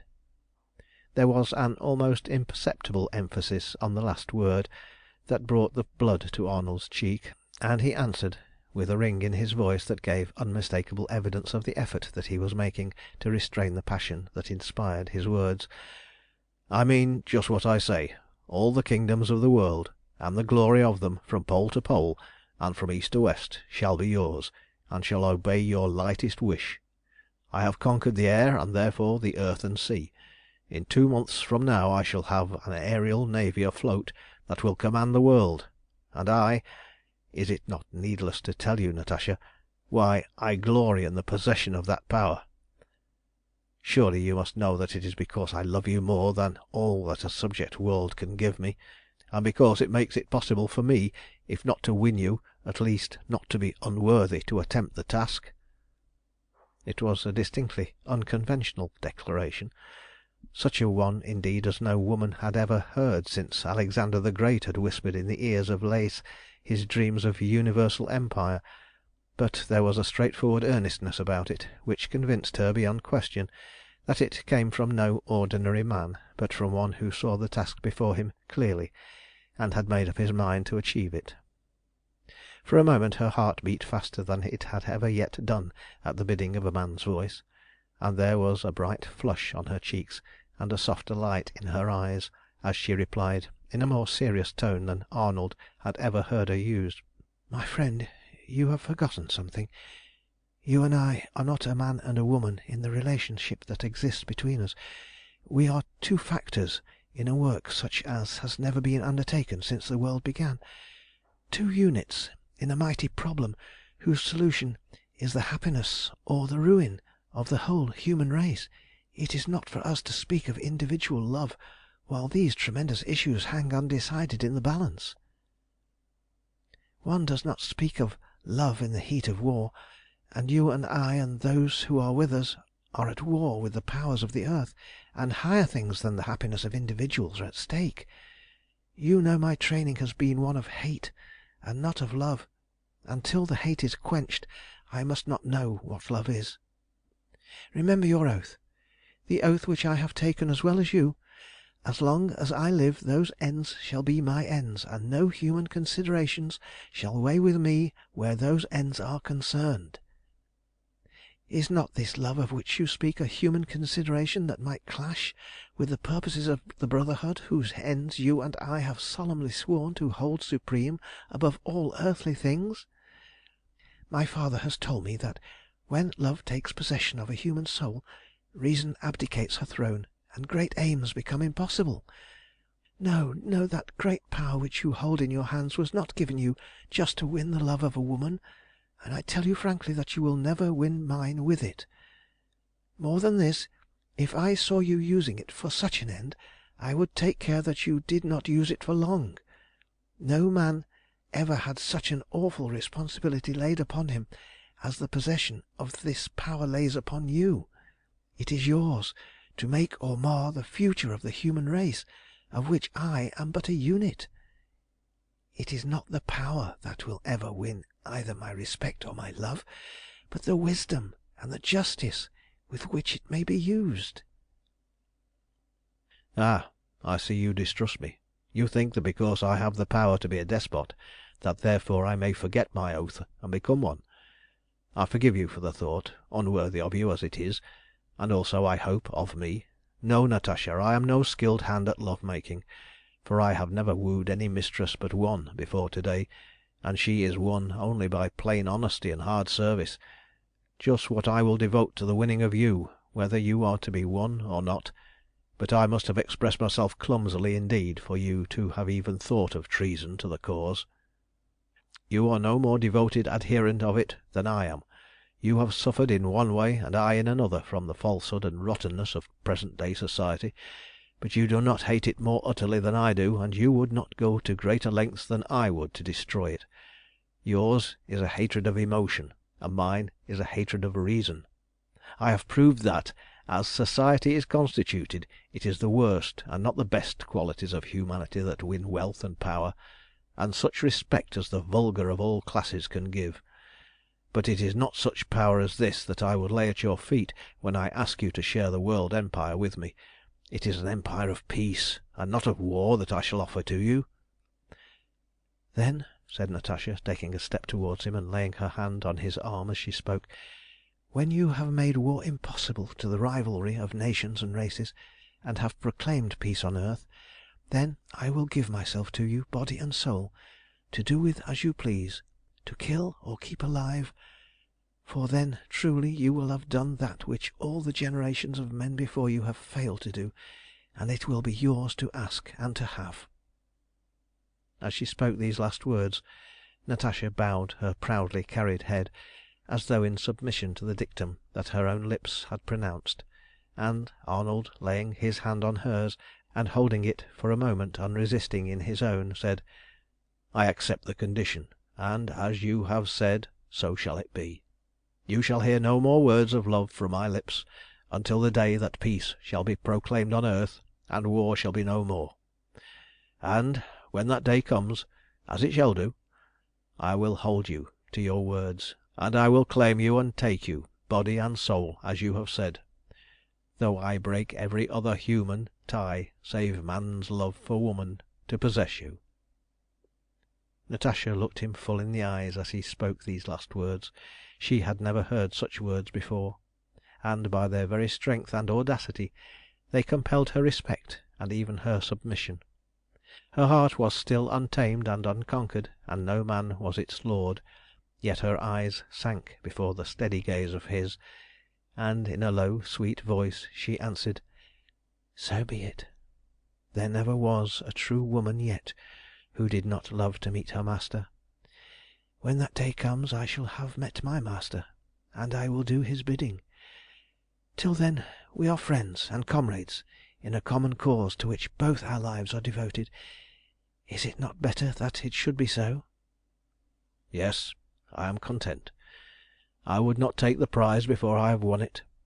Only answer me one question frankly, and then I have done, till I may speak again." "What is that?" "Have I a rival? Not among men, for of that I am careless, but in your own heart?" "No, none. I am heart whole and heart free. Win me if you can. It is a fair challenge, and I will abide by the result, be it what it may." "That is all I ask for.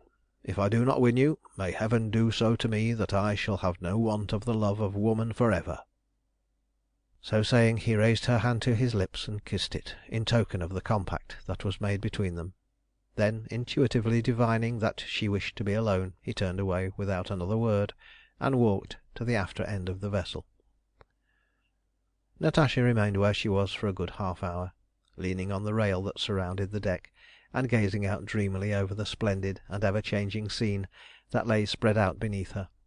Truly it was a glorious world, as she had said, even now, cursed as it was with war and the hateful atrocities of human selfishness, and the sordid ambition of its despots. What would it be like in the day when the sword should lie rusting on the forgotten battlefield, and the cannon's mouth be choked with the desert dust for ever? What was now a hell of warring passions would then be a paradise of peaceful industry, and he who had the power, if any man had, to turn that hell into the paradise that it might be, had just told her that he loved her, and would create that paradise for her sake. Could he do it?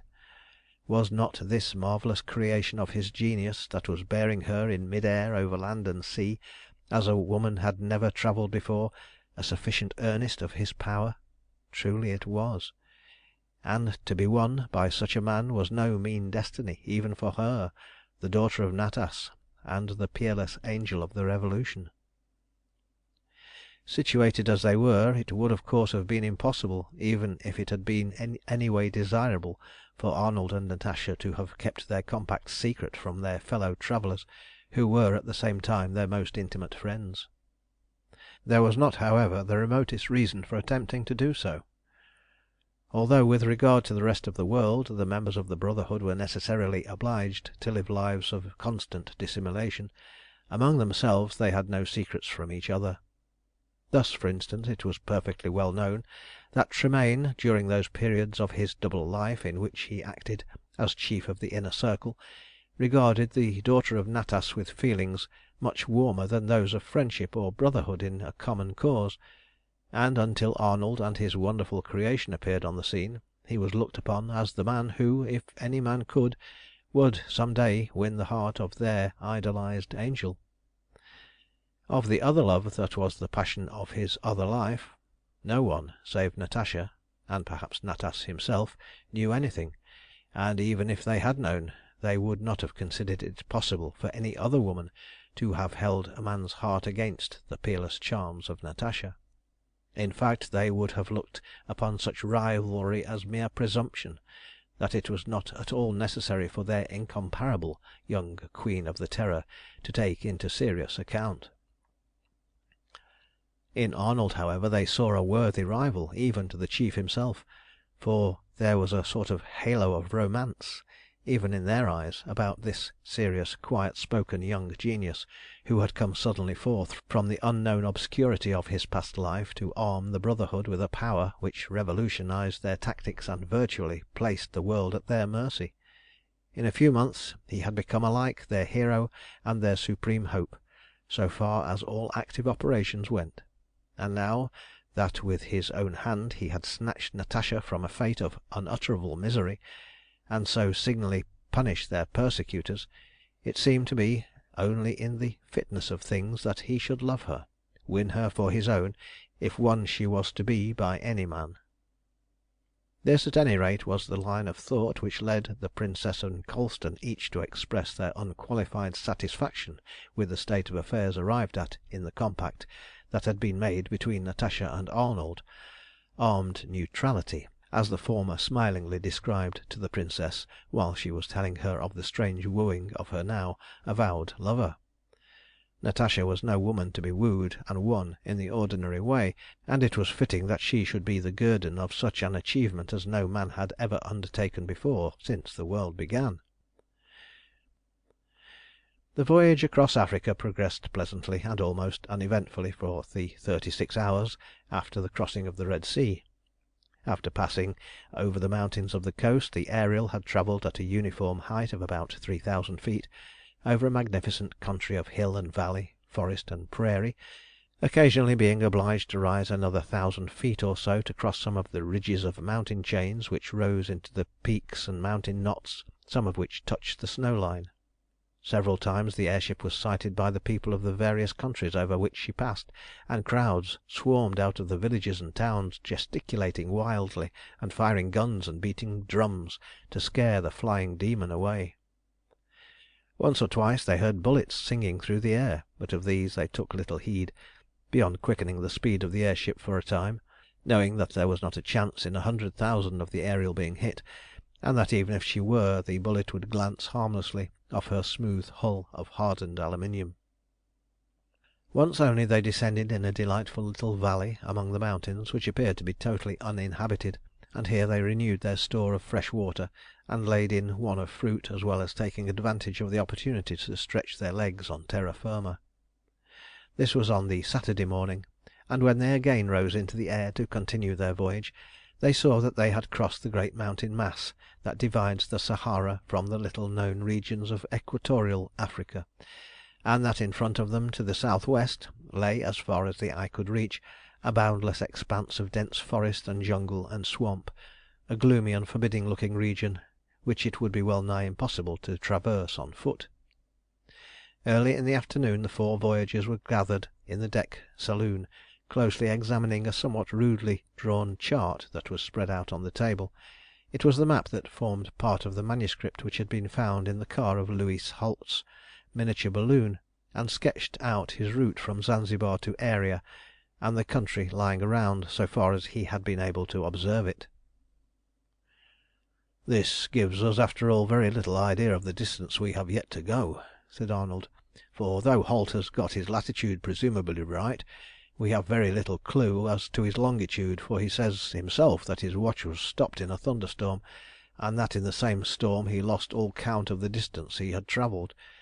Added to that, he admits that he was blown about for 12 days in one direction and another, so that all we really know is that somewhere across this fearful wilderness beneath us we shall find Aeria, but where is still a problem." "What is your own idea?" asked Colston. "Not a very clear one, I must confess. At this elevation we can see about 60 miles as the atmosphere is now, and as far as we can see to the south west there is nothing but the same kind of country that we have under us. We have travelled rather more than 2,700 miles since we left the Hindu Kush, and according to my reckoning Aeria lies somewhere between 3,000 and 3,200 miles south west of where we started from on Thursday morning. That means that we are within between 300 and 500 miles of Aeria, unless indeed our calculations are wholly at fault, and at that rate, as we only have about 4½ hours daylight left, we shall not get there to day at our present speed." "Couldn't we go a bit faster?" put in Natasha. "You know, I and the Princess are dying to see this mysterious unknown country that only 2 other people have ever seen." "You have but to say so, Natasha, and it is already done," replied Arnold, signalling at the same moment to the engine room by means of a similar arrangement of electric buttons to that which was in the wheelhouse. "Only you must remember that you must not go out on deck now, or you will be blown away like a feather into space." While he was speaking the 3 propellers had begun to revolve at full speed, and the Ariel darted forward with a velocity that caused the mountain she had just crossed to sink rapidly on the horizon. All the afternoon the Ariel flew at full speed over the seemingly interminable wilderness of swamp and jungle, until, when the equatorial sun was within a few degrees of the horizon, one of the crew, who had been stationed in the conning tower at the bows, signalled to call the attention of the man in the wheelhouse. Arnold, who was in the after saloon at the time, heard the signal and hurried forward to the look out. He gave one quick glance ahead, signalled half speed to the engine room, and then went aft again to the saloon and said, "Aeria is in sight." Immediately every one hastened to the deck saloon, from the windows of which could be seen a huge mass of mountains looming dark and distinct against the crimsoning western sky. It rose like some vast precipitous island out of the sea of forest that lay about its base, and above the mighty rock walls that seemed to rise sheer from the surrounding plain, at least a dozen peaks towered into the sky, 2 of their summits covered with eternal snow, and shining like points of rosy fire in the almost level rays of the sun. As nearly as Arnold could judge, in the deceptive state of the atmosphere, they were still between 30 and 40 miles from it, and as it would not be safe to approach its lofty cliffs at a high rate of speed in the half-light that would so soon merge into darkness, he said to his companions, "We shall have to find a resting place up among the cliffs on this side to night, for we have lost the moon, and unless it were absolutely necessary to cross the mountains in the dark, I should not care to do so with the ladies on board. Besides, there is no hurry now that we are here. We shall get a much finer first impression of our new kingdom if we cross at sunrise. What do you think?" All agreed that this would be the best plan, and so the Ariel ran up to within a mile of the rocks, and then the forward engine was connected with the dynamo, and the searchlight, which had so disconcerted the Cossacks on the Tobolsk road, was turned on to the cliffs, which they carefully explored until they found a little plateau covered with luxuriant vegetation and well watered, about 2,000 feet above the plain below. Here it was decided to come to a halt for the night, and to reserve the exploration of Aeria for the morning. And so the fan wheels were sent aloft, and so the Ariel, after hovering for a few minutes over the verdant little plain, seeking for a suitable spot to alight in, sank gently to the earth after her flight of more than 3,000 miles. End of chapter 16.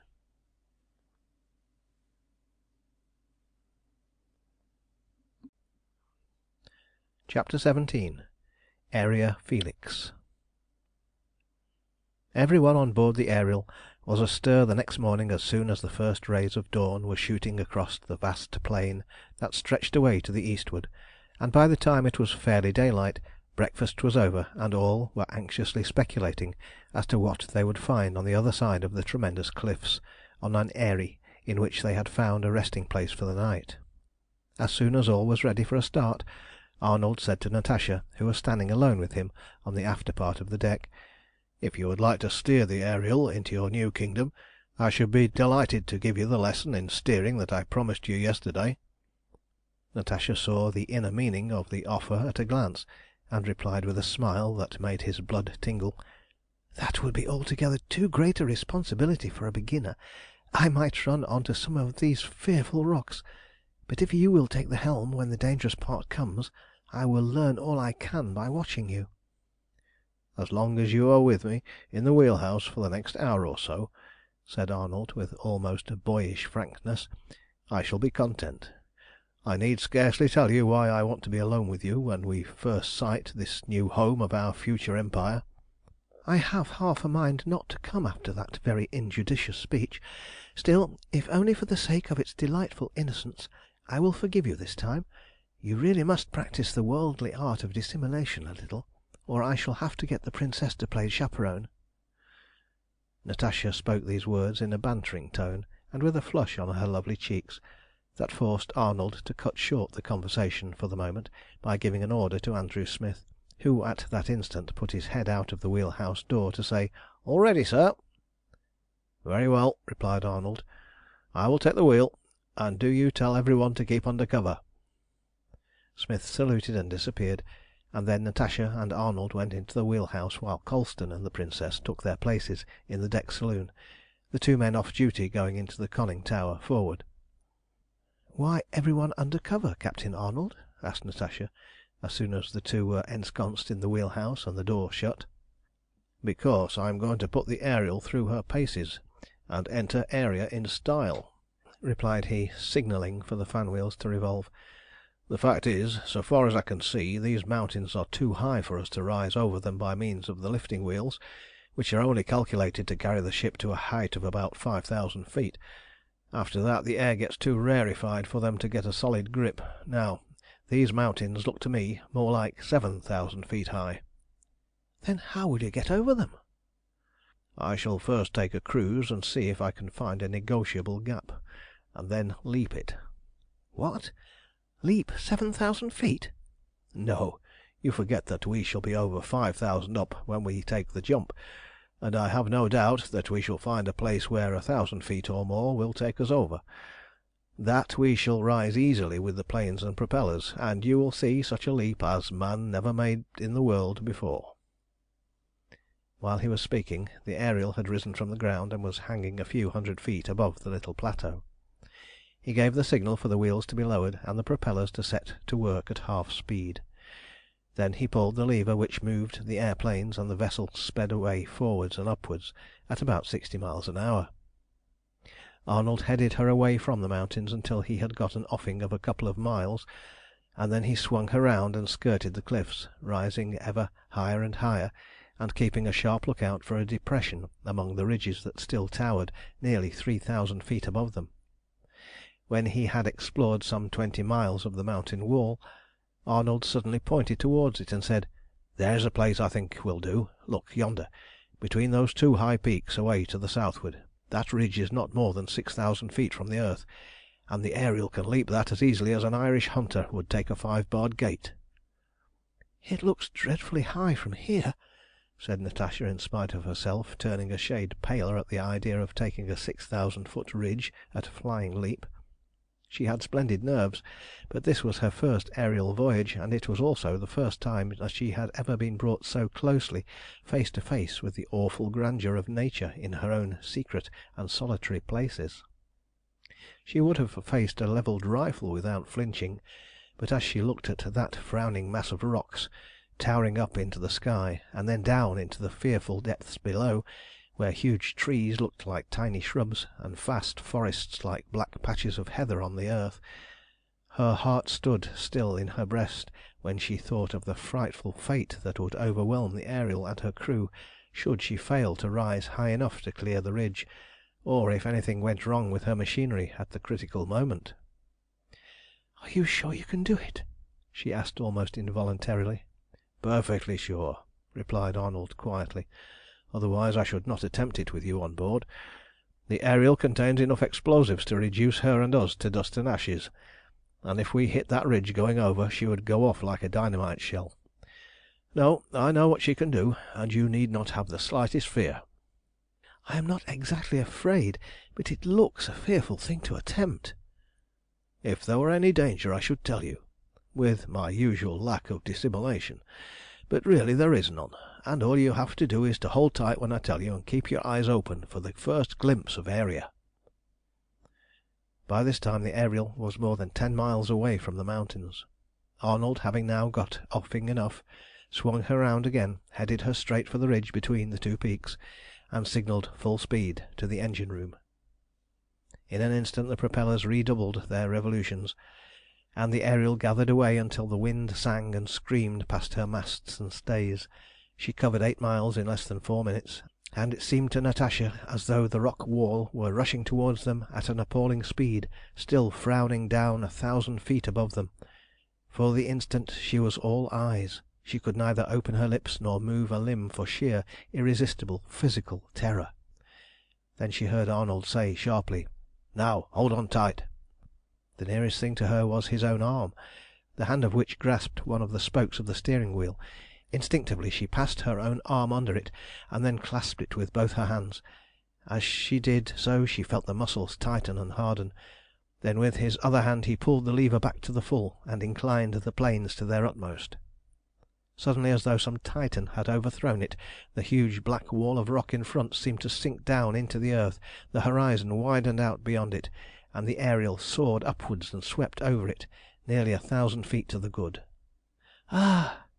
The exclamation was forced from her white lips by an impulse that Natasha had no power to resist. All the pride of her nature was conquered and humbled for the moment by the marvel that she had seen, and by the something greater and stranger than all that she saw in the man beside her who had worked this miracle with a single touch of his hand. A moment later she had recovered her self-possession.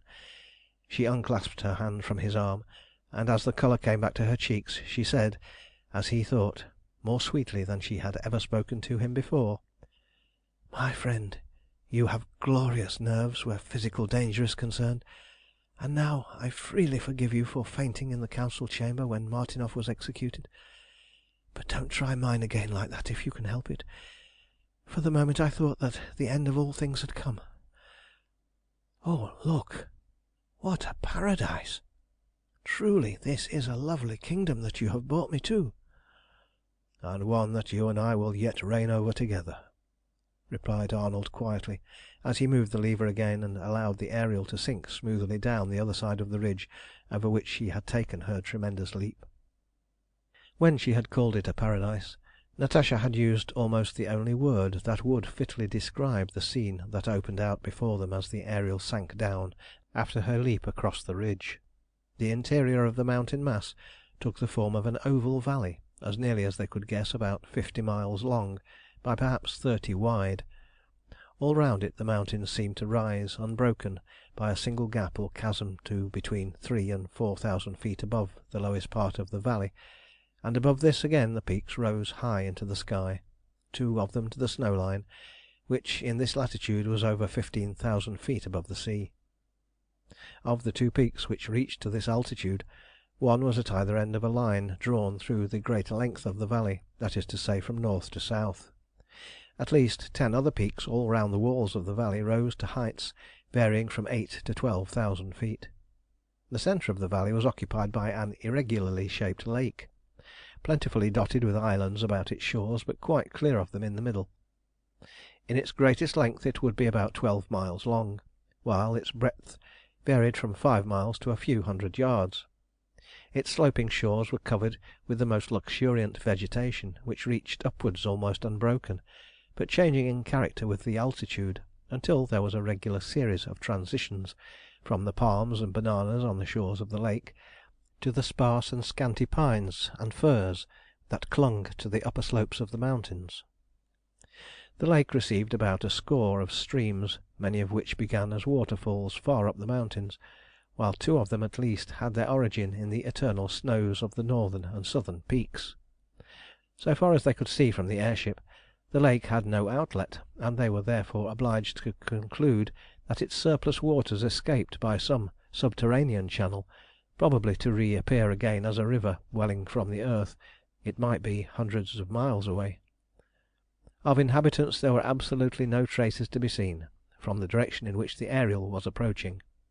Animals and birds there seemed to be in plenty, but of man no trace was visible, until in her flight along the valley the Ariel opened up one of the many smaller valleys formed by the ribs of the encircling mountains. There, close by a clump of magnificent tree ferns and nestling under a precipitous ridge, covered from base to summit with dark green foliage and brilliantly coloured flowers, was a well-built log hut, surrounded by an ample verandah, also almost smothered in flowers, and surmounted by a flagstaff from which fluttered the tattered remains of a Union Jack. In a little clearing to one side of the hut, a man who might very well have passed for a modern edition of Robinson Crusoe, so far as his attire was concerned, was busy skinning an antelope which hung from a pole suspended from 2 trees. His back was turned towards them, and so swift and silent had been their approach that he did not hear the soft whirring of the propellers until they were within some 300 yards of him. Then, just as he looked round to see whence the sound came, Andrew Smith, who was standing in the bows near the conning tower, put his hands to his mouth and roared out a regular sailor's hail. "Thomas Jackson, ahoy!" The man straightened himself up, stared open-mouthed for a moment at the strange apparition, and then, with a yell either of terror or astonishment, bolted into the house as hard as he could run. As soon as he was able to speak for laughing at the queer incident, Arnold sent the fan wheels aloft and lowered the Ariel to within about 20 feet of the ground, over a level patch of sward, across which meandered a little stream on its way to the lake. While she was hanging motionless over this, the man who had fled into the house reappeared, almost dragging another man somewhat similarly attired after him, and pointing excitedly towards the Ariel. The second comer, if he felt any astonishment at the apparition that had invaded his solitude, certainly betrayed none. On the contrary, he walked deliberately from the hut to the bit of sward over which the Ariel hung motionless, and seeing two ladies leaning on the rail that ran round the deck, he doffed his goatskin cap with a well-bred gesture, and said, in a voice that betrayed not the slightest symptom of surprise, "Good morning, ladies and gentlemen. Good morning, and welcome to Aeria. I see that the problem of aerial navigation has been solved. I always said it would be in the first 10 years of the 20th century, though I often got laughed at by the wiseacres who know nothing until they see a thing before their noses. May I ask whether that little message that I sent to the outside world some years ago has procured me the pleasure of this visit?" "Yes, Mr. Holt. Your little balloon was picked up about 3 years ago in the Gulf of Guinea, and after various adventures and much discussion has led to our present voyage." "I'm delighted to hear it. I suppose there were plenty of noodles who put it down to a practical joke or something of that sort. What's become of Stanley? Why didn't he come out and rescue me, as he did Emin? Not glory enough, I suppose. It would bother him, too, to get over these mountains, unless he flew over. By the way, has he got an airship?" "No," replied Arnold with a laugh. "This is the only one in existence, and she has not been a week afloat. But if you'll allow us, we'll come down and get generally acquainted, and after that we can explain things at our leisure." "Quite so, quite so. Do so by all means. Most happy, I'm sure. Ah, beautiful model.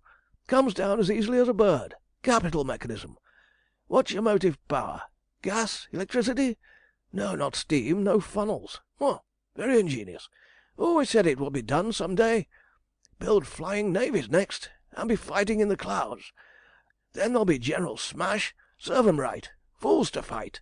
Why can't they live in peace?" While Lewis Holt was running along in this style, jerking his words out in little short snappy sentences, and fussing about round the airship, she had sunk gently to the earth, and her passengers had disembarked. Arnold, for the time being, took no notice of the questions with regard to the motive power, but introduced himself, then the ladies, and then Colston, to Lewis Holt, who may be described here, as elsewhere, as a little bronzed, grizzled man, anywhere between 55 and 70, with a lean, wiry, active body, a good square head, an ugly but kindly face, and keen, twinkling little grey eyes that looked straight into those of any one he might be addressing.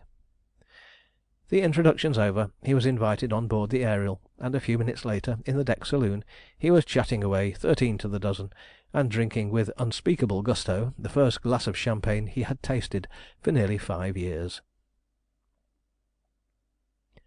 End of chapter 17.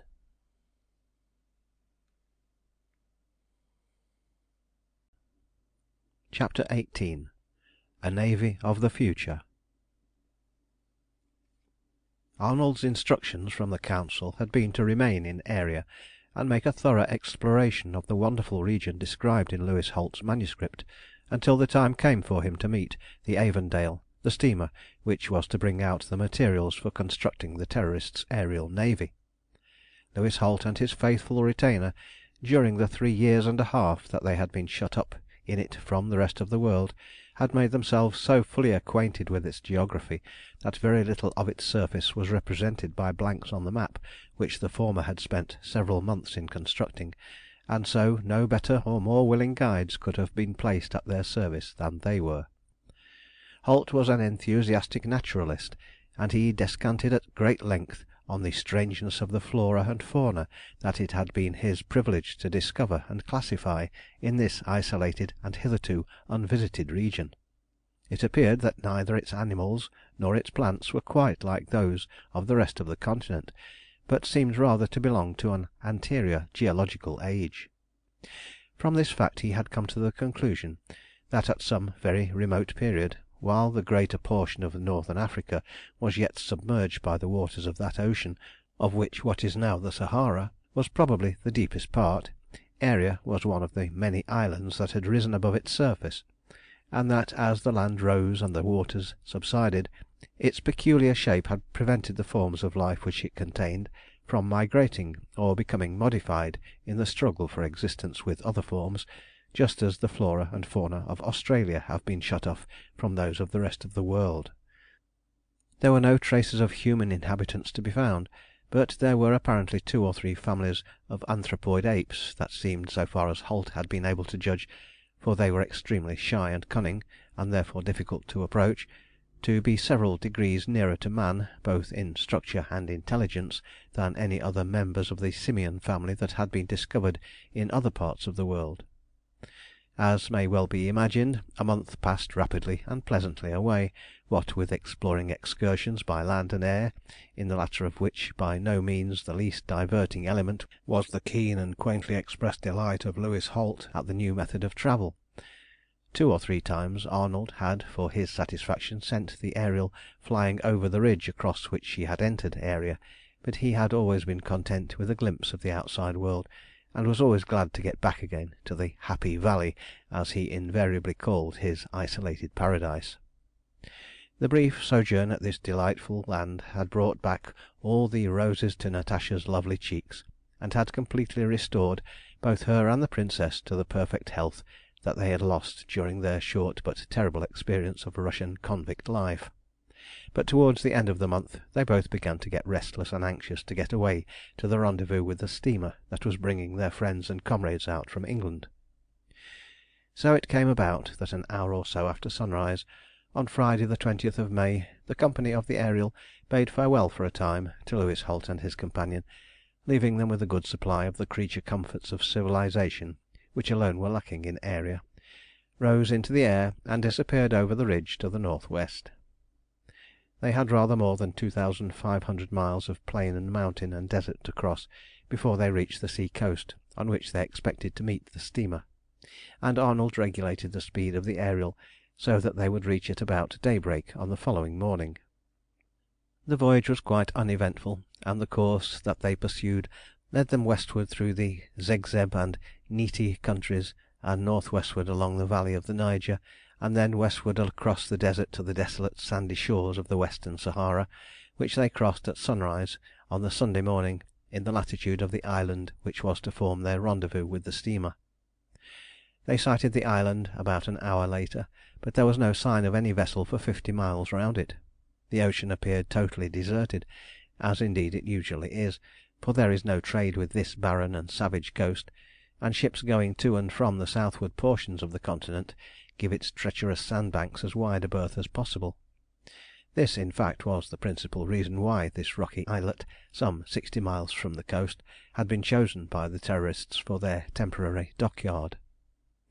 According to their calculations, the steamer would not be due for another 24 hours at the least, and at that moment would be about 300 miles to the northward. The Ariel was therefore headed in that direction at 100 miles an hour, with a view to meeting her and convoying her for the rest of the voyage, and obviating such a disaster as Natasha's apprehensions pointed to. The airship was kept at a height of 2,000 feet above the water, and a man was stationed in the forward conning tower to keep a bright look out ahead. For more than 3 hours she sped on her way without interruption, and then, a few minutes before 12, the man in the conning tower signalled to the wheelhouse, "Steamer in sight." The signal was at once transmitted to the saloon, where Arnold was sitting with the rest of the party. He immediately signalled half speed in reply to it, and went to the conning tower to see the steamer for himself. She was then about 12 miles to the northward. At the speed at which the Ariel was travelling, a very few minutes sufficed to bring her within view of the ocean voyagers. A red flag flying from the stern of the airship was answered by a similar one from the mainmast of the steamer. The Ariel's engines were at once slowed down, the fan wheels went aloft, and she sank gently down to within 20 feet of the water, and swung round the steamer's stern. As soon as they were within hailing distance, those on board the airship recognised Nicholas Roburoff and his wife Radna Michaelis, and several other members of the inner circle, standing on the bridge of the steamer. Handkerchiefs were waved, and cries of welcome and greeting passed and repassed from air to the sea, until Arnold raised his hand for silence, and hailing Roburoff said, "Are you all well on board?"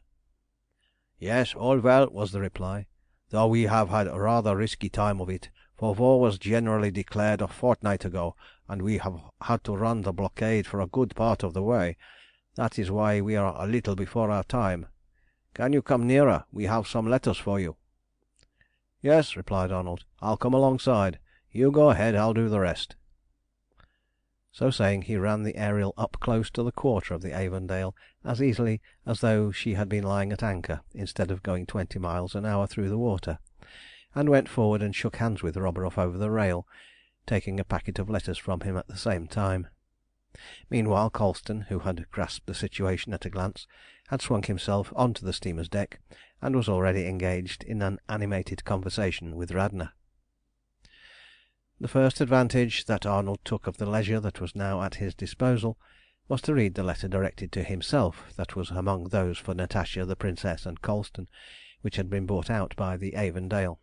He recognised the writing as Tremayne's, and when he opened the envelope he found that it contained a somewhat lengthy letter from him and an enclosure in an unfamiliar hand, which consisted of only a few lines and was signed Natas. He started as his eye fell on the terrible name, which now meant so much to him, and he naturally read the note to which it was appended first.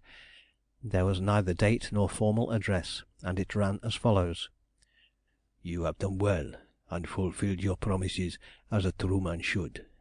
For the personal service you have rendered to me I will not thank you in words, for the time may come when I shall be able to do so in deeds.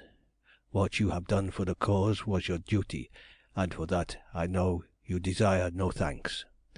You have proved that you hold in your hands such power as no single man ever wielded before. Use it well, and in the ages to come men shall remember your name with blessings, and you, if the Master of Destiny permits, shall attain to your heart's desire. Natas." Arnold laid the little slip of paper down almost reverently, for, few as the words were, they were those of a man who was not only Natas, the Master of the Terror, but also the father of the woman whose love, in spite of his oath, was the object to the attainment of which he held all things else as secondary, and who, therefore, had the power to crown his life work with the supreme blessing without which it would be worthless, however glorious, for he knew full well that, though he might win Natasha's heart, she herself could never be his unless Natas gave her to him. The other letter was from Tremayne, dated more than a fortnight previously, and gave him a brief résumé of the course of events in Europe since his voyage of exploration had begun. It also urged him to push on the construction of the aerial navy as fast as possible, as there was now no telling where or how soon its presence might be required to determine the issue of the World War, the first skirmishes of which had already taken place in Eastern Europe. Natas and the Chief were both in London, making the final arrangements for the direction of the various diplomatic and military agents of the Brotherhood throughout Europe. From London they were to go to Alanmere, where they would remain until all arrangements were completed. As soon as the fleet was built and the crews and commanders of the airships had thoroughly learned their duties, the flagship was to go to Plymouth, where the Lurline would be lying. The news of her arrival would be telegraphed to Alanmere, and Natas and Tremayne would at once come south and put to sea in her. The airship was to wait for them at a point 200 miles due south west of Land's End and pick them up. The yacht was then to be sunk, and the executive of the Terrorists would for the time being vanish from the sight of men. It is unnecessary to say that Arnold carried out the plans laid down in this letter in every detail, and with the utmost possible expedition. The Avondale arrived the next day at the island which had been chosen as a dockyard, and the shipbuilding was at once commenced. All the material for constructing the airships had been brought out completely finished, as far as each individual part was concerned, and so there was nothing to do but to put them together. The crew and passengers of the steamer included the members of the executive of the Inner Circle, and 60 picked members of the Outer Circle, chiefly mechanics and sailors, destined to be first the builders and then the crews of the new vessels. These, under Arnold's directions, worked almost day and night at the task before them. 3 of the airships were put together at a time, 20 men working at each, and within a month from the time that the Avondale discharged her cargo, the 12 new vessels were ready to take the air. They were all built on the same plan as the Ariel, and 11 of them were practically identical with her as regards size and speed, but the 12th, the flagship of the aerial fleet, had been designed by Arnold on a more ambitious scale. This vessel was larger and much more powerful than any of the others. She was 100 feet long, with a beam of 15 feet amidships. On her 5 masts she carried 5 fan wheels, capable of raising her vertically to a height of 10,000 feet without the assistance of her airplanes, and her 3 propellers, each worked by duplex engines, were able to drive her through the air at a speed of 200 miles an hour in a calm atmosphere. She was armed with 2 pneumatic guns forward and 2 aft, each 25 feet long, with a range of 12 miles at an altitude of 4,000 feet, and in addition to these she carried 2 shorter ones on each broadside, with a range of 6 miles at the same elevation. She also carried sufficient supply of power cylinders to give her an effective range of operations of 20,000 miles without replenishing them.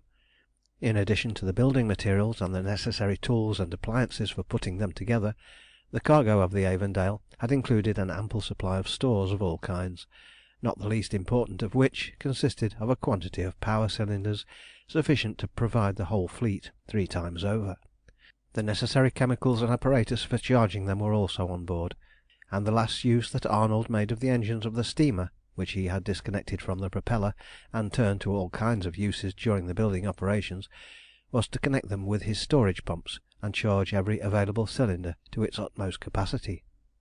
At length, when everything that could be carried in the airships had been taken out of the steamer, she was towed out into deep water, and then a shot from one of the flagship's broadside guns sent her to the bottom of the sea, so severing the last link which had connected the now isolated band of revolutionists with the world on which they were ere long to declare war. The naming of the fleet was by common consent left to Natasha, and her half-Oriental genius naturally led her to appropriately name the airships after the winged angels and air spirits of Moslem and other Eastern mythologies. The flagship she named the Ithuriel, after the angel who was sent to seek out and confound the powers of darkness in that terrific conflict between the upper and nether worlds, which was a fitting antitype to the colossal struggle which was now to be waged for the empire of the earth. Arnold's first task as soon as the fleet finally took the air was to put the captains and crews of the vessels through a thorough drilling in management and evolution. A regular code of signals had been arranged by means of which orders as to formation, speed, altitude, and direction could be at once transmitted from the flagship. During the day flags were used, and at night flashes from electric reflectors. The scene of these evolutions was practically the course taken by the Ariel from Aeria to the island, and as the captains and lieutenants of the different vessels were all men of high intelligence and carefully selected for the work, and as the mechanism of the airships was extremely simple, the whole fleet was well in hand by the time the mountain mass of Aeria was sighted a week after leaving the island. Arnold in the Ithuriel led the way to a narrow defile in the south-western side which had been discovered during his first visit, and which admitted of entrance to the valley at an elevation of about 3,000 feet. Through this the fleet passed in single file soon after sunrise one lovely morning in the middle of June, and within an hour the 13 vessels had come to rest on the shores of the lake. Then, for the first time, probably since the beginning of the world, the beautiful valley became the scene of busy activity, in the midst of which the lean, wiry figure of Louis Holt seemed to be here, there, and everywhere at once, doing the honours of Aeria as though it were a private estate to which the Terrorists had come by his special invitation. He was more than ever delighted with the airships, and especially with the splendid proportions of the Ithuriel and the brilliant lustre of her polished hull, which had been left unpainted, and shone as though her plates had been of burnished silver. Altogether he was well pleased with this invasion of a solitude which, in spite of its great beauty and his professed contempt for the world in general, had for the last few months been getting a good deal more tedious than he would have cared to admit. In the absence of Natas and the chief, the command of the new colony devolved, in accordance with the latter's directions, upon Nicholas Roburoff, who was a man of great administrative powers, and who set to work without an hour's delay to set his new kingdom in order, marking out sites for houses and gardens, and preparing materials for building them, and the factories for which the water power of the valley was to be utilised. Arnold, as Admiral of the Fleet, had transferred the command of the Ariel to Colston, but he retained him as his lieutenant in the Ithuriel for the next voyage, partly because he wanted to have him with him on what might prove to be a momentous expedition, and partly because Natasha, who was naturally anxious to rejoin her father as soon as possible, wished to have Radna for a companion in place of the princess, who had elected to remain in the valley. As another separation of the lovers, who, according to the laws of the Brotherhood, now only waited for the formal consent of Natas to their marriage, was not to be thought of, this arrangement gave everybody the most perfect satisfaction. 3 days sufficed to get everything into working order in the new colony, and on the morning of the 4th, the Ithuriel, having on board the original crew of the Ariel, reinforced by 2 engineers and a couple of sailors, rose into the air amidst the cheers of the assembled colonists, crossed the northern ridge, and vanished like a silver arrow into space. End of chapter 18.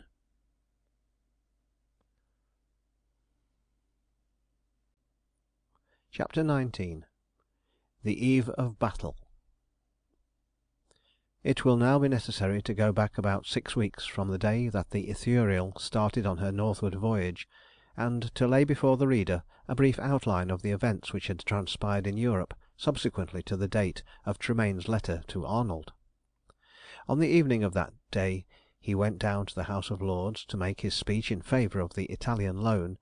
He had previously spoken some half-dozen times since he had taken his seat, and, young as he was, had always commanded a respectful hearing by his sound common sense and his intimate knowledge of foreign policy, but none of his brother peers had been prepared for the magnificent speech that he had made on this momentous night. He had never given his allegiance to any of the political parties of the day, but he was one of the foremost advocates of what was then known as the Imperial policy, and which had grown up out of what is known in the present day as Imperial Federation. To this he subordinated everything else, and held as his highest and indeed almost his only political ideal the consolidation of Britain and her colonies into an empire commercially and politically intact and apart from the rest of the world, self-governing in all its parts as regards local affairs, but governed as a whole by a representative Imperial Parliament, sitting in London, and composed of delegates from all portions of the Empire. This ideal, which it is scarcely necessary to say was still considered as beyond the range of practical politics, formed the keynote of such a speech as had never before been heard in the British House of Lords. He commenced by giving a rapid but minute survey of foreign policy, which astounded the most experienced of his hearers. Not only was it absolutely accurate as far as they could follow it, but it displayed an intimate knowledge of involutions of policy at which British diplomacy had only guessed. More than this, members of the Government and the Privy Council saw to their amazement that the speaker knew the inmost secrets of their own policy even better than they did themselves. How he had become possessed of them was a mystery, and all that they could do was to sit and listen in silent wonder. He drew a graphic word picture of the nations of the earth standing full armed on the threshold of such a war as the world had never seen before, a veritable Armageddon, which would shake the fabric of society to its foundations, even if it did not dissolve it finally in the blood of countless battlefields. He estimated with marvellous accuracy the exact amount of force which each combatant would be able to put on to the field, and summed up the appalling mass of potential destruction that was ready to burst upon the world at a moment's notice. He showed the position of Italy, and proved to demonstration that, if the loan were not immediately granted, it would be necessary either for Britain to seize her fleet, as she did that of Denmark a century before, an act which the Italians would themselves resist at all hazards, or else to finance her through the war, as she had financed Germany during the Napoleonic struggle. To grant the loan would be to save the Italian fleet and army for the Triple Alliance. To refuse it would be to detach Italy from the alliance, and to drive her into the arms of their foes, for not only could she not stand alone amidst the shock of the contending powers, but without an immediate supply of ready money she would not be able to keep the sea for a month. Thus, he said in conclusion, the fate of Europe, and perhaps of the world, lay for the time being in their lordships' hands. The double alliance was already numerically stronger than the triple, and moreover they had at their command a new means of destruction, for the dreadful effectiveness of which he could vouch from personal experience. The trials of the Russian war balloons had been a secret, it was true, but he had nevertheless witnessed them, no matter how, and he knew what they could accomplish. It was true that there were in existence even more formidable engines than these, but they belonged to no nation, and were in the hands of those whose hands were against every man's, and whose designs were still wrapped in the deepest mystery. He therefore besought his hearers not to trust too implicitly to that hitherto unconquerable valour and resource which had so far rendered Britain impregnable to her enemies. These were not the days of personal valour, they were the days of warfare by machinery, of wholesale destruction by means which men had never before been called upon to face, and which annihilated from a distance before mere valour had time to strike its blow. If ever the fates were on the side of the biggest battalions, they were now, and, so far as human foresight could predict the issue of the colossal struggle, the greatest and the most perfectly equipped armaments would infallibly ensure the ultimate victory, quite apart from considerations of personal heroism and devotion.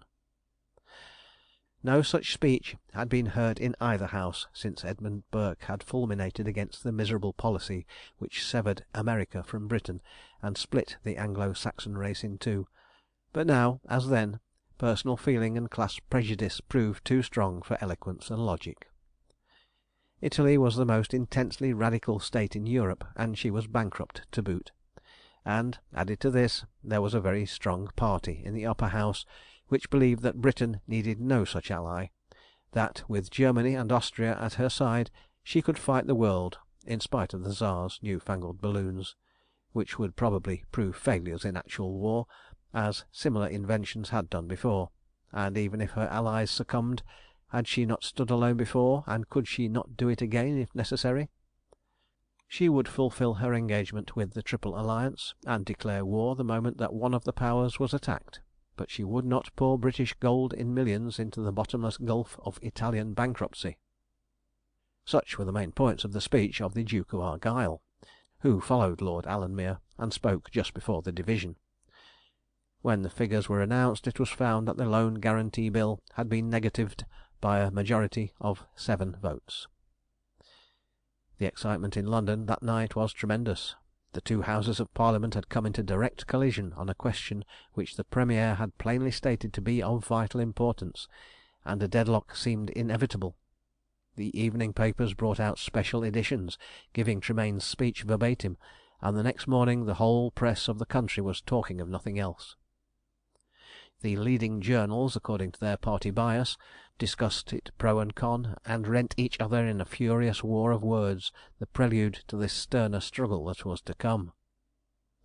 Unhappily, the parties in Parliament were very evenly balanced, and a very strong section of the Radical opposition was, as it always had been, bitterly opposed to the arrangement with the Triple Alliance, which every one suspected and no one admitted until Tremayne astounded the Lords by reciting its conditions in the course of his speech. It was the avowed object of this section of the opposition to stand out of the war at any price till the last minute, and not to fight at all if it could possibly be avoided. The immediate consequence was that when the Government on the following day asked for an urgency vote of 10 millions for the mobilisation of the Volunteers on the Naval Reserve, the Opposition, led by Mr. John Morley, mustered to its last man and defeated the motion by a majority of 11. The next day a Cabinet Council was held, and in the afternoon Mr. Balfour rose in a densely crowded House, and after a dignified allusion to the adverse vote of the previous day, told the House that in view of the grave crisis which was now inevitable in European affairs, a crisis in which the fate, not only of Britain but of the whole Western world would probably be involved, the Ministry felt it impossible to remain in office without the hearty and unequivocal support of both Houses, a support which the two adverse votes in Lords and Commons had made it hopeless to look for as those Houses were at present constituted. He had therefore to inform the House that, after consultation with his colleagues, he had decided to place the resignations of the Ministry in the hands of His Majesty, and appeal to the country on the plain issue of intervention or non-intervention. Footnote: at the period in which the action of the narrative takes place, Her Majesty Queen Victoria had abdicated in favour of the present Prince of Wales, and was living in comparative retirement at Balmoral, retaining Osborne as an alternative residence. End of footnote. Under the circumstances there was nothing else to be done. The deplorable crisis which immediately followed was the logical consequence of the inherently vicious system of party government. While the fate of the world was practically trembling in the balance, Europe, armed to the teeth in readiness for the titanic struggle that a few weeks would now see shaking the world, was amused by the spectacle of what was really the most powerful nation on earth losing its head amidst the excitement of a general election, and frittering away on the petty issues of party strife the energies that should have been devoted with single-hearted unanimity to preparations for the conflict whose issue would involve its very existence. For a month the nations held their hand. Why, no one exactly knew, except perhaps two men who were now in daily consultation in a country house in Yorkshire. It may have been that the final preparations were not yet complete, or that the combatants were taking a brief breathing space before entering the arena, or that Europe was waiting to see the decision of Britain at the ballot boxes, or possibly the French fleet of war balloons was not quite ready to take the air. Any of these reasons might have been sufficient to explain the strange calm before the storm.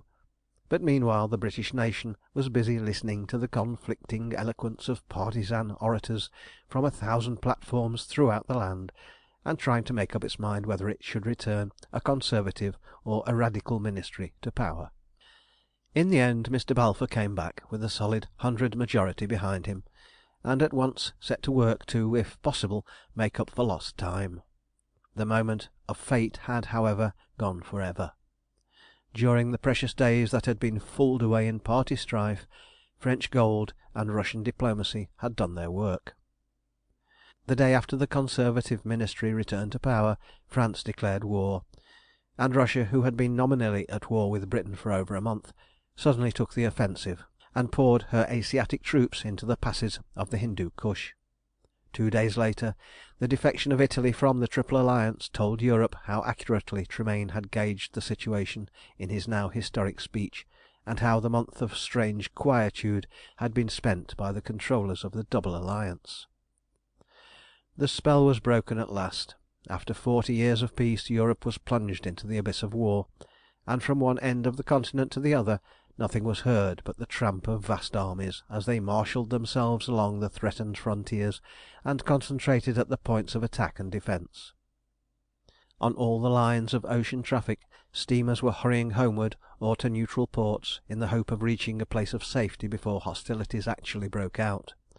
Great liners were racing across the Atlantic either to Britain or America with their precious freights, while those flying the French flag on the westward voyage prepared to run the gauntlet of the British cruisers as best they might. All along the routes to India and the East the same thing was happening, and not a day passed but saw desperate races between fleet ocean greyhounds and hostile cruisers, which as a rule terminated in favour of the former, thanks to the superiority of private enterprise over government contract work in turning out ships and engines. In Britain the excitement was indescribable. The result of the general election had cast the final die in favour of immediate war in concert with the Triple Alliance. The defection of Italy had thoroughly awakened the popular mind to the extreme gravity of the situation, and the declaration of war by France had raised the blood of the nation to fever heat. The magic of battle had instantly quelled all party differences so far as the bulk of the people was concerned, and no one talked of anything but the war and its immediate issues. Men forgot that they belonged to parties, and only remembered that they were citizens of the same nation. End of chapter 19.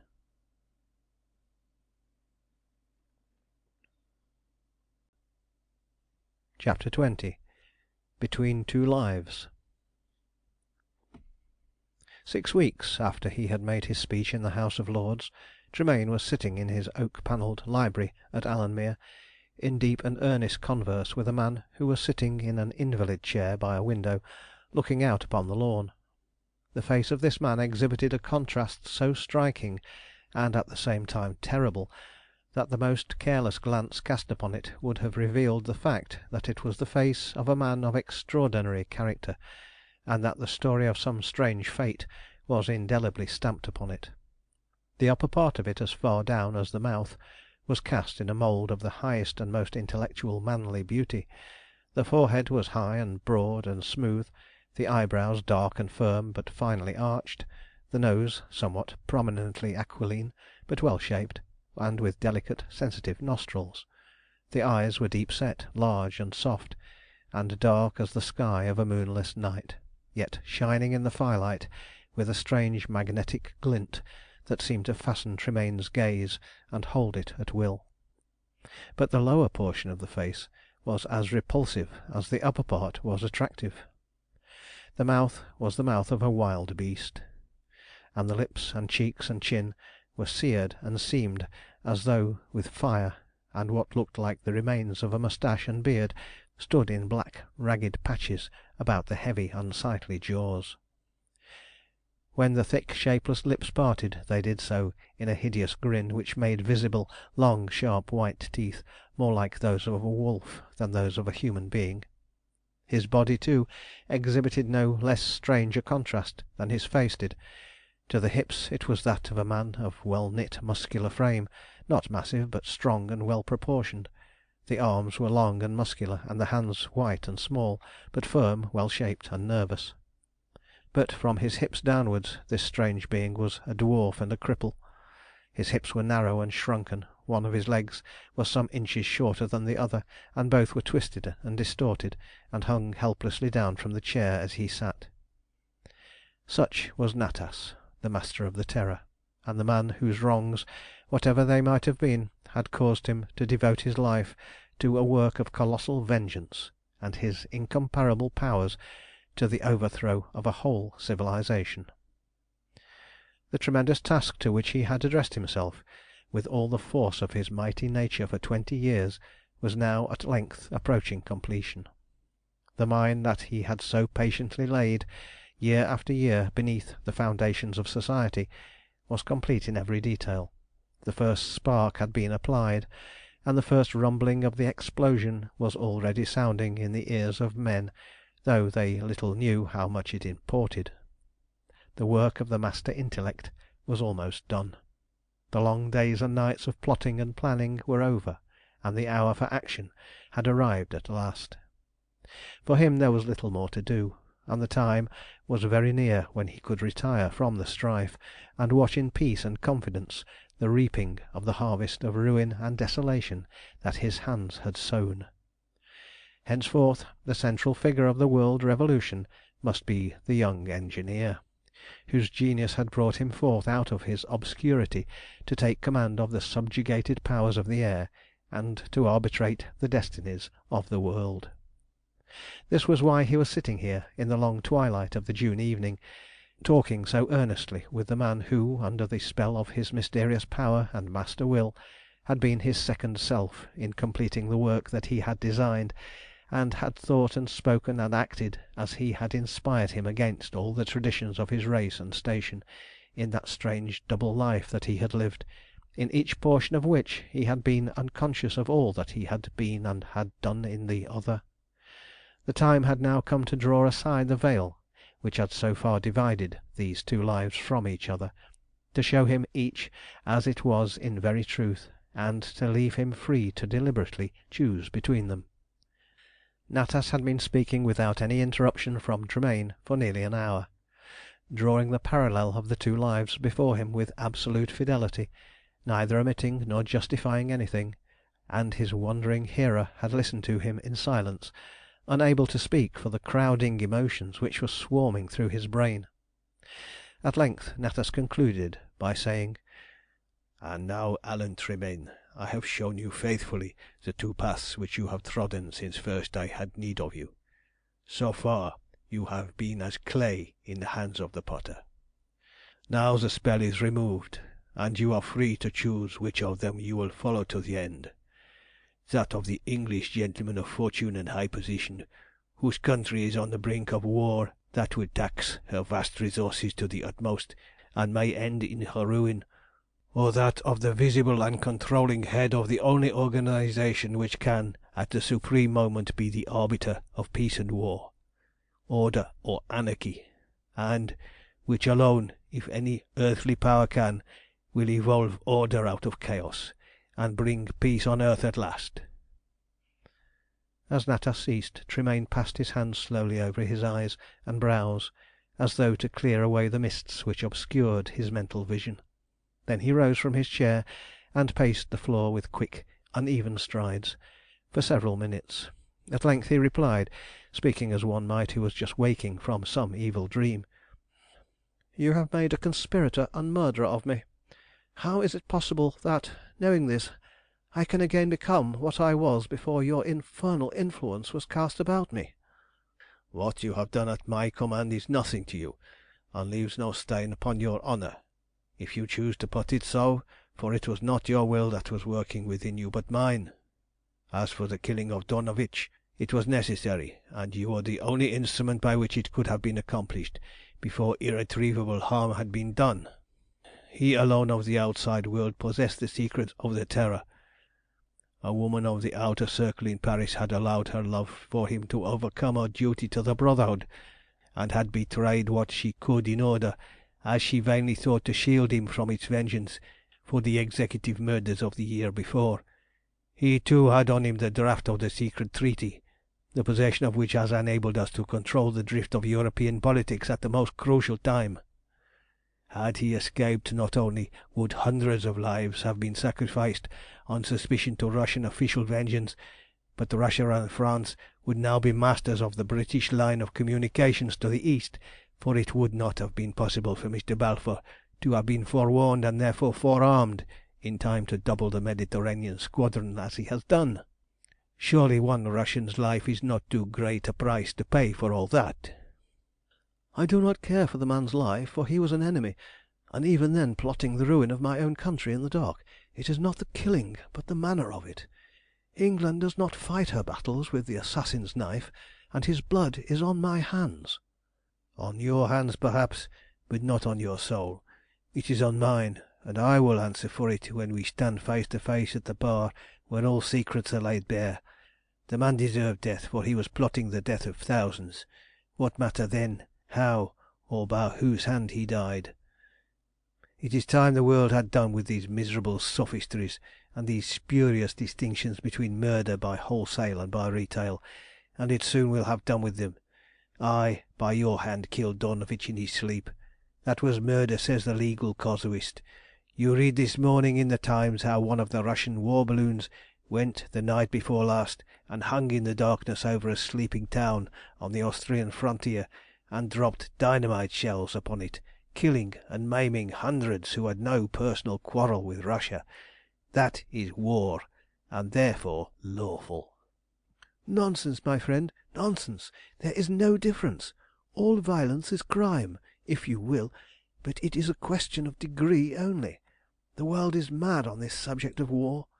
It considers the horrible thing honourable, and gives its highest distinctions to those who shed blood most skilfully on the battlefield, and the triumphs that are won by superior force or cunning are called glorious, and those who achieve them the nations fall down and worship." "The nations must be taught wisdom, for war has had victims enough. But men are still foolish, and to cure them a terrible lesson will be necessary. But that lesson shall be taught, even though the whole earth be turned into a battlefield, and all the dwellings of men into charnel houses, in order to teach it to them." "In other words, society is to be dissolved in order that anarchy and lawlessness may take its place. Society may not be perfect. Nay, I will grant that its sins are many and grievous, that it has forgotten its duty both to God and man in its worship of Mammon and its slavery to externals. But you, who have plotted its destruction, have you anything better to put in its place? You can destroy, perhaps, but can you build up?" The jungle must be cleared and the swamp drained before the habitations of men can be built in their place.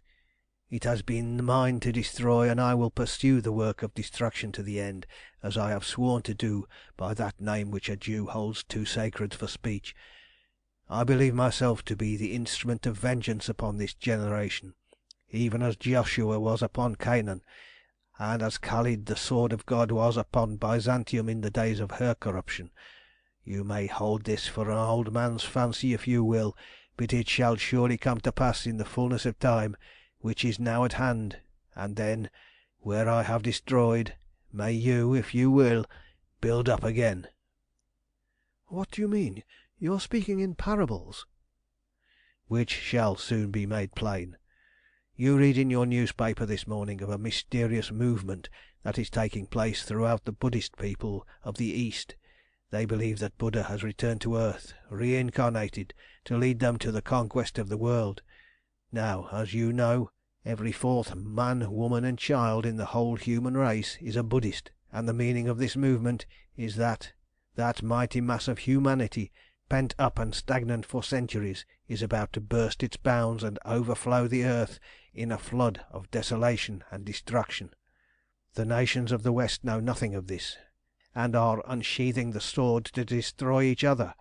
Like a house divided against itself, their power shall be brought to confusion, and their empire be made as a wilderness. And over the starving and war-smitten lands of Europe these eastern swarms shall sweep, innumerable as the locusts, resistless as the pestilence, and what fire and sword have spared they shall devour, and nothing shall be left of all the glory of Christendom but its name and the memory of its fall." Natas spoke his frightful prophecy like one entranced, and when he had finished he let his head fall forward for a moment on his breast as though he were exhausted. Then he raised it again and went on in a calmer voice. "There is but one power under heaven that can stand between the Western world and this destruction, and that is the race to which you belong. It is the conquering race of the earth, and the choicest fruit of all the ages until now. It is nearly 200 million strong, and it is united by the ties of kindred blood and speech the wide world over. But it is also divided by petty jealousies and mean commercial interests. But for these the world might be an Anglo-Saxon planet. Would it not be a glorious task for you, who are the flower of this splendid race, so to unite it that it should stand as a solid barrier of invincible manhood, before which this impending flood of yellow barbarism should dash itself to pieces like the cloud waves against the granite summits of the eternal hills?" "A glorious task, truly!" exclaimed Tremayne, once more springing from his chair and beginning to pace the room again. "But the man is not yet born who could accomplish it." "There are 50 men on earth at this moment who can accomplish it, and of them the 2 chief are Englishmen, yourself and this Richard Arnold, whose genius has given the Terrorists the command of the air. Come, Alan Tremayne, here is a destiny such as no man ever had before revealed to him. It is not for a man of your nation and lineage to shrink from it. You have reproached me for using you to unworthy ends, as you thought them, and with pulling down where I am not able to build up again. Obey me still, this time of your own free will and with your eyes open, and as I have pulled down by your hand, so by it I will build up again, if the Master of Destiny shall permit me. And if not, then shall you achieve the task without me. Now give me your ears, for the words that I have to say are weighty ones. No human power can stop the war which has now begun, nor can any curtail it until it has run its appointed course, but we have at our command a power which, if skilfully applied at the right moment, will turn the tide of conflict in favour of Britain, and if that moment the Mother of Nations can gather her children about her in obedience to the call of common kindred, all shall be well, and the world shall be hers. But before that is made possible she must pass through the fire, and be purged of that corruption which is even now poisoning her blood and clouding her eyes in the presence of her enemies. The overweening lust of gold must be burnt out of her soul in the fiery crucible of war, and she must learn to hold honour once more higher than wealth, and rich and poor and gentle and simple must be as one family, and not as master and servant. East and west, north and south, wherever the English tongue is spoken, men must clasp hands and forget all other things, save that they are brothers of blood and speech, and that the world is theirs if they choose to take it. This is a work that cannot be done by any nation, but only by a whole race which, with millions of hands and a single heart, devotes itself to achieve success or perish." "Brave words! Brave words!" cried Tremayne, pausing in his walk in front of the chair in which Natas sat. "And if you could make me believe them true, I would follow you blindly to the end, no matter what that path might be. But I cannot believe them. I cannot think that you or I and a few followers, even aided by Arnold and his aerial fleet, could accomplish such a stupendous task as that. It is too great. It is superhuman. And yet it would be glorious even to fail worthily in such a task, even to fall fighting in such a titanic conflict." He paused, and stood silent and irresolute, as though appalled by the prospect with which he was confronted here at the parting of the ways. He glanced at the extraordinary being sitting near him, and saw his deep dark eyes fixed upon him as though they were reading his very soul within him. Then he took a step towards the cripple's chair, took his right hand in his, and said slowly and steadily and solemnly, "It is a worthy destiny. I will essay it for good or evil, for life or death. I am with you to the end."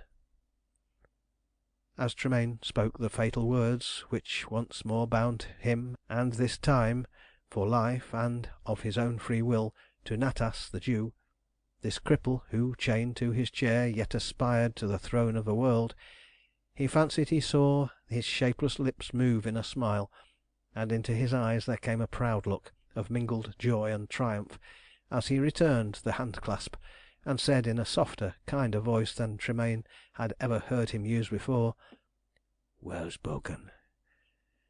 Those words were worthy of you and of your race. As your faith is, so shall your reward be. Now wheel my chair to yonder window that looks out towards the east, and you shall look past the shadows into the day which is beyond. So, that will do. Now get another chair and sit beside me. Fix your eyes on that bright star that shows above the trees, and do not speak, but think only of that star and its brightness." Tremayne did as he was bidden in silence, and when he was seated Natas swept his hands gently downwards over his open eyes again and again, till the lids grew heavy and fell, shutting out the brightness of the star and the dim beauty of the landscape which lay sleeping in the twilight and the June night. Then suddenly it seemed as though they opened again of their own accord, and were endowed with an infinite power of vision. The trees and lawns of the home park of Alanmere and the dark rolling hills of heather beyond were gone, and in their place lay stretched out a continent which he saw as though from some enormous height, with its plains and lowlands and rivers, vast steppes and snow-clad hills, forests and tablelands, huge mountain masses rearing lonely peaks of everlasting ice to a sunlight that had no heat, and then beyond these again more plains and forests that stretched away southward until they merged in the all-surrounding sea. Then he seemed to be carried forward towards the scene until he could distinguish the smallest objects upon the earth, and he saw, swarming southward and westward, vast hordes of men that divided into long streams, and poured through mountain passes and defiles, and spread themselves again over fertile lands, like locusts over green fields of young corn. And wherever those hordes swept forward, a long line of fire and smoke went in front of them, and where they had passed, the earth was a blackened wilderness. Then, too, from the coasts and islands vast fleets of warships put out, pouring their clouds of smoke to the sky and making swiftly for the southward and westward, where from other coasts and islands other vessels put out to meet them, and meeting them were lost with them under great clouds of grey smoke, through which flashed incessantly long livid tongues of flame. Then, like a panorama rolled away from him, the mighty picture receded, and new lands came into view, familiar lands which he had traversed often. They too were black and wasted with the tempest of war from east to west, but nevertheless those swarming streams came on, countless and undiminished, up out of the south and east, while on the western verge vast armies and fleets battled desperately with each other on sea and land, as though they heeded not those locust swarms of dusky millions coming ever nearer and nearer. Once more the scene rolled backwards, and he saw a mighty city closely beleaguered by two vast hosts of men, who slowly pushed their batteries forward until they planted them on all the surrounding heights, and poured a hail of shot and shell upon the swarming, helpless millions that were crowded within the impassable ring of fire and smoke. Above the devoted city swam in mid-air strange shapes like monstrous birds of prey, and beneath where they floated the earth seemed ever and anon to open and belch forth smoke and flame, into which the crumbling houses fell and burned in heaps of shapeless ruins. Then he felt a cool hand laid almost caressingly on his brow, and the voice of Natas said beside him, "That is enough.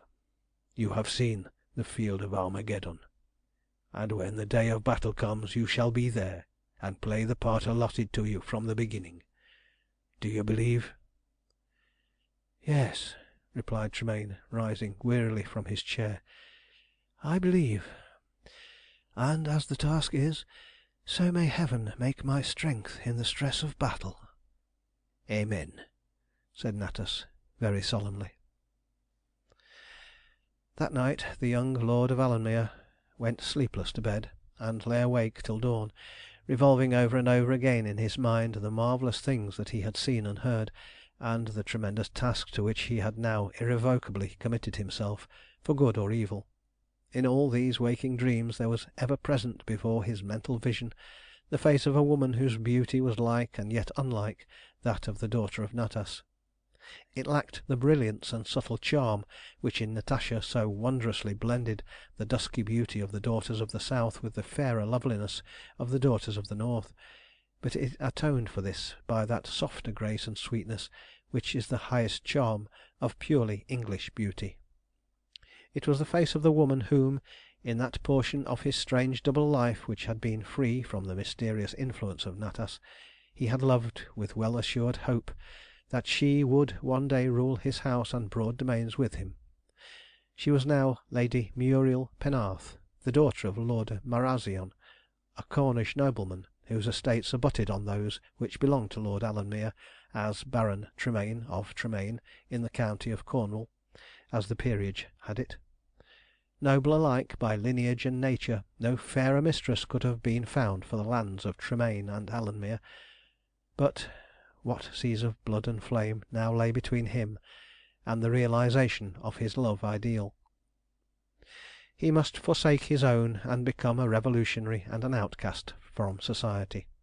He must draw the sword upon the world and his own race, and, armed with the most awful means of destruction that the wit of man had ever devised, he must fight his way through universal war to that peace which alone he could ask her to share with him.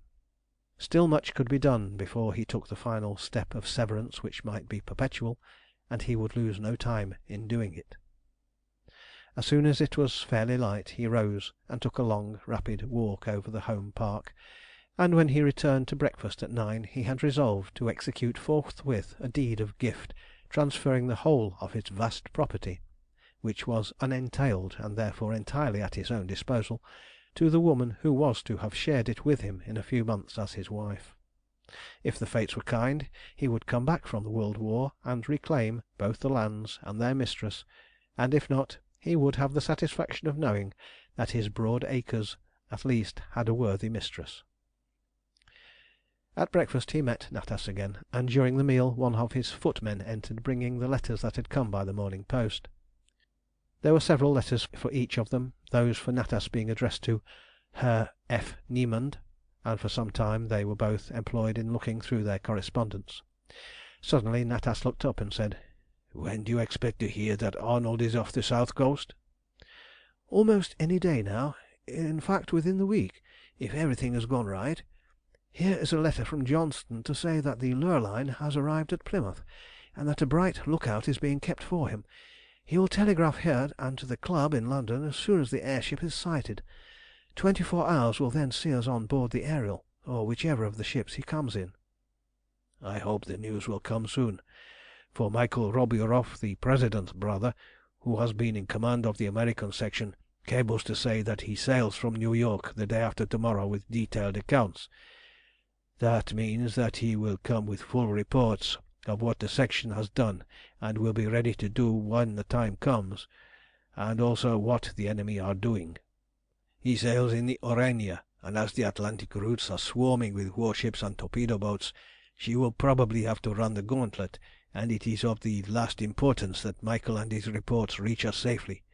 It will therefore be necessary for the airship to meet the Aurania as soon as possible on her passage and take him off her before any harm happens to him. If he and his reports fell into the hands of the enemy, there is no telling what might happen." "As nearly as I can calculate," said Tremayne, "the airship should be sighted in 3 days from now, perhaps in 2. It will take the Aurania over 4 days to cross the Atlantic, and so we ought to be able to meet her somewhere in mid-ocean if she is able to get so far without being overhauled. Unfortunately, she is known to be a British ship, and subsidised by the British Government, so there will be very little chance of her getting through under the American flag. Still, she's about the fastest steamer afloat, and will take a lot of catching."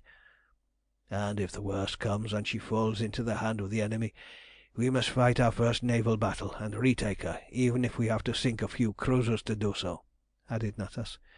"For, come what may, Michael must not be captured." "Arnold will almost certainly come in his flagship, and if she is what he promised, she should be more than a match for a whole fleet, so I don't think there is much to fear unless the Aurania gets sunk before we reach her," said Tremayne. Natas and his host devoted the rest of the forenoon to their correspondence, and to making the final arrangements for leaving Alanmere. Tremayne wrote full instructions to his lawyers for the drawing up of the deed, and directed them to have it ready for his signature by 2 o'clock on the following day. After lunch he rode over to Knaresborough himself with the post-bag, telegraphed an abstract of his instructions in advance, and ordered his private saloon carriage to be attached to the up express, which passed through at 8 the next morning. End of chapter 20.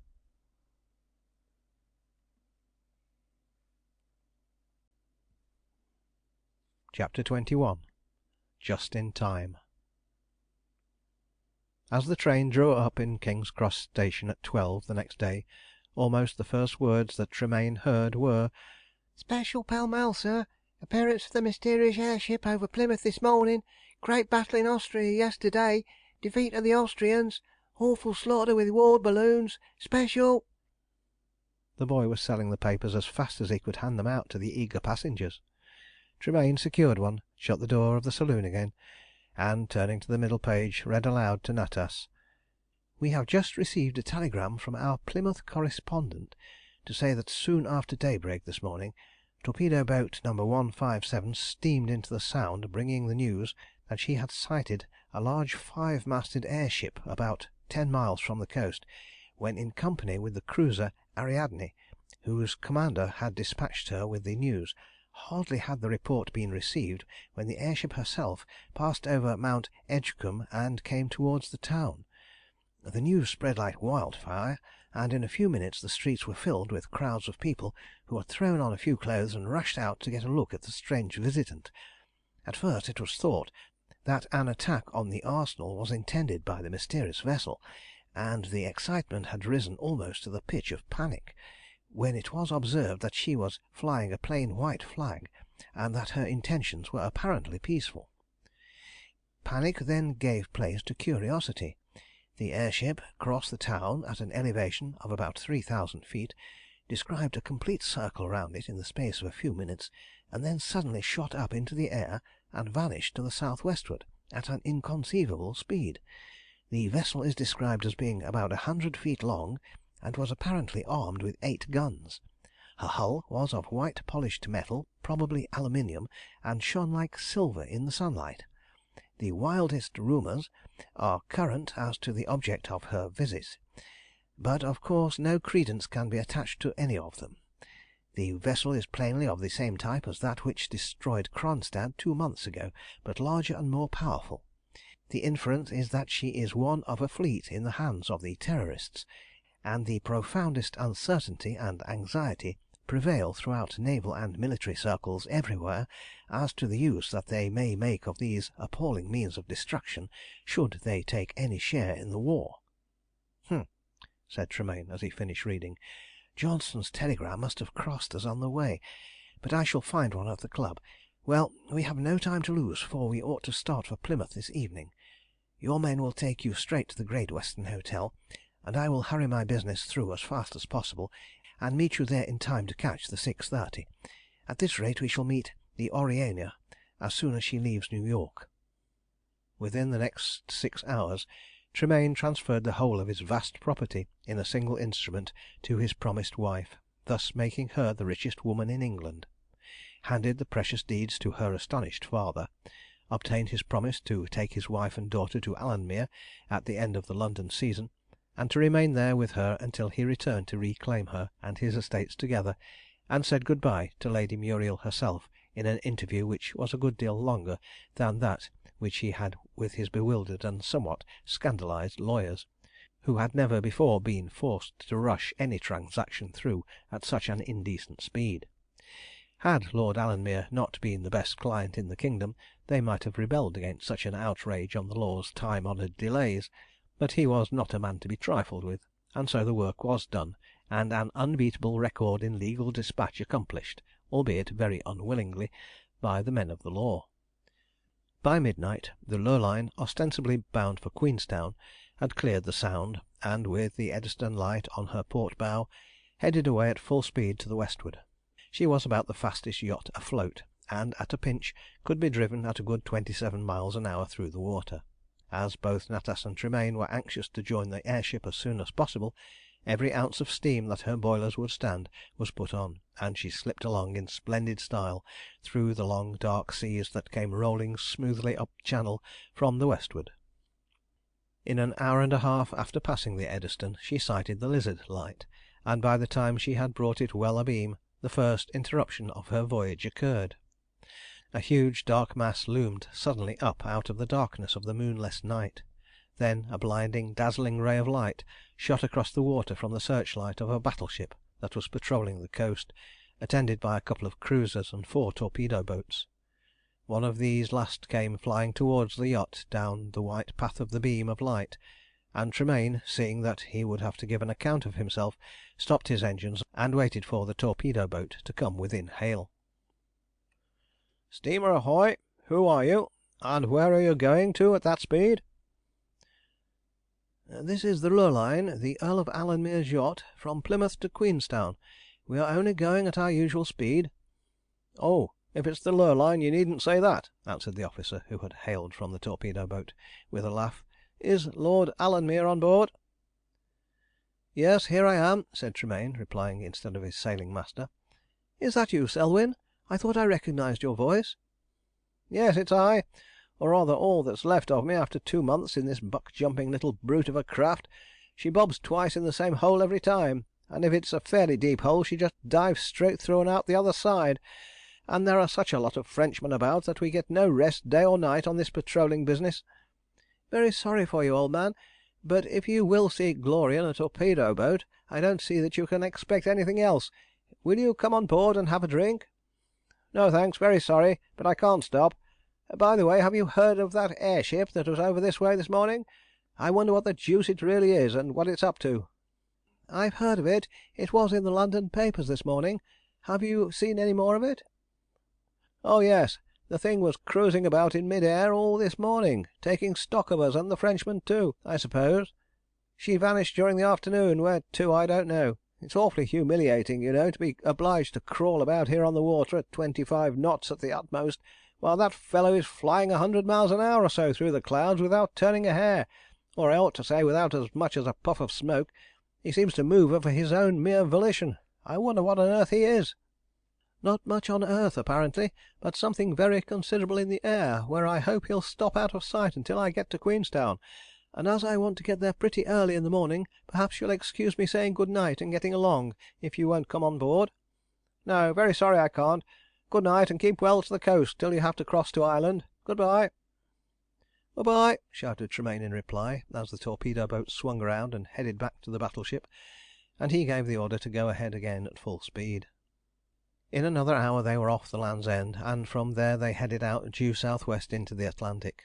They had hardly made another 100 miles before it began to grow light, and then it became necessary to keep a bright look out for the air ship, for according to what they had heard from the commander of the torpedo boat, she might be sighted at any moment as soon as it was light enough to see her. Another hour passed, and there was still no sign of the air ship.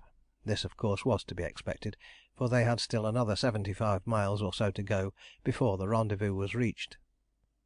"Steamer to the south'ard," sang out the man on the forecastle, just as Tremayne came on deck after an attempt at a brief nap. He picked up his glass and took a good look at the thin cloud of smoke away on the southern horizon. From what he could see it was a large steamer, and was coming up very fast, almost at right angles to the course of the Lurline. 15 minutes later he was able to see that the stranger was a warship, and that she was heading for Queenstown. She was therefore either a British ship attached to the Irish squadron, or else she was an enemy with designs on the liners bound for Liverpool. In either case it was most undesirable that the yacht should be overhauled again. Any mishap to her, even a lengthy delay, might have the most serious consequences. A single unlucky shell exploding in her engine room would disable her, and perhaps change the future history of the world. Tremayne therefore altered her course a little more to the northward, thus increasing the distance between her and the stranger, and at the same time ordered the engineer to keep up the utmost head of steam, and get the last possible yard out of her. The alteration in her course appeared to be instantly detected by the warship, for she at once swerved off more to the westward, and brought herself dead astern of the Lurline. She was now near enough for Tremayne to see that she was a large cruiser, attended by a brace of torpedo boats, which were running along one under each of her quarters, like a couple of dogs following a hunter. There was now no doubt but that, whatever her nationality, she was bent on overhauling the yacht if possible, and the dense volumes of smoke that were pouring out of her funnels told Tremayne that she was stoking up vigorously for the chase. By this time she was about 7 miles away, and the Lurline, her twin screws beating the water at their utmost speed, and every plate in her trembling under the vibration of her engines, rushed through the water faster than she had ever done since the day she was launched. As far as could be seen she was holding her own well in what had now become a dead-on stern chase. Still the stranger showed no flag, and though Tremayne could hardly believe that a hostile cruiser and a couple of torpedo boats would venture so near to the ground occupied by the British battleships, the fact that she showed no colours looked at the best suspicious. Determined to settle the question, if possible one way or the other, she ran up the ensign of the Royal Yacht Squadron. This brought no reply from the cruiser, but a column of bluish-white smoke shot up a moment later from the funnels of one of the torpedo boats, telling that she had put on the forced draught, and, like a greyhound slipped from the leash, she began to draw away from the big ship, plunging through the long rollers, and half burying herself in the foam that she threw up from her bows. Tremayne knew that there were some of these viperish little craft in the French Navy that could be driven 30 miles an hour through the water, and if this was one of them, capture was only a matter of time, unless the airship sighted them and came to the rescue. Happily, although there was a considerable swell on, the water was smooth and free from short waves, and this was to the advantage of the Lurline, for she went along as dry as a bone, while the torpedo boat, lying much lower in the water, rammed her nose into every roller, and so lost a certain amount of way. The yacht was making a good 28 miles an hour under the heroic efforts of the engineers, and at this rate it would be nearly 2 hours before she was overhauled, provided that the torpedo boat was not able to use the gun that she carried forward of her funnels with any dangerous effect. There could now be no doubt as to the hostility of the pursuers. Had they been British they would have answered the flag flying at the peak of the yacht. "Steamer coming down from the northward, sir," suddenly sang out a man whom Tremayne had just stationed in the fore cross trees to look out for the airship that was now so anxiously expected. A dense volume of smoke was seen rising in the direction indicated, and a few minutes later a second big steamer came into view, bearing down directly on the yacht, and so approaching the torpedo boat almost stem on. There was no doubt about her nationality. A glance through the glass showed Tremayne the white ensign floating above the horizontal stream of smoke that stretched behind her. She was a British cruiser, no doubt a scout of the Irish squadron, and had sighted the smoke of the yacht and her pursuers, and had come to investigate. Tremayne breathed more freely now, for he knew that his flag would procure the assistance of the newcomers in case it was wanted, as indeed it very soon was. Hardly had the British cruiser come well in sight than a puff of smoke rose from the deck of the other warship, and a shell came whistling through the air and burst within 100 yards of the Lurline. 24 hours ago Tremayne had been one of the richest men in England, and just now he would have willingly given all that he had possessed to be 25 miles further to the south westward than he was. Another shell from the Frenchman passed clear over the Lurline and plunged into the water and burst, throwing a cloud of spray high into the air.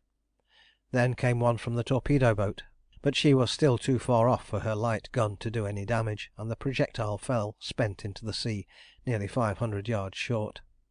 Immediately after this came a third shell from the French cruiser, and this, by an unlucky chance, struck the forecastle of the yacht, burst, and tore away several feet of the bulwarks, and worse than all, killed 4 of her crew instantly. "First blood," said Tremayne to himself through his clenched teeth. "That shall be an unlucky shot for you, my friend, if we reach the air ship before you sink us." Meanwhile the two cruisers, each approaching each other at a speed of more than 20 miles an hour, had got within shot. A puff of smoke spurted out from the side of the latest comer. The well-aimed projectile passed 50 yards astern of the Lurline, and struck the advancing torpedo boat square on the bow. The next instant it was plainly apparent that there was nothing more to be feared from her. The solid shot had passed clean through her two sides. Her nose went down and her stern came up. Then bang went another gun from the British cruiser. This time the messenger of death was a shell. It struck the inclined deck amidships. There was a flash of flame, a cloud of steam rose up from her bursting boilers, and then she broke in two and vanished beneath the smooth rolling waves. 2 minutes later the duel began in deadly earnest. The tricolor ran up to the masthead of the French cruiser, and jets of mingled smoke and flame spurted one after the other from her sides, and shells began bursting in quick succession around the rapidly advancing Englishman. Evidently the Frenchman, with his remaining torpedo boat, thought himself a good match for the British cruiser, for he showed no disposition to shirk the combat, despite the fact that he was so near to the cruising ground of a powerful squadron. As the two cruisers approached each other, the fire from their heavy guns was supplemented by that of their light quick-firing armament, until each of them became a floating volcano, vomiting continuous jets of smoke and flame, and hurling showers of shot and shell across the rapidly lessening space between them. The din of the hideous concert became little short of appalling, even to the most hardened nerves. The continuous deep booming of the heavy guns as they belched forth their 300-pound projectiles, mingled with the sharp ringing reports of the 30- and 40-pound quick firers, and the horrible grinding rattle of the machine guns in the tops, that sounded clearly above all, and every few seconds came the scream and bang of bursting shells and the dull crashing sound of rending and breaking steel as the terrible missiles of death and destruction found their destined mark. Happily the Lurline was out of the line of fire, or she would have been torn to fragments and sent to the bottom in a few seconds.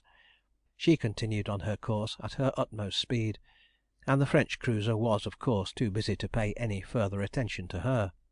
Not so the remaining torpedo boat, however, which, leaving the two big ships to fight out their duel for the present, was pursuing the yacht at the utmost speed of her forced draught. Capture or destruction soon only became a matter of a few minutes. Tremayne determined to hold on till he was sunk or sighted the airship, kept his flag flying and his engines working to the last ounce that the quivering boilers would stand, and the Frenchman, seeing that he was determined to escape if he could, opened fire on him with his 20-pounder. Owing to the high speed of the two vessels and the rolling of the torpedo boat, not much execution was done at first, but as the distance diminished, shell after shell crashed through the bulwarks of the Lurline, ripping them longitudinally and tearing up the deck planks with their jagged fragments. The wheelhouse and the funnel escaped by a miracle, and the yacht being end on to her pursuer, the engines and boilers were comparatively safe.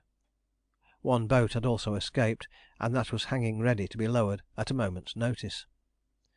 At last a shell struck the funnel, burst, and shattered it to fragments. Almost at the same moment the man in the forecross trees, who had stuck to his post in defiance of the cannonade, sang out with triumphant shout, "The air ship! The air ship!" Hardly had the words left his lips when a shell from the torpedo boat struck the Lurline under the quarter, and ripped one of her plates out like a sheet of paper. The next instant the engineer rushed up on deck, crying, "The bottom's out of her! She'll go down in 5 minutes!" Tremayne, who was the only man on deck save the look out, ran out of the wheelhouse, dived into the cabin, and a moment later reappeared with Natas in his arms, and followed by his 2 attendants. Then, without the loss of a second, but in perfect order, the quarter boat was manned and lowered, and pulled clear of the ill-fated Lurline, just as she pitched backwards into the sea, and went down with a run, stern foremost. The air ship, coming up at a tremendous speed, swooped suddenly down from a height of 2,000 feet, and slowed up within 1,000 yards of the torpedo boat. A projectile rushed through the air and landed on the deck of the Frenchman. There was a flash of greenish flame, a cloud of mingled smoke and steam, and when this had drifted away there was not a vestige of the torpedo boat to be seen. Then a few fragments of iron splashed into the water here and there, and that was all that betokened her fate. End of chapter 21.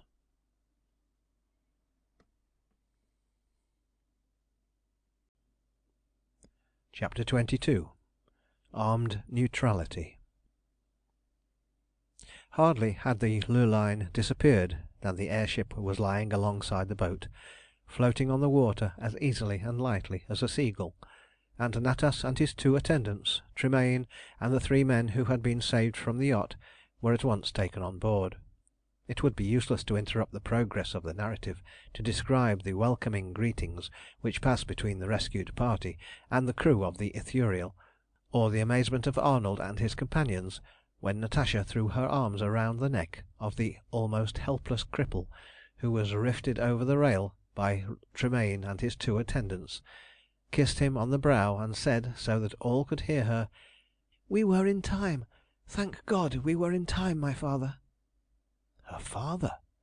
This paralytic creature, who could not move a yard without the assistance of some one else, this was Natas, the father of Natasha and the master of the Terror, the man who had planned the ruin of a civilization, and for all they knew might aspire to the empire of the world. It was marvellous, inconceivable, but there was no time to think about it now, for the 2 cruisers were still blazing away at each other, and Tremayne had determined to punish the Frenchman for his discourtesy in not answering his flag, and his inhumanity in firing on an unarmed vessel which was well known as a private pleasure yacht all round the western and southern shores of Europe. As soon as Natas had been conveyed into the saloon, Tremayne, after returning Arnold's hearty handclasp, said to him "That rascally Frenchman chased and fired on us, and then sent his torpedo boat after us without the slightest provocation. I purposely hoisted the yacht squadron flag to show that we were non-combatants, and still he sank us. I suppose he took the Lurline for a fast dispatch boat, but still he ought to have had the sense and the politeness to let her alone when he saw that she was a yacht. So I want you to teach him better manners." "Certainly," replies Arnold. "I'll sink him for you in 5 seconds as soon as we get aloft again." "I don't want you to do that if you can help it. She has 500 or 600 men on board who are only doing as they are told, but we have not declared war on the world yet. Can't you disable her and force her to surrender to the British cruiser that came to our rescue? You know we must have been sunk or captured half an hour ago if she had not turned up so opportunely, in spite of your so happily coming 50 miles this side of the rendezvous. I should like to return the compliment by delivering his enemy into his hand." "I quite see what you mean, but I'm afraid I can't guarantee success. You see, our artillery is intended for destruction and not for disablement. Still, I'll have a try with pleasure. I'll see if I can't disable his screws, only you mustn't blame me if he goes to the bottom by accident." "Certainly not, you most capable destroyer of life and property," laughed Tremayne. "Only let him off as lightly as you can. Ah, Natasha, good morning again. I suppose Natas has taken no harm from the unceremonious way in which I had to almost throw him on board a boat. aerial voyaging seems to agree with you. You must not talk nonsense, my Lord Alanmere, especially when there is sterner work in hand," interrupted Natasha with a laugh. "What are you going to do with those two cruisers that are battering each other to pieces down there? Sink them both, or leave them to fight it out?" "Oh, neither, with your permission, fair lady. The British cruiser saved us by coming on the scene at the right moment, and as the Frenchman fired upon us without due cause, I want Captain Arnold to disable her in some way and hand her over a prisoner to our rescuer." "Ah, that would be better, of course. One good turn deserves another. What are you going to do, Captain Arnold?" "Drop a small shell under his stern and disable his propellers, if I can do so without sinking him, which I'm afraid is rather doubtful," replied Arnold. While they were talking, the Ithuriel had risen 1,000 feet or so from the water, and had advanced to within about half a mile of the two cruisers, which were now manoeuvring round each other at a distance of about 1,000 yards, blazing away without cessation, and waiting for some lucky shot to partially disable one or the other, and so give an opportunity for boarding or ramming. In the old days, when France and Britain had last grappled in the struggle for the mastery of the sea, the two ships would have been laid alongside each other long before this, but that was not to be thought of while those terrible machine guns were able to rain their hail of death down from the tops, and the quick-firing cannon were hurling their 30 shots a minute across the intervening space of water.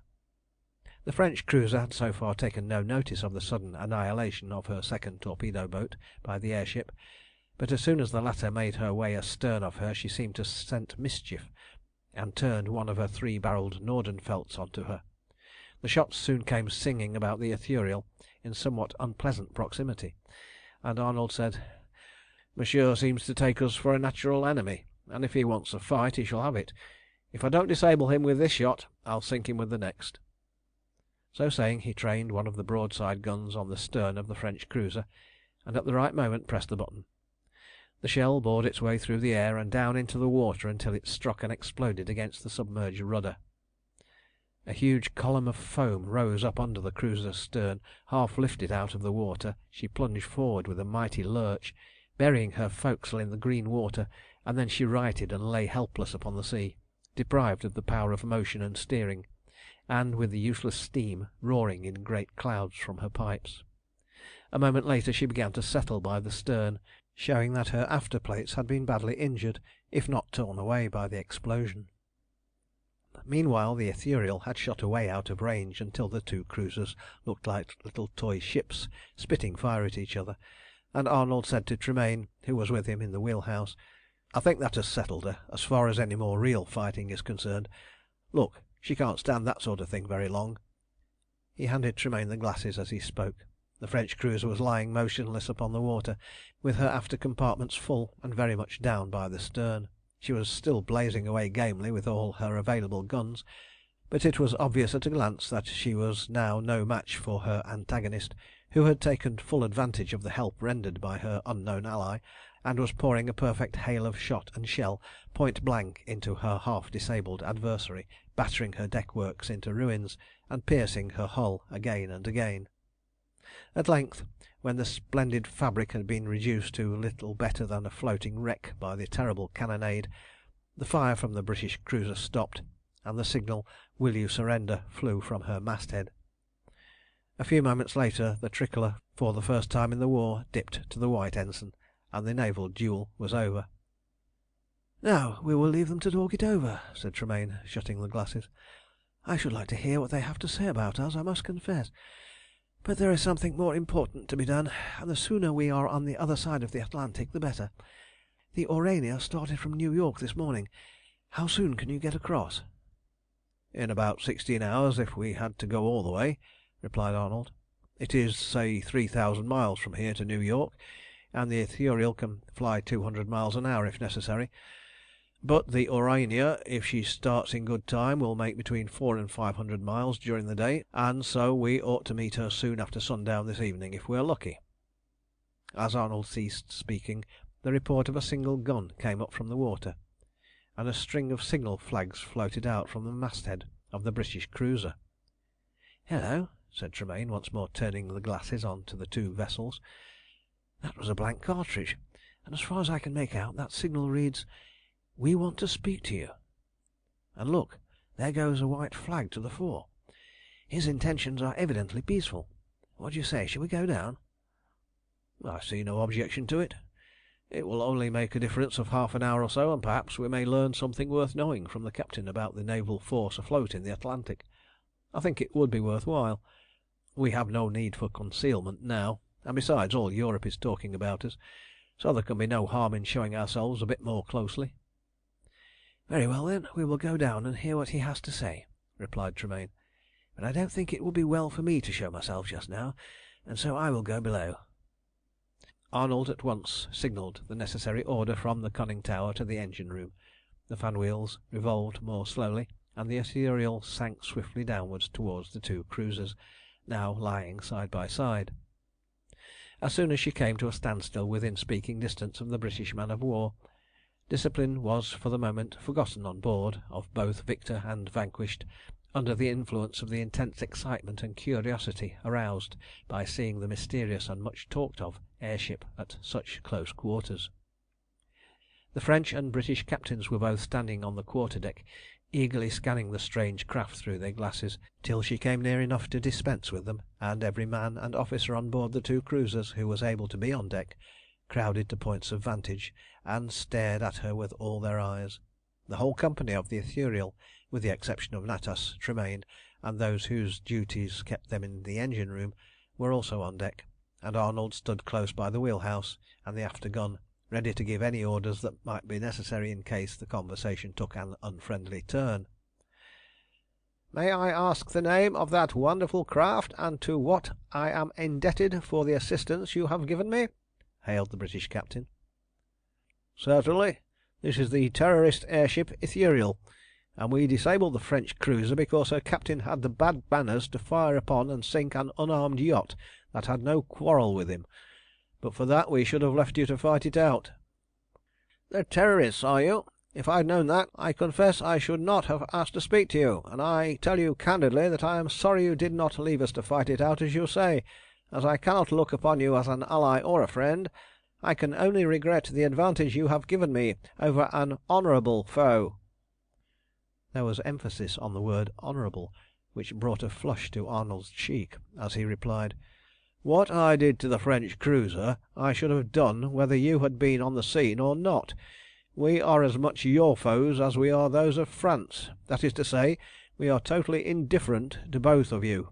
As for honourable foes, I may say that I only disabled the French cruiser because I thought she had acted both unfairly and dishonourably. But we are wasting time.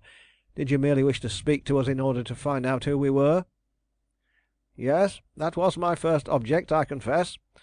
I also wish to know whether this is the same airship which crossed the Mediterranean yesterday, and if not, how many of these vessels there are in existence, and what you mean to do with them." "Before I answer, may I ask how you know that an airship crossed the Mediterranean yesterday?" asked Arnold, thoroughly mystified by this astounding piece of news. "We had it by telegraph at Queenstown during the night. She was going northward when observed by Larnaca." "Oh, yes, that was one of our dispatch boats," replied Arnold, forcing himself to speak with a calmness that he by no means felt. "I'm afraid my orders will hardly allow me to answer your other questions very fully, but I may tell you that we have a fleet of airships at our command, all constructed in England under the noses of your intelligent authorities, and that we mean to use them as it seems best to us, should we at any time consider it worth our while to interfere in the game that the European powers are playing with each other. Meanwhile we keep a position of armed neutrality. When we think the war has gone far enough we shall probably stop it when a good opportunity offers." This was too much for a British sailor to listen to quietly on his own quarter deck, whoever said it, and so the captain of the Andromeda forgot his prudence for the moment, and said somewhat hotly "Confound it, sir! You talk as if you were omnipotent and arbiters of peace and war. Don't go too far with your insolence, or I shall haul that flag of truce down and give you 5 minutes to get out of range of my guns, or take your chance."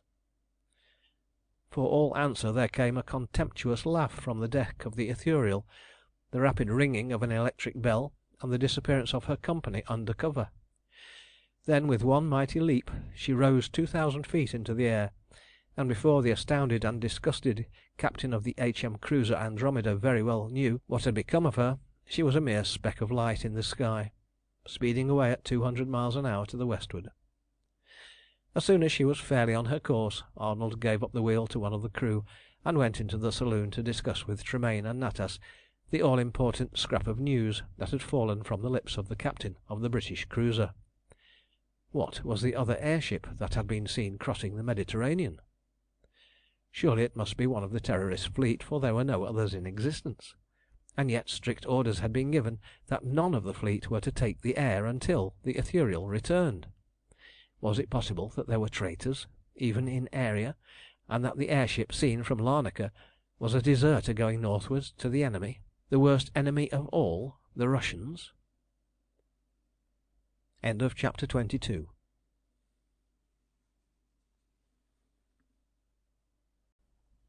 Chapter 23. A Battle in the Night. At 5:30 on the morning of the 23rd of June, the Cunard liner Aurania left New York for Queenstown and Liverpool. She was the largest and swiftest passenger steamer afloat, and on her maiden voyage she had lowered the Atlantic record by no less than 12 hours. That is to say, she had performed the journey from Sandy Hook to Queenstown in 4 days and a half exactly. Her measurement was 45,000 tons, and her twin screws, driven by quadruple engines, developed 60,000 horsepower, forced her through the water at the unparalleled speed of 30 knots, or 34½ statute miles an hour. Since the outbreak of the war, it had been found necessary to take all but the most powerful vessels off the Atlantic route.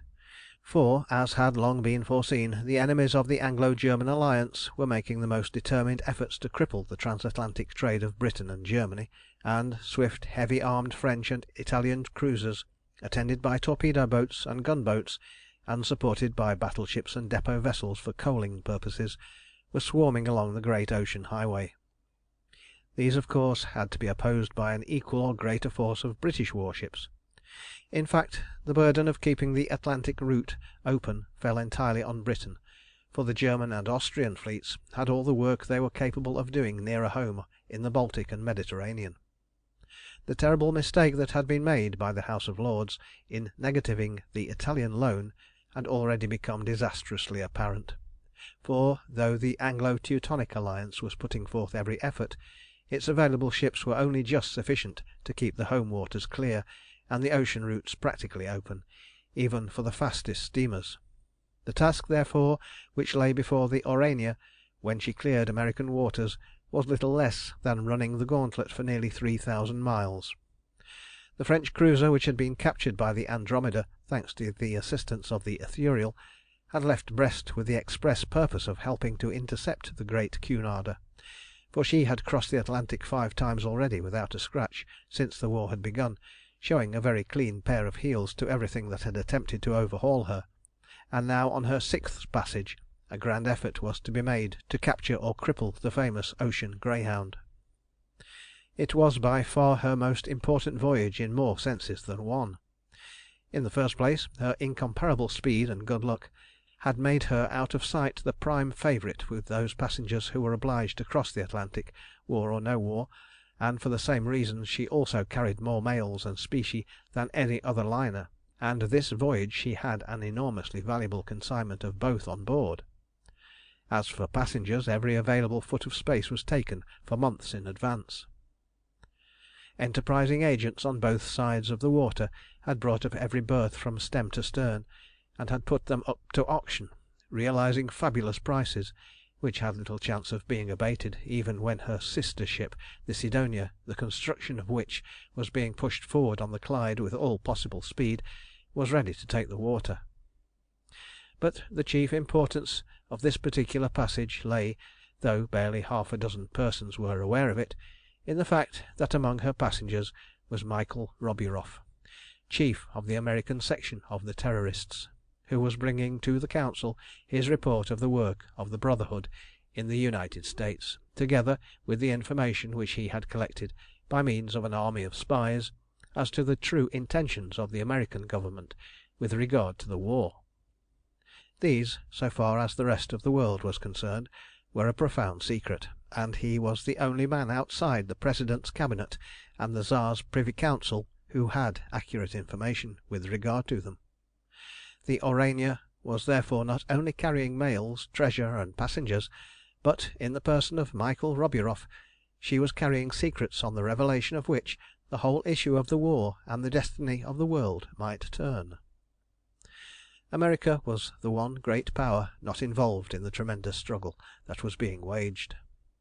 The most astute diplomatist in Europe had no idea what her real policy was, but every one knew that the side on which she threw the weight of her boundless wealth and vast resources must infallibly win in the long run. The plan that had been adopted by Britain for keeping the Atlantic route open was briefly as follows. All along the 3,000 miles of the steamer track a battleship was stationed at the end of every day's run, that is to say, at intervals of about 500 miles, and patrolled within a radius of 100 miles.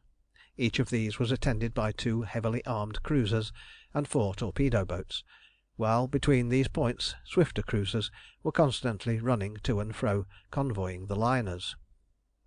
Thus, when the Aurania left New York, she was picked up on the limit of the American water by 2 cruisers, which would keep pace with her as well as they could until she reached the first battleship. As she passed the ironclad, these 2 would leave her, and the next 2 would take up the running, and so on, until she reached the range of operations of the Irish squadron. No other power in the world could have maintained such a system of ocean police, but Britain was putting forth the whole of her mighty naval strength, and so she spared neither ships nor money to keep open the American and Canadian routes, for on them nearly half her food supply depended, as well as her chief line of communication with the Far East. On the other hand, her enemies were making desperate efforts to break the chain of steel that was thus stretched across the hemisphere, for they well knew that, this once broken, the first real triumph of the war would have been won. 500 miles out from New York, the Aurania was joined by the Oceana, the largest vessel on the Canadian Pacific line from Halifax to Liverpool. So far no enemy had been seen. The 2 great liners reached the first battleship together, and were joined by the second pair of cruisers. Before sunset the Cunarder had drawn ahead of her companions, and by nightfall was racing away alone over the water with every light carefully concealed, and keeping an eager look-out for friend or foe. There was no moon, and the sky was so heavily overcast with clouds that, under any other circumstances, it would have been the height of rashness to go rushing through the darkness at such a headlong speed, but the captain of the Aurania was aware of the state of the road, and he knew that in speed and secrecy lay his only chances of getting his magnificent vessel through in safety. Soon after 10 o'clock lights were sighted dead ahead. The course was slightly altered, and the great liner swept past one of the North German Lloyd boats in company with a cruiser. The private signal was made and answered, and in half an hour she was again alone amidst the darkness. It was nearly 11 o'clock when Michael Roburoff, who was standing under the lee of one of the ventilators amidships, smoking a last pipe before turning in, saw a figure, muffled in a huge grey ulster, creeping into the deeper shadows under the bridge. It was so dark that he could only just make out the outline of the figure, but he could see enough to rouse his ever-ready suspicions in the furtive movements that the man was making. He stole out onto the starboard, that is the southward rail of the spar deck, and Michael, straining his eyes to the utmost, saw him take a round flat object from under his coat, and then look round stealthily to see if he was observed. As he did so, Michael whipped a pistol out of his pocket, levelled it at the man, and said in a low, distinct tone, "Put that back, or I'll shoot." For all answer the man raised his arm to throw the object overboard. Michael, taking the best aim he could in the darkness, fired. The bullet struck the elbow of the raised arm. The man lurched forward with a low cry of rage and pain, grasped the object with his other hand, and as he fell to the deck, flung it into the sea. Scarcely had it touched the water when it burst into flame, and an intensely bright blaze of bluish-white light shot up, shattering the darkness, and illuminating the great ship from the waterline to the trucks of her masts. Instantly the deck of the liner was a scene of wild excitement. In a moment the man whom Roberov had wounded was secured in the act of trying to throw himself overboard. Michael himself was rapidly questioned by the captain, who was immediately on the spot. He told his story in a dozen words, and explained that he had fired to disable the man and prevent the fire signal falling into the sea. There was no doubt about the guilt of the traitor, for he himself cut the captain's interrogation short by saying defiantly, in broken English that at once betrayed him as a Frenchman, "Yes, I do it. I give signal to the fleet down there. If I succeeded, I got 500,000 francs. I failed, so shoot. C'est la fortune de la guerre. Voilà, look, they come." As the spy said this, he pointed to the south-eastern horizon. A brief flash of white light went up through the night and vanished. It was the answering signal from the French or Italian cruisers, which were making all speed up from the south-east to head off the Aurania before she reached the next station and gained the protection of the British battleship. The spy's words were only too true. He had gone to America for the sole purpose of returning in the Aurania and giving the signal at this particular point on the passage. Within 10 miles were 4 of the fleetest French and Italian cruisers, 6 torpedo boats, and 2 battleships, which, by keeping well to the southward during the day and then putting on all steam as soon as night fell, had managed to head off the ocean greyhound at last. 2 cruisers and a battleship with 2 torpedo boats were coming up from the south-east.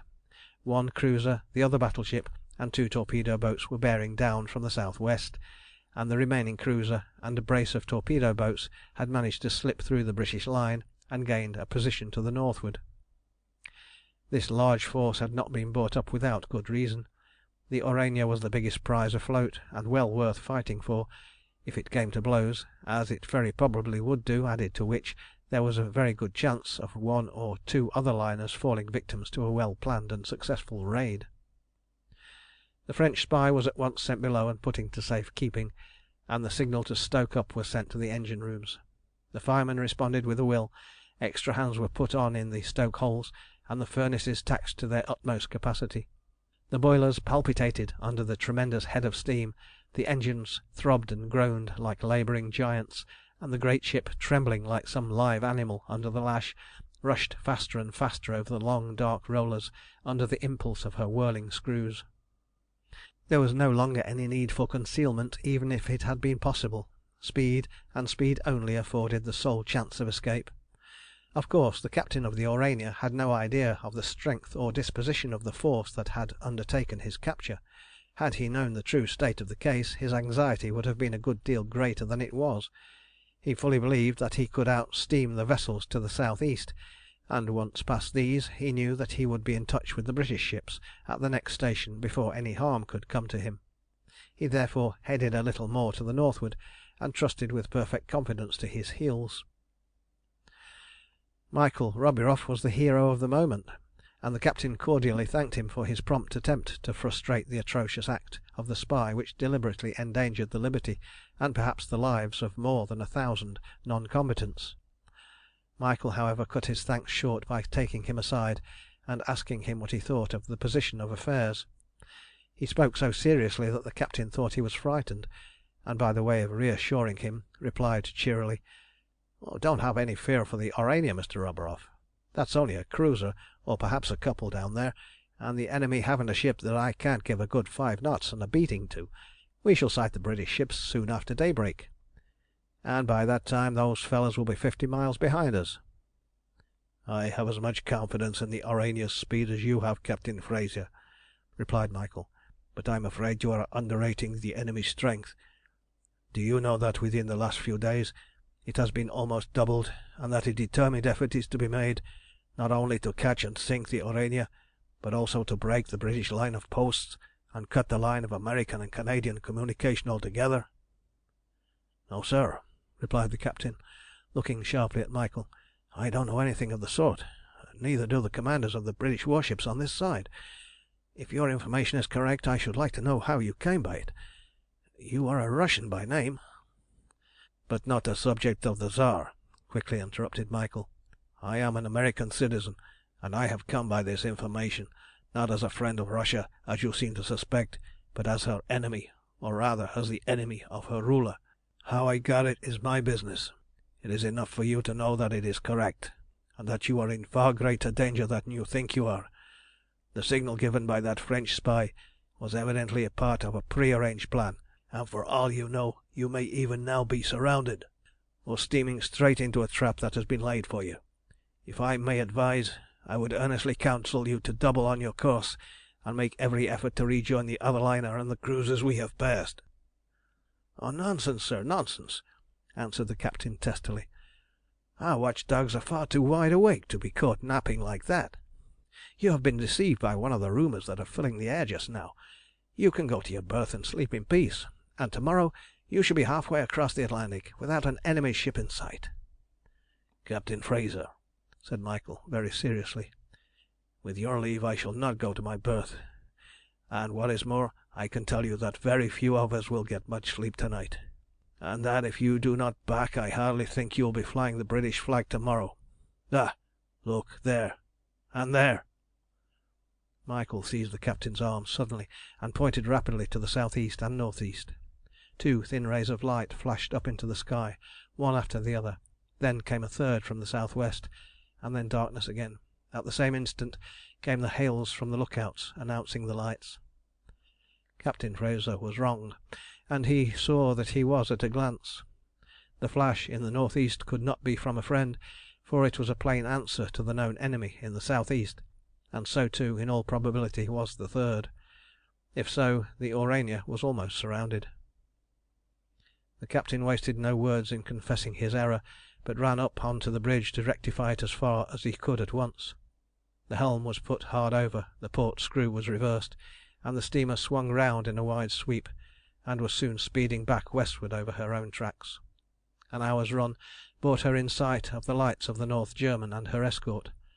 She slowed as she passed them and told the news. She then sped on again at full speed to meet the Oceana and the two cruisers, which were about 50 miles behind. By 1 a.m. the three cruisers and the three liners had joined forces, and were steaming westward at 20 knots an hour. The liners in single file, led by a cruiser, and having one on each beam. Soon the flashes on the horizon grew more frequent, always drawing closer together. Then those in the westward dropped from the perpendicular to the horizontal, and swept the water as though seeking something. It was not long before the darting rays of one of the searchlights fell across the track of the British flotilla.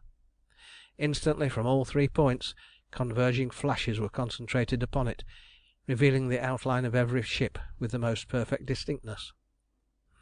The last hope of running through the hostile fleet unperceived had now vanished. There was nothing for it but to go ahead full speed, and trust to the chances of a running fight to get clear. With a view of finding out the strength of the enemy, the British cruisers now turned their searchlights on and swept the horizon. A very few moments sufficed to show that an overwhelming force was closing in on them from 3 sides. They were completely caught in a trap from which there was no escape save by running the gauntlet. Whichever way they headed, they would have to pass through the converging fire of the enemy. The weakest point, so far as they could see, was the one cruiser and 2 torpedo boats to the northward, and so towards them they headed. At the speed at which they were travelling it needed but a few minutes to bring them within range, and the British commanders rightly decided to concentrate their fire for the present on the single cruiser and her 2 attendants, in the hope of sinking them before the others could get into action. At 3,000 yards the heavy guns came into play, and a storm of shell was hurled upon the advancing foe, who lost no time in replying in the same terms. As the vessels approached each other, the shooting became closer and terribly effective. The searchlights of the British cruisers were kept full ahead, and every attempt of the torpedo boats to get round on the flank was foiled by a hail of shot from the quick-firing guns. Within 15 minutes of opening fire, one of these was sunk and the other disabled. The French cruiser, too, suffered fearfully from the tempest of shot and shell that was rained upon her. Had the British got within range of her half an hour sooner, the plan would have been completely foiled. As it was, her fate was sealed, but it was too late. The 3 British warships rushed at her together, vomiting flame and smoke and iron across the rapidly decreasing distance until within 500 yards of her. Then the fire from the 2 on either flank suddenly stopped. The centre one, still blazing away, put on her forced draught swerved sharply round, and then darted in on her with the ram. There was a terrific shock, a heavy grinding crunch, and then the mighty mass of the charging vessel, hurled at nearly 30 miles an hour upon her victim, bored and ground her resistless way into her side. Then she suddenly reversed her engines and backed out. In less than 30 seconds it was all over. The Frenchman, almost cut in half by the frightful blow, reeled once, and once only, and then went down like a stone. But by this time the other 2 divisions of the enemy were within range, and through the roar of the lighter artillery now came the deep, sullen boom of the big guns on the battleships, and the great 1,000-pound projectiles began to scream through the air and fling the water up into mountains of foam where they pitched. Where one of them struck, death and destruction would follow as surely as though it were a thunderbolt from heaven. The 3 liners scattered and steamed away to the northward as fast as their propellers would drive them, but what was their utmost speed to that of the projectiles cleaving through the air at more than 2,000 feet a second? See, one at length strikes the German liner square amidship and bursts. There is a horrible explosion. The searchlight thrown on her shows a cloud of steam and smoke and flame rising up from her riven decks. Where her funnels were is a huge, ragged black hole. This is visible for an instant, then her back breaks, and in 2 halves she follows the French cruiser to the bottom of the Atlantic. The sinking of the German liner was the signal for the appearance of a new actor on the scene, and the commencement of a work of destruction more appalling than anything that human warfare had so far known. Michael Roburoff, standing on the spar deck of the flying Aurania, suddenly saw a bright stream of light shoot down from the clouds, and flash hither and thither till it hovered over the advancing French and Italian squadrons. For the moment the combat ceased, so astounded were the combatants on both sides at this mysterious apparition.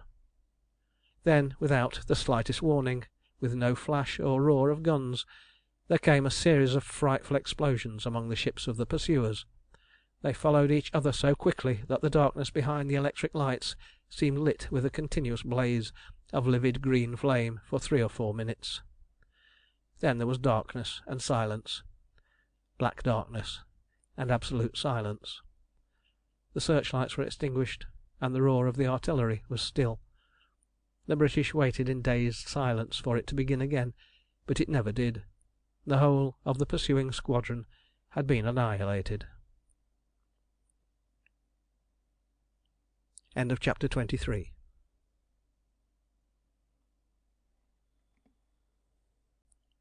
Chapter 24. The New Warfare. It will now be necessary, in order to ensure the continuity of the narrative, to lay before the reader a brief sketch of the course of events in Europe from the actual commencement of hostilities on a general scale between the 2 immense forces which may be most conveniently designated as the Anglo-Teutonic Alliance and the Franco-Slavonian League. In order that these 2 terms may be fully understood, it will be well to explain their general constitution. When the 2 forces into which the declaration of war ultimately divided the nations of Europe faced each other for the struggle which was to decide the mastery of the Western world, the Anglo-Teutonic Alliance consisted primarily of Britain, Germany, and Austria, and, ranged under its banner whether from choice or necessity, stood Holland, Belgium, and Denmark in the north west, with Bulgaria, Greece, and Turkey in the south west. Egypt was strongly garrisoned for the land defence of the Suez Canal and the high road to the east by British, Indian, and Turkish troops. British and Belgian troops held Antwerp and the fortresses of the Belgian Quadrilateral in force. A powerful combined fleet of British, Danish, and Dutch war vessels of all classes held the approaches by the Sound and Kattegat to the Baltic Sea, and co-operated in touch with the German fleet. The Dutch and German having, at any rate for the time being, and under the pressure of irresistible circumstances, laid aside their hereditary national hatred and consented to act as allies under suitable guarantees to Holland.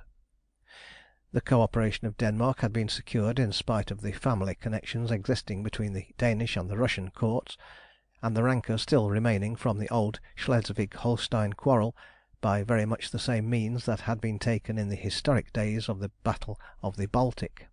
It is true that matters had not gone so far as they went when Nelson disobeyed orders by putting his telescope to his blind eye and engaged the Danish fleet in spite of the signals, but a demonstration of such overwhelming force had been made by sea and land on the part of Britain and Germany that the House of Dagmar had bowed to the inevitable and ranged itself on the side of the Anglo-Teutonic alliance. Marshalled against this imposing array of naval and military force stood the Franco-Slavonian League, consisting primarily of France, Russia, and Italy, supported, whether by consent or necessity, by Spain, Portugal, and Servia. The co operation of Spain had been purchased by the promise of Gibraltar at the conclusion of the war, and that of Portugal by the guarantee of a largely increased sphere of influence on the west coast of Africa, plus the Belgian states of the Congo. Roumania and Switzerland remained neutral, the former to be a battlefield for the neighbouring powers, and the latter for the present safe behind her ramparts of everlasting snow and ice. Scandinavia also remained neutral, the sport of the rival diplomacies of East and West, but not counted of sufficient importance to materially influence the colossal struggle one way or the other. In round numbers, the Anglo-Teutonic alliance had 7 millions of men on the war footing, including of course the Indian and colonial forces of the British Empire, while in case of necessity urgent levies were expected to produce between 2 and 3 millions more. Opposed to these, the Franco-Slavonian League had about 10 millions under arms, with nearly 3 millions in reserve. As regards naval strength, the alliance was able to pit rather more than 1,000 warships of all classes, and about the same number of torpedo boats, against nearly 900 warships and about 700 torpedo boats at the disposal of the League. In addition to this latter armament, it is very necessary to name a fleet of 100 war balloons of the type mentioned in an earlier chapter, 50 of which belonged to Russia and 50 to France. No other European power possessed any engine of destruction that was capable of being efficiently matched against the invention of M. Ribault, who was now occupying the position of Director of the aerial fleet in the service of the League. It would be both a tedious repetition of sickening descriptions of scenes of bloodshed and useless waste of space to enumerate in detail all the series of conflicts by sea and land which resulted from the collision of the tremendous forces which were thus arrayed against each other in a conflict that was destined to be unparalleled in the history of the human race. To do so would be to occupy pages filled with more or less technical descriptions of strategic movements, marches and countermarches, skirmishes, reconnaissances, and battles which followed each other with such unparalleled rapidity that the combined efforts of the war correspondents of the European press proved entirely inadequate to keep pace with them in the form of anything like a continuous narrative. It will therefore be necessary to ask the reader to remain content with such brief summary as has been given, supplemented with the following extracts from a very lengthy résumé of the leading events of the war up to date, which were published in a special war supplement issued by the Daily Telegraph on the morning of Tuesday, the 28th of June, 1904. Although little more than a period of 6 weeks has elapsed since the actual outbreak of hostilities which marked the commencement of what, be its issue what it may, must indubitably prove the most colossal struggle in the history of human warfare, changes have already occurred which must infallibly mark their effect upon the future destiny of the world. Almost as soon as the first shot was fired, the nations of Europe, as if by instinct or under the influence of some power higher than that of international diplomacy, automatically marshalled themselves into the two most mighty hosts that have ever trod the field of battle since man first fought with man. Not less than 20 millions of men are at this moment facing each other under arms throughout the area of the war. These are almost equally divided, for although what is now known as the Franco-Slavonian League has some 3 millions of men more on land, it may be safely stated that the preponderance of naval strength possessed by the Anglo-Teutonic Alliance fully counterbalances this advantage. There is, however, another most important element, which has now for the first time been introduced into warfare, and which, although it is most unhappily arrayed amongst the forces opposed to our own country and her gallant allies, it would be both idle and most imprudent to ignore. We refer, of course, to the two fleets of war balloons, or as it would be more correct to call them, navigable aerostats, possessed by France and Russia. So tremendous has been the influence which these terrible inventions have exercised upon the course of the war, that we are not transgressing the bounds of sober truth when we say that they have utterly disconcerted and brought to naught the highest strategy and the most skilfully devised plans of the brilliant array of masters of the military art whose presence adorns the ranks and enlightens the councils of the Alliance. Since the day when the Russians crossed the German and Austrian frontiers, and the troops of France and Italy simultaneously flung themselves across the western frontiers of Germany and through the passes of the Tyrol, their progress, unparalleled in rapidity even by the marvellous marches of Napoleon, has been marked, not by what we have hitherto been accustomed to call battles, but rather by a series of colossal butcheries. In every case of any moment the method of procedure on the part of the attacking forces has been the same, and with the deepest regret we confess it, it has been marked with the same unvarying success. Whenever a large army has been set in motion upon a predetermined point of attack, whether a fortress, an entrenched camp, or a strongly occupied position in the field, a squadron of aerostats has winged its way through the air under cover of the darkness of night, and silently and unperceived has marked the disposition of the forces, the approximate strength of the army or the position to be attacked, and, as far as they were observable, the points upon which the attack could be most favourably delivered. Then they have returned with their priceless information, and, according to it, the assailants have been able, in every case so far, to make their assaults where least expected, and to make it, moreover, upon an already partially demoralized force. From the detailed descriptions which we have already published of battles and sieges, or rather of the storming of great fortresses, it will be remembered that every assault on the part of the troops of the League has been preceded by a preliminary and irresistible attack from the clouds. The aerostats have stationed themselves at great elevations over the ramparts of fortresses and the bivouacs of armies, and have rained down a hail of dynamite, melinite, fire shells, and cyanogen poison grenades, which have at once put guns out of action, blown up magazines, rendered fortifications untenable, and rent masses of infantry and squadrons of cavalry into demoralized fragments, before they had the time or opportunity to strike a blow in reply.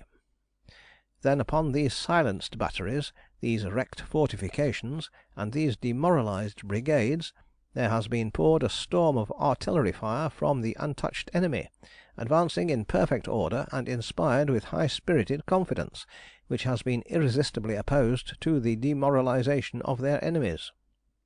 Is it any wonder or any disgrace to the defeated that under such novel and appalling conditions the orderly and disciplined onslaughts of the legions of the League have in almost every case been completely successful? The sober truth is that the invention and employment of these devastating appliances have completely altered the face of the field of battle and the conditions of modern warfare. It is not in human valour, no matter how heroic or self-devoted it may be, to oppose itself with anything like confidence to an enemy which strikes from the skies and cannot be struck in return. It was thus that the battles of Alexandrovo, Kalitz, and Czernowitz were won in the early stages of the war upon the Austro-German frontier. So, too, in the Rhine provinces, where the battles of Trèves, Mühlhausen, and Freiburg turned by the aid of the French aerostats from battles into butcheries. It was under the assault of these irresistible engines that the great fortresses of Königsberg, Thorn, Breslau, Strasburg, and Metz, to say nothing of many minor but strongly fortified places, were first reduced to a state of impotence for defence, and then battered into ruins by the siege guns of the assailants. All these terrible events, forming a series of catastrophes, unparalleled in the annals of war, are still fresh in the minds of our readers, for they have followed one upon the other with almost stupefying rapidity. And it is yet hardly 6 weeks since the Cossacks and Uhlans were engaged in their first skirmish near Gnesen. This is an amazingly brief space of time for the fate of empires to be decided, and yet we are forced, with the utmost sorrow and reluctance, to admit that what were 2 months ago the magnificently disciplined and equipped armies of Germany and Austria are now completely shattered and broken up into fragmentary and isolated army corps, decimated as to numbers and demoralized as to discipline, gathered in and about such strong places as are left to them, and awaiting only with the courage of desperation the moment, we fear the inevitable moment, when they shall be finally crushed between the rapidly converging hosts of the victorious League. Within the next few days, Berlin, Hanover, Prague, Munich, and Vienna must be invested, and may possibly be destroyed or compelled to ignominious and unconditional surrender by the irresistible forces that will be arrayed against them.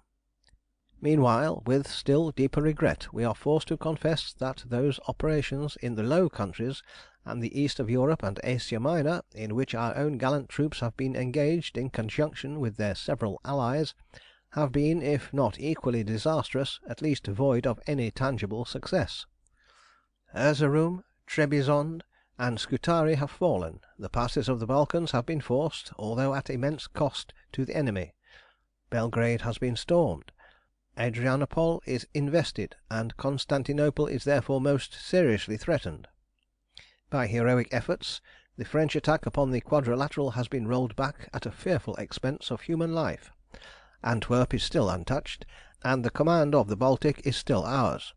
In our own waters, as well as in the Atlantic and Mediterranean, we have won victories which prove that Great Britain is still the unconquered, and we trust unconquerable mistress of the seas.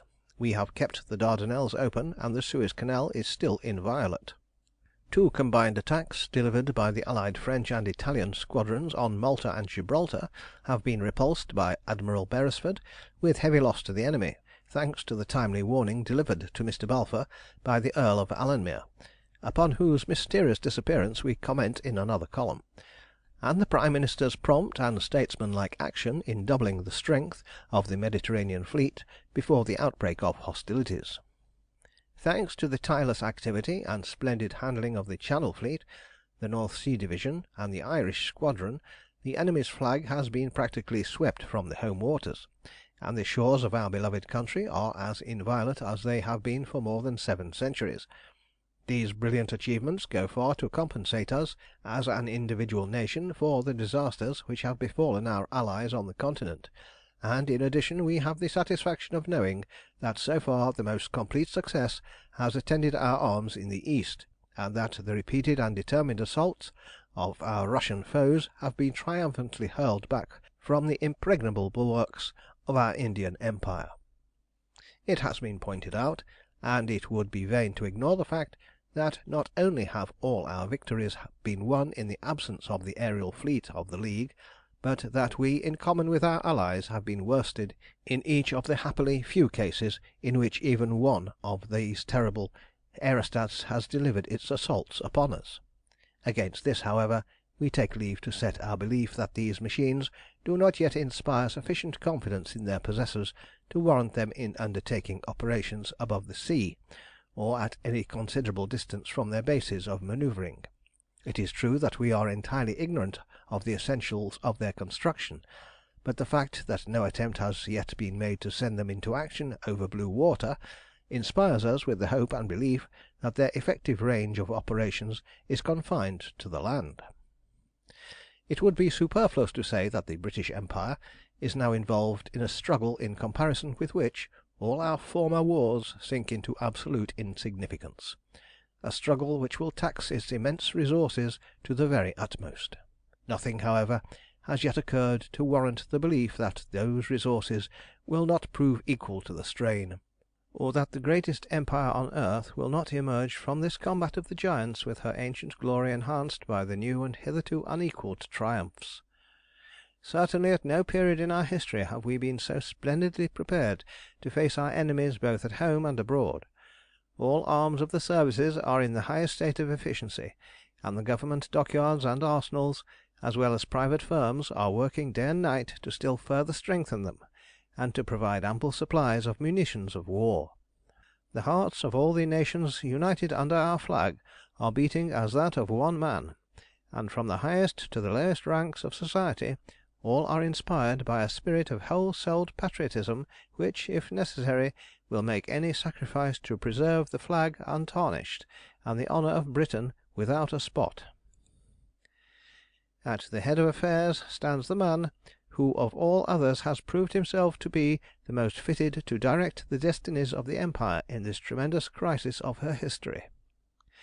Party feeling for the time being has almost entirely disappeared, save amongst the few scattered bands of isolated revolutionaries and malcontents, and Mr. Balfour possesses the absolute confidence of His Majesty on the one hand, and the undivided support of an impregnable majority in both Houses of Parliament on the other.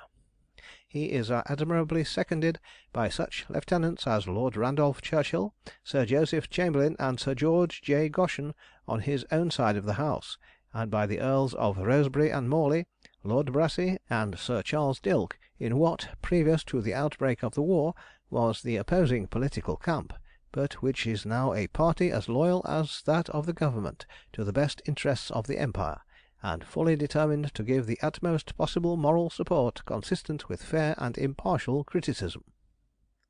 The disastrous mistake which was made by a very small majority of the Upper House in rejecting the Government guarantee for the ill-fated Italian loan is now, of course, past repair, for Italy, as events have proved, exasperated by what her spokesman termed her selfish betrayal by Britain, has passionately thrown herself into the arms of the League, and the alliance has now no more bitter enemy than she is. It is, however, only justice to those who defeated the loan to add that they have now clearly seen and frankly owned their grievous mistake, and rallied as one man to the support of the Government. End of chapter 24.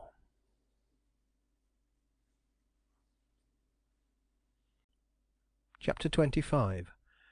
The Heralds of Disaster. Another column in the same issue contained an account of the mysterious disappearance of Lord Alanmere, and the doings of the Ithuriel in the Atlantic. The account concluded as follows: As the enemy's squadron came up in chase, it was annihilated without warning and with appalling suddenness by the airship, which must have crossed the Atlantic in something like 16 hours. After this fearful achievement, it descended to the Aurania, took off a saloon passenger named Michael Roburoff, evidently, from his reception, a terrorist himself, and then vanished through the clouds. For the present, and until we have fuller information, we attempt no detailed analysis of these astounding events. We merely content ourselves with saying, in the most solemn words that we can use, that, awful and disastrous as is the war that is now raging throughout the greatest part of the old world, it is our firm belief that, behind the smoke clouds of battle, and beneath the surface of visible events, there is working a secret power, possibly greater than any which has yet been called into action, and which, at an unexpected moment, may suddenly put forth its strength, upheave the foundations of society, and bury existing institutions in the ruins of civilization. One fact is quite manifest, and that is, that although the League possesses a weapon of fearful efficiency for destruction in their fleet of aerostats, the Terrorists, controlled by no law save their own, and hampered by no traditions or limitations of civilized warfare, are in command of another fleet of unknown strength, the airships of which are apparently as superior to the aerostats of the League as a modern battleship would be to a three-decker of the time of Nelson. The power represented by such a fleet as this is absolutely inconceivable. The aerostats are large, clumsy, and comparatively slow. They do not carry guns, and can only drop their projectiles vertically downwards. Moreover, their sphere of operations has so far been entirely confined to the land. Very different, however, would seem to be the powers of the Terrorist airships. They have proved conclusively that they are swift almost beyond imagination. They have crossed oceans and continents in a few hours, they can ascend to enormous heights, and they carry artillery of unknown design and tremendous range, whose projectiles excel in destructiveness the very lightnings of heaven itself. In the presence of such an awful and mysterious power as this, even the quarrels of nations seem to shrink into unimportance, and almost to pettiness.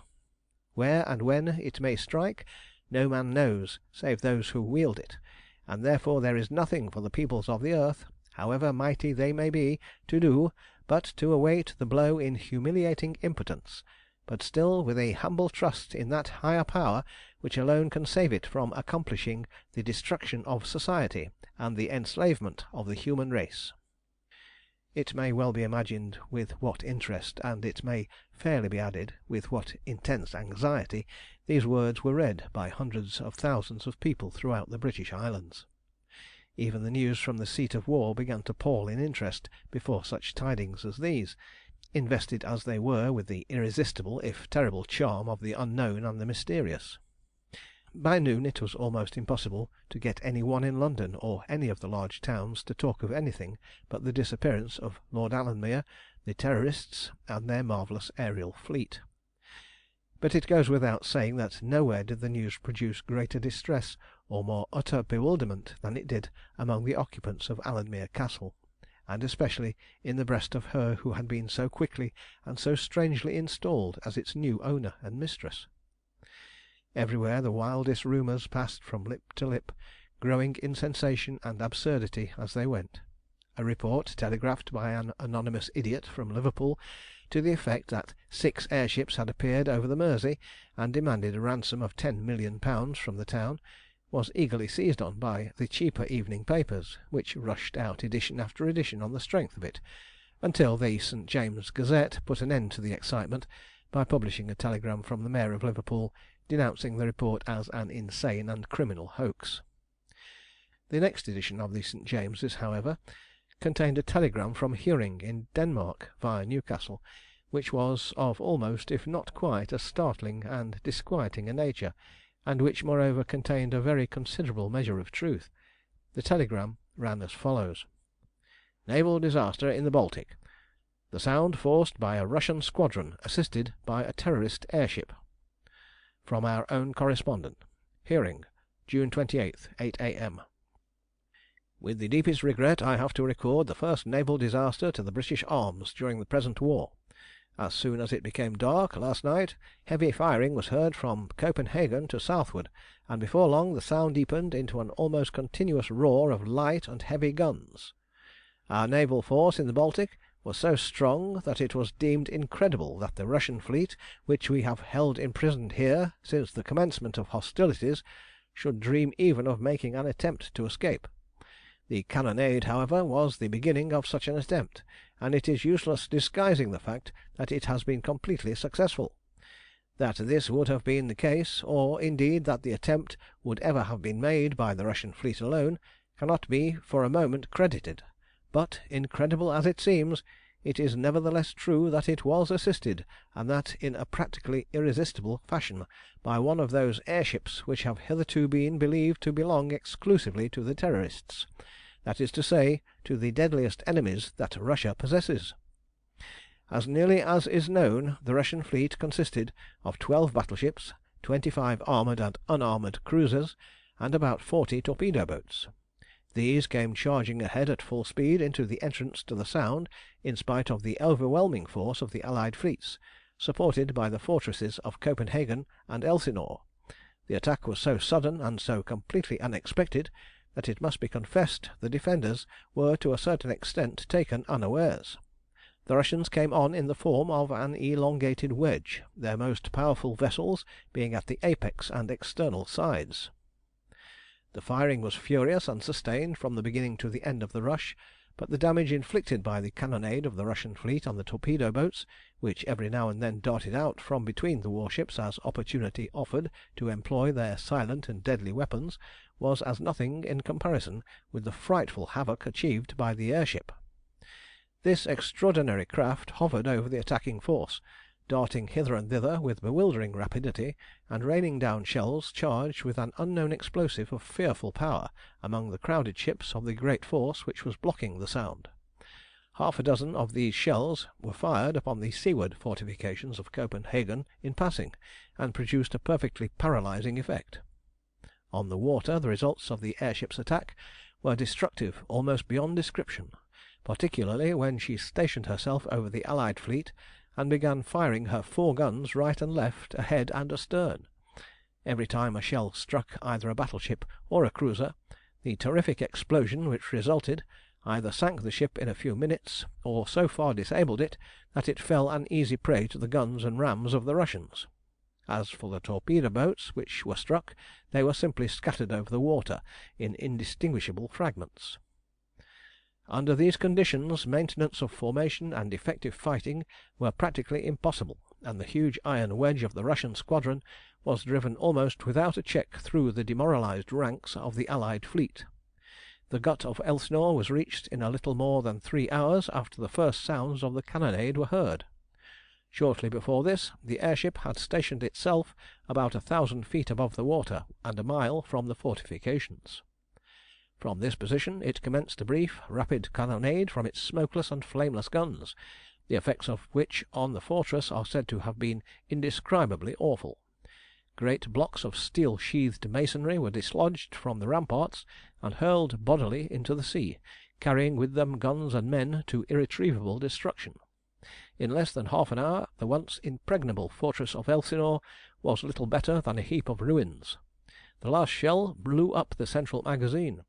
The tremendous explosion was heard for miles along the coast, and proved to be the closing act of the briefest but most deadly great naval action in the history of war. The Russian fleet steamed triumphantly past the silenced Cerberus of the Sound with flashing searchlights, blazing rockets, and jubilant salvos of blank cartridge in honour of their really brilliant victory. The losses of the Allied fleet, so far as they are present known, are distressingly heavy. We have lost the battleships Neptune, Hotspur, Anson, Superb, Black Prince, and Rodney, the armoured cruisers Narcissus, Beatrice, and Mersey, the unarmoured cruisers Arethusa, Barossa, Clyde, Lais, Seagull, Grasshopper, and Nautilus, and not less than 19 torpedo boats of the first and second classes. The Germans and Danes have lost the battleships Kaiser Wilhelm, Friedrich der Grosse, Danzig, Viborg, and Funen, 5 German and 3 Danish cruisers, and about a dozen torpedo boats. Under whatever circumstances the Russians have obtained the assistance of the airship, which rendered them services that have proved so disastrous to the Allies, there can be no doubt but that her arrival on the scene puts a completely different aspect on the face of affairs at sea. I have written this telegram on board first-class torpedo boat No. 87, which followed the Russian fleet from the Sound round the Skaw. They passed through the Kattegat in 2 columns of line ahead, with the airship apparently resting after her flight on board one of the largest steamers. We could see her quite distinctly by the glare of the rockets and the electric light. She is a small 3-masted vessel, almost exactly resembling the one which partially destroyed Kronstadt in the middle of March. After rounding the Skaw, the Russian fleet steamed away westward into the German Ocean, and we put in here to send off our dispatches. This telegram has, of course, been officially revised, and my information, as far as it goes, can therefore be relied upon. End of chapter 25.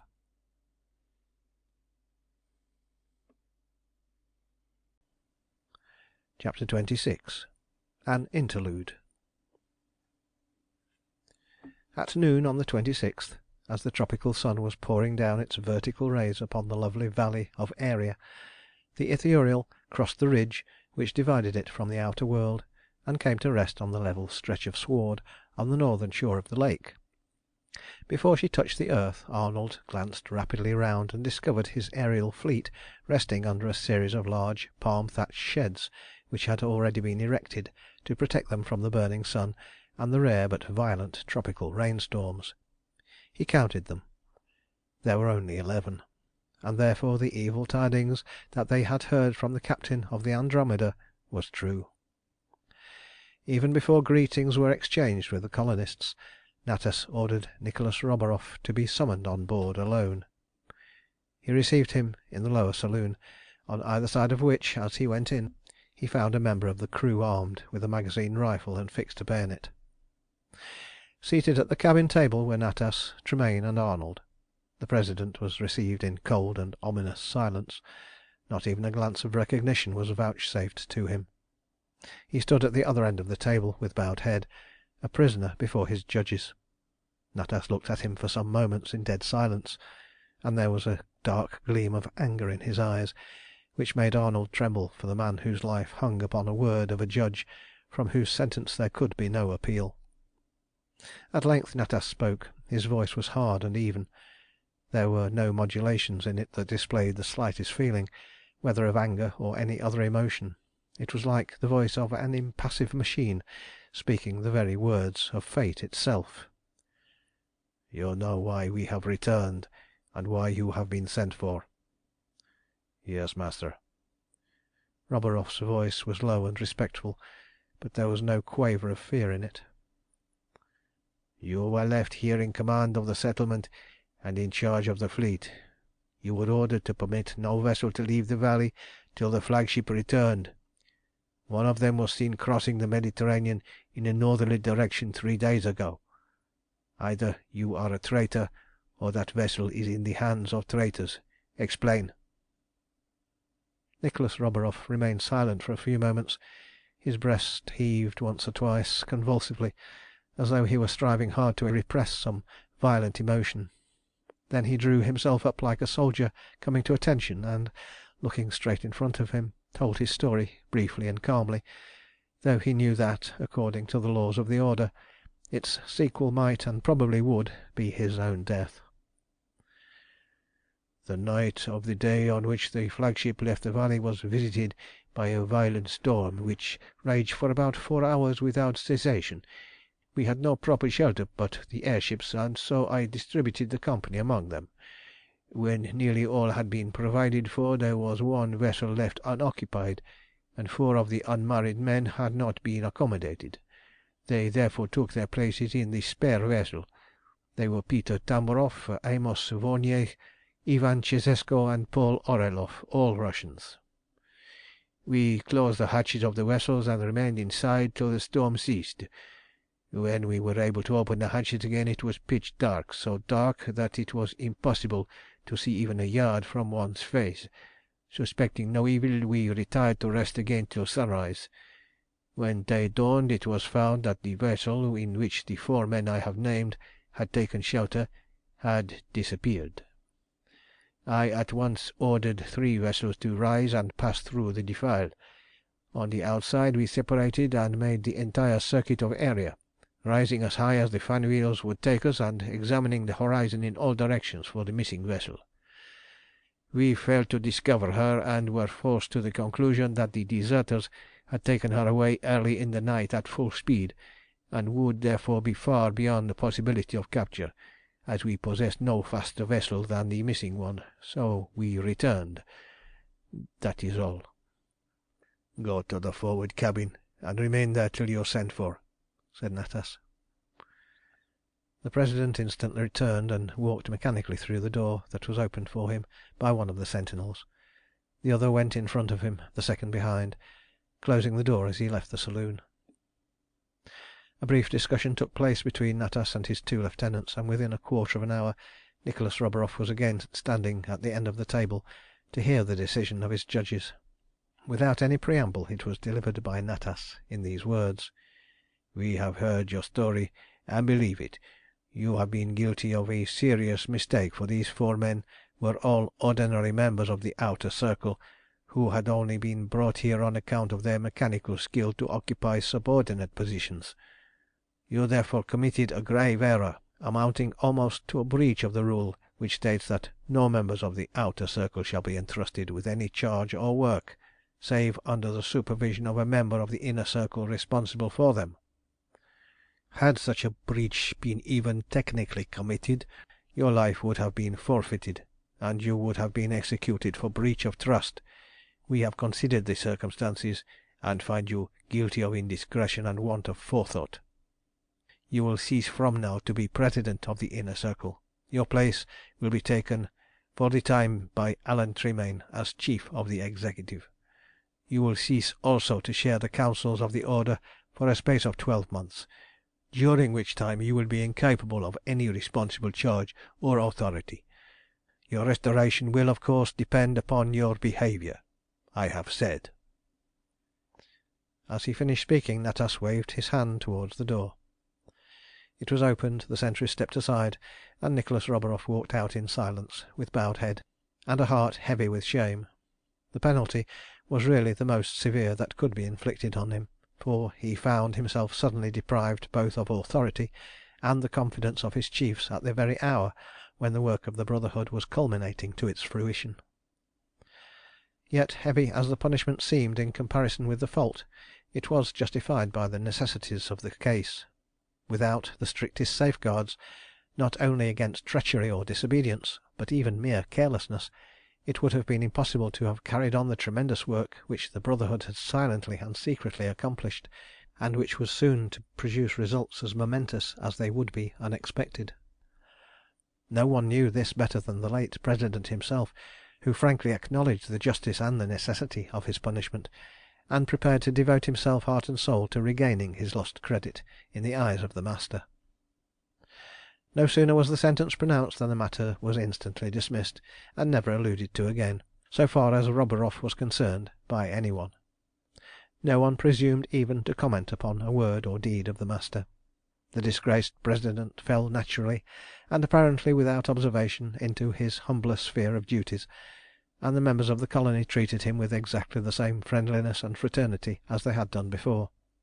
Natas had decided, and there was nothing more for any one to say or do in the matter. Arnold, as soon as he had exchanged greetings with the Princess, now known simply as Anna Oranovsky, and his other friends and acquaintances in the colony, not of course forgetting Louis Holt, at once shut himself up in his laboratory by the turbine, and for the next 4 hours remained invisible, preparing a large supply of his motor gases, and pumping them into the exhausted cylinders of the Ithuriel, and all the others that were available by means of his hydraulic machinery.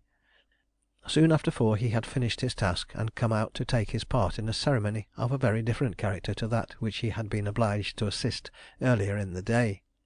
This was the fulfilment of the promise which Radna Michaelis had made to Colston in the council chamber of the house on Clapham Common on the evening of his departure on the expedition which had so brilliantly proved the powers of the Ariel, and brought such confusion on the enemies of the Brotherhood.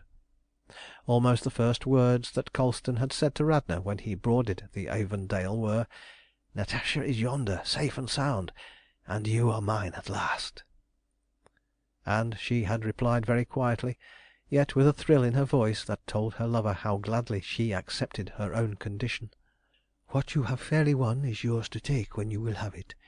Besides, you cannot do justice on Kastovich now, for it has already been done. We had news before we left England that he had been shot through the heart by the brother of a girl whom he treated worse than he treated me."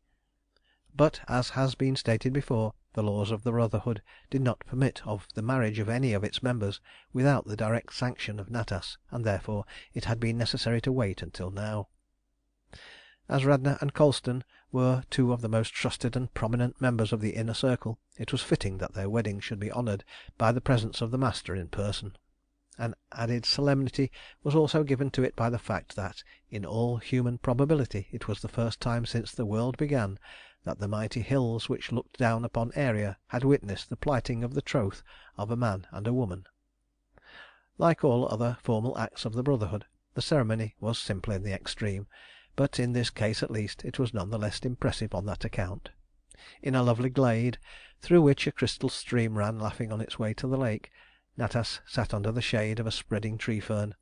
In front of him was a small table covered with a white cloth, on which lay a roll of parchment and a copy of the Hebrew Scriptures.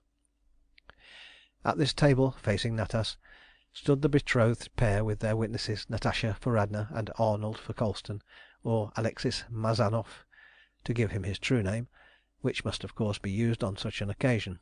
In a wide semicircle some 4 yards off stood all the members of the little community, Louis Holt and his faithful servitor not excepted.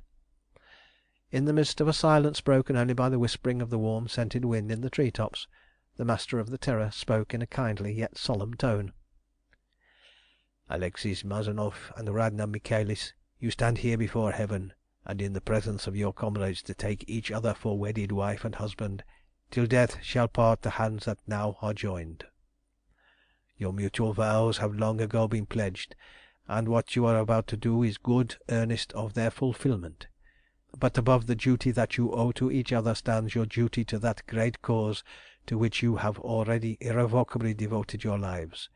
You have already sworn that as long as you shall live its ends shall be your ends, and that no human consideration shall weigh with you where those ends are concerned. Do you take each other for husband and wife, subject to that condition and all that it implies?" "We do," replied the lovers with one voice, and then Natas went on "Then by the laws of our order, the only laws that we are permitted to obey, I pronounce you man and wife before Heaven and his company. Be faithful to each other and the cause in the days to come, as you have been in the days that are past, and if it shall please the Master of Destiny that you shall be blessed with children, see to it that you train them up in the love of truth, freedom, and justice, and in the hatred of tyranny and wrong. May the blessings of your life be yours as you shall deserve them, and when the appointed hour shall come, may you be found ready to pass from the mystery of the things that are into the deeper mystery of the things that are to be." So saying, the Master raised his hands as though in blessing, and as Alexis and Radna bent their heads, the slanting sun rays fell upon the thickly coiled white hair of the new made wife, crowning her shapely head like a diadem of silver. All that remained to do now was to sign the marriage roll of the Brotherhood, and when they had done this the entry stood as follows: "Married on the 10th day of the month Tammuz, in the year of the world 5664, in the presence of me, Natas, and those of the Brotherhood now resident in the colony of Aeria, Alexis Mazanoff, Radna Michaelis Mazanoff. Witnesses: Richard Arnold, Natasha." As Natasha laid down the pen after signing, she looked up quickly, as though moved by some sudden impulse. Her eyes met Arnold's, and an instant later the happy flush on Radna's cheek was rivalled by that which rose to her own. Her lips half parted in a smile, and then she turned suddenly away to be the first to offer her congratulations to the newly wedded wife, while Arnold, his heart beating as it had never done since the model of the Ariel first rose from the floor of his room in the Southwark tenement house, grasped Mazanoff by the hand and said simply, "God bless you both, old man." The whole ceremony had not taken more than 15 minutes from beginning to end. After Arnold came Tremayne with his good wishes, and then Anna Oranovsky and the rest of the friends and comrades of the newly wedded lovers.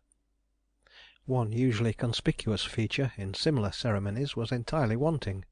There were no wedding presents. For this there was a very sufficient reason.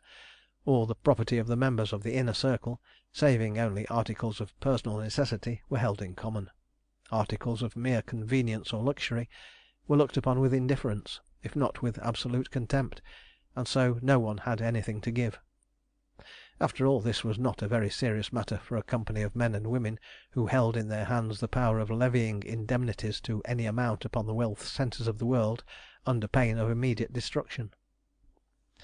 That evening the supper of the colonists took the shape of a sylvan marriage feast, eaten in the open air under the palms and tree ferns, as the sun was sinking down behind the western peaks of Aeria, and the full moon was rising over those to the eastward.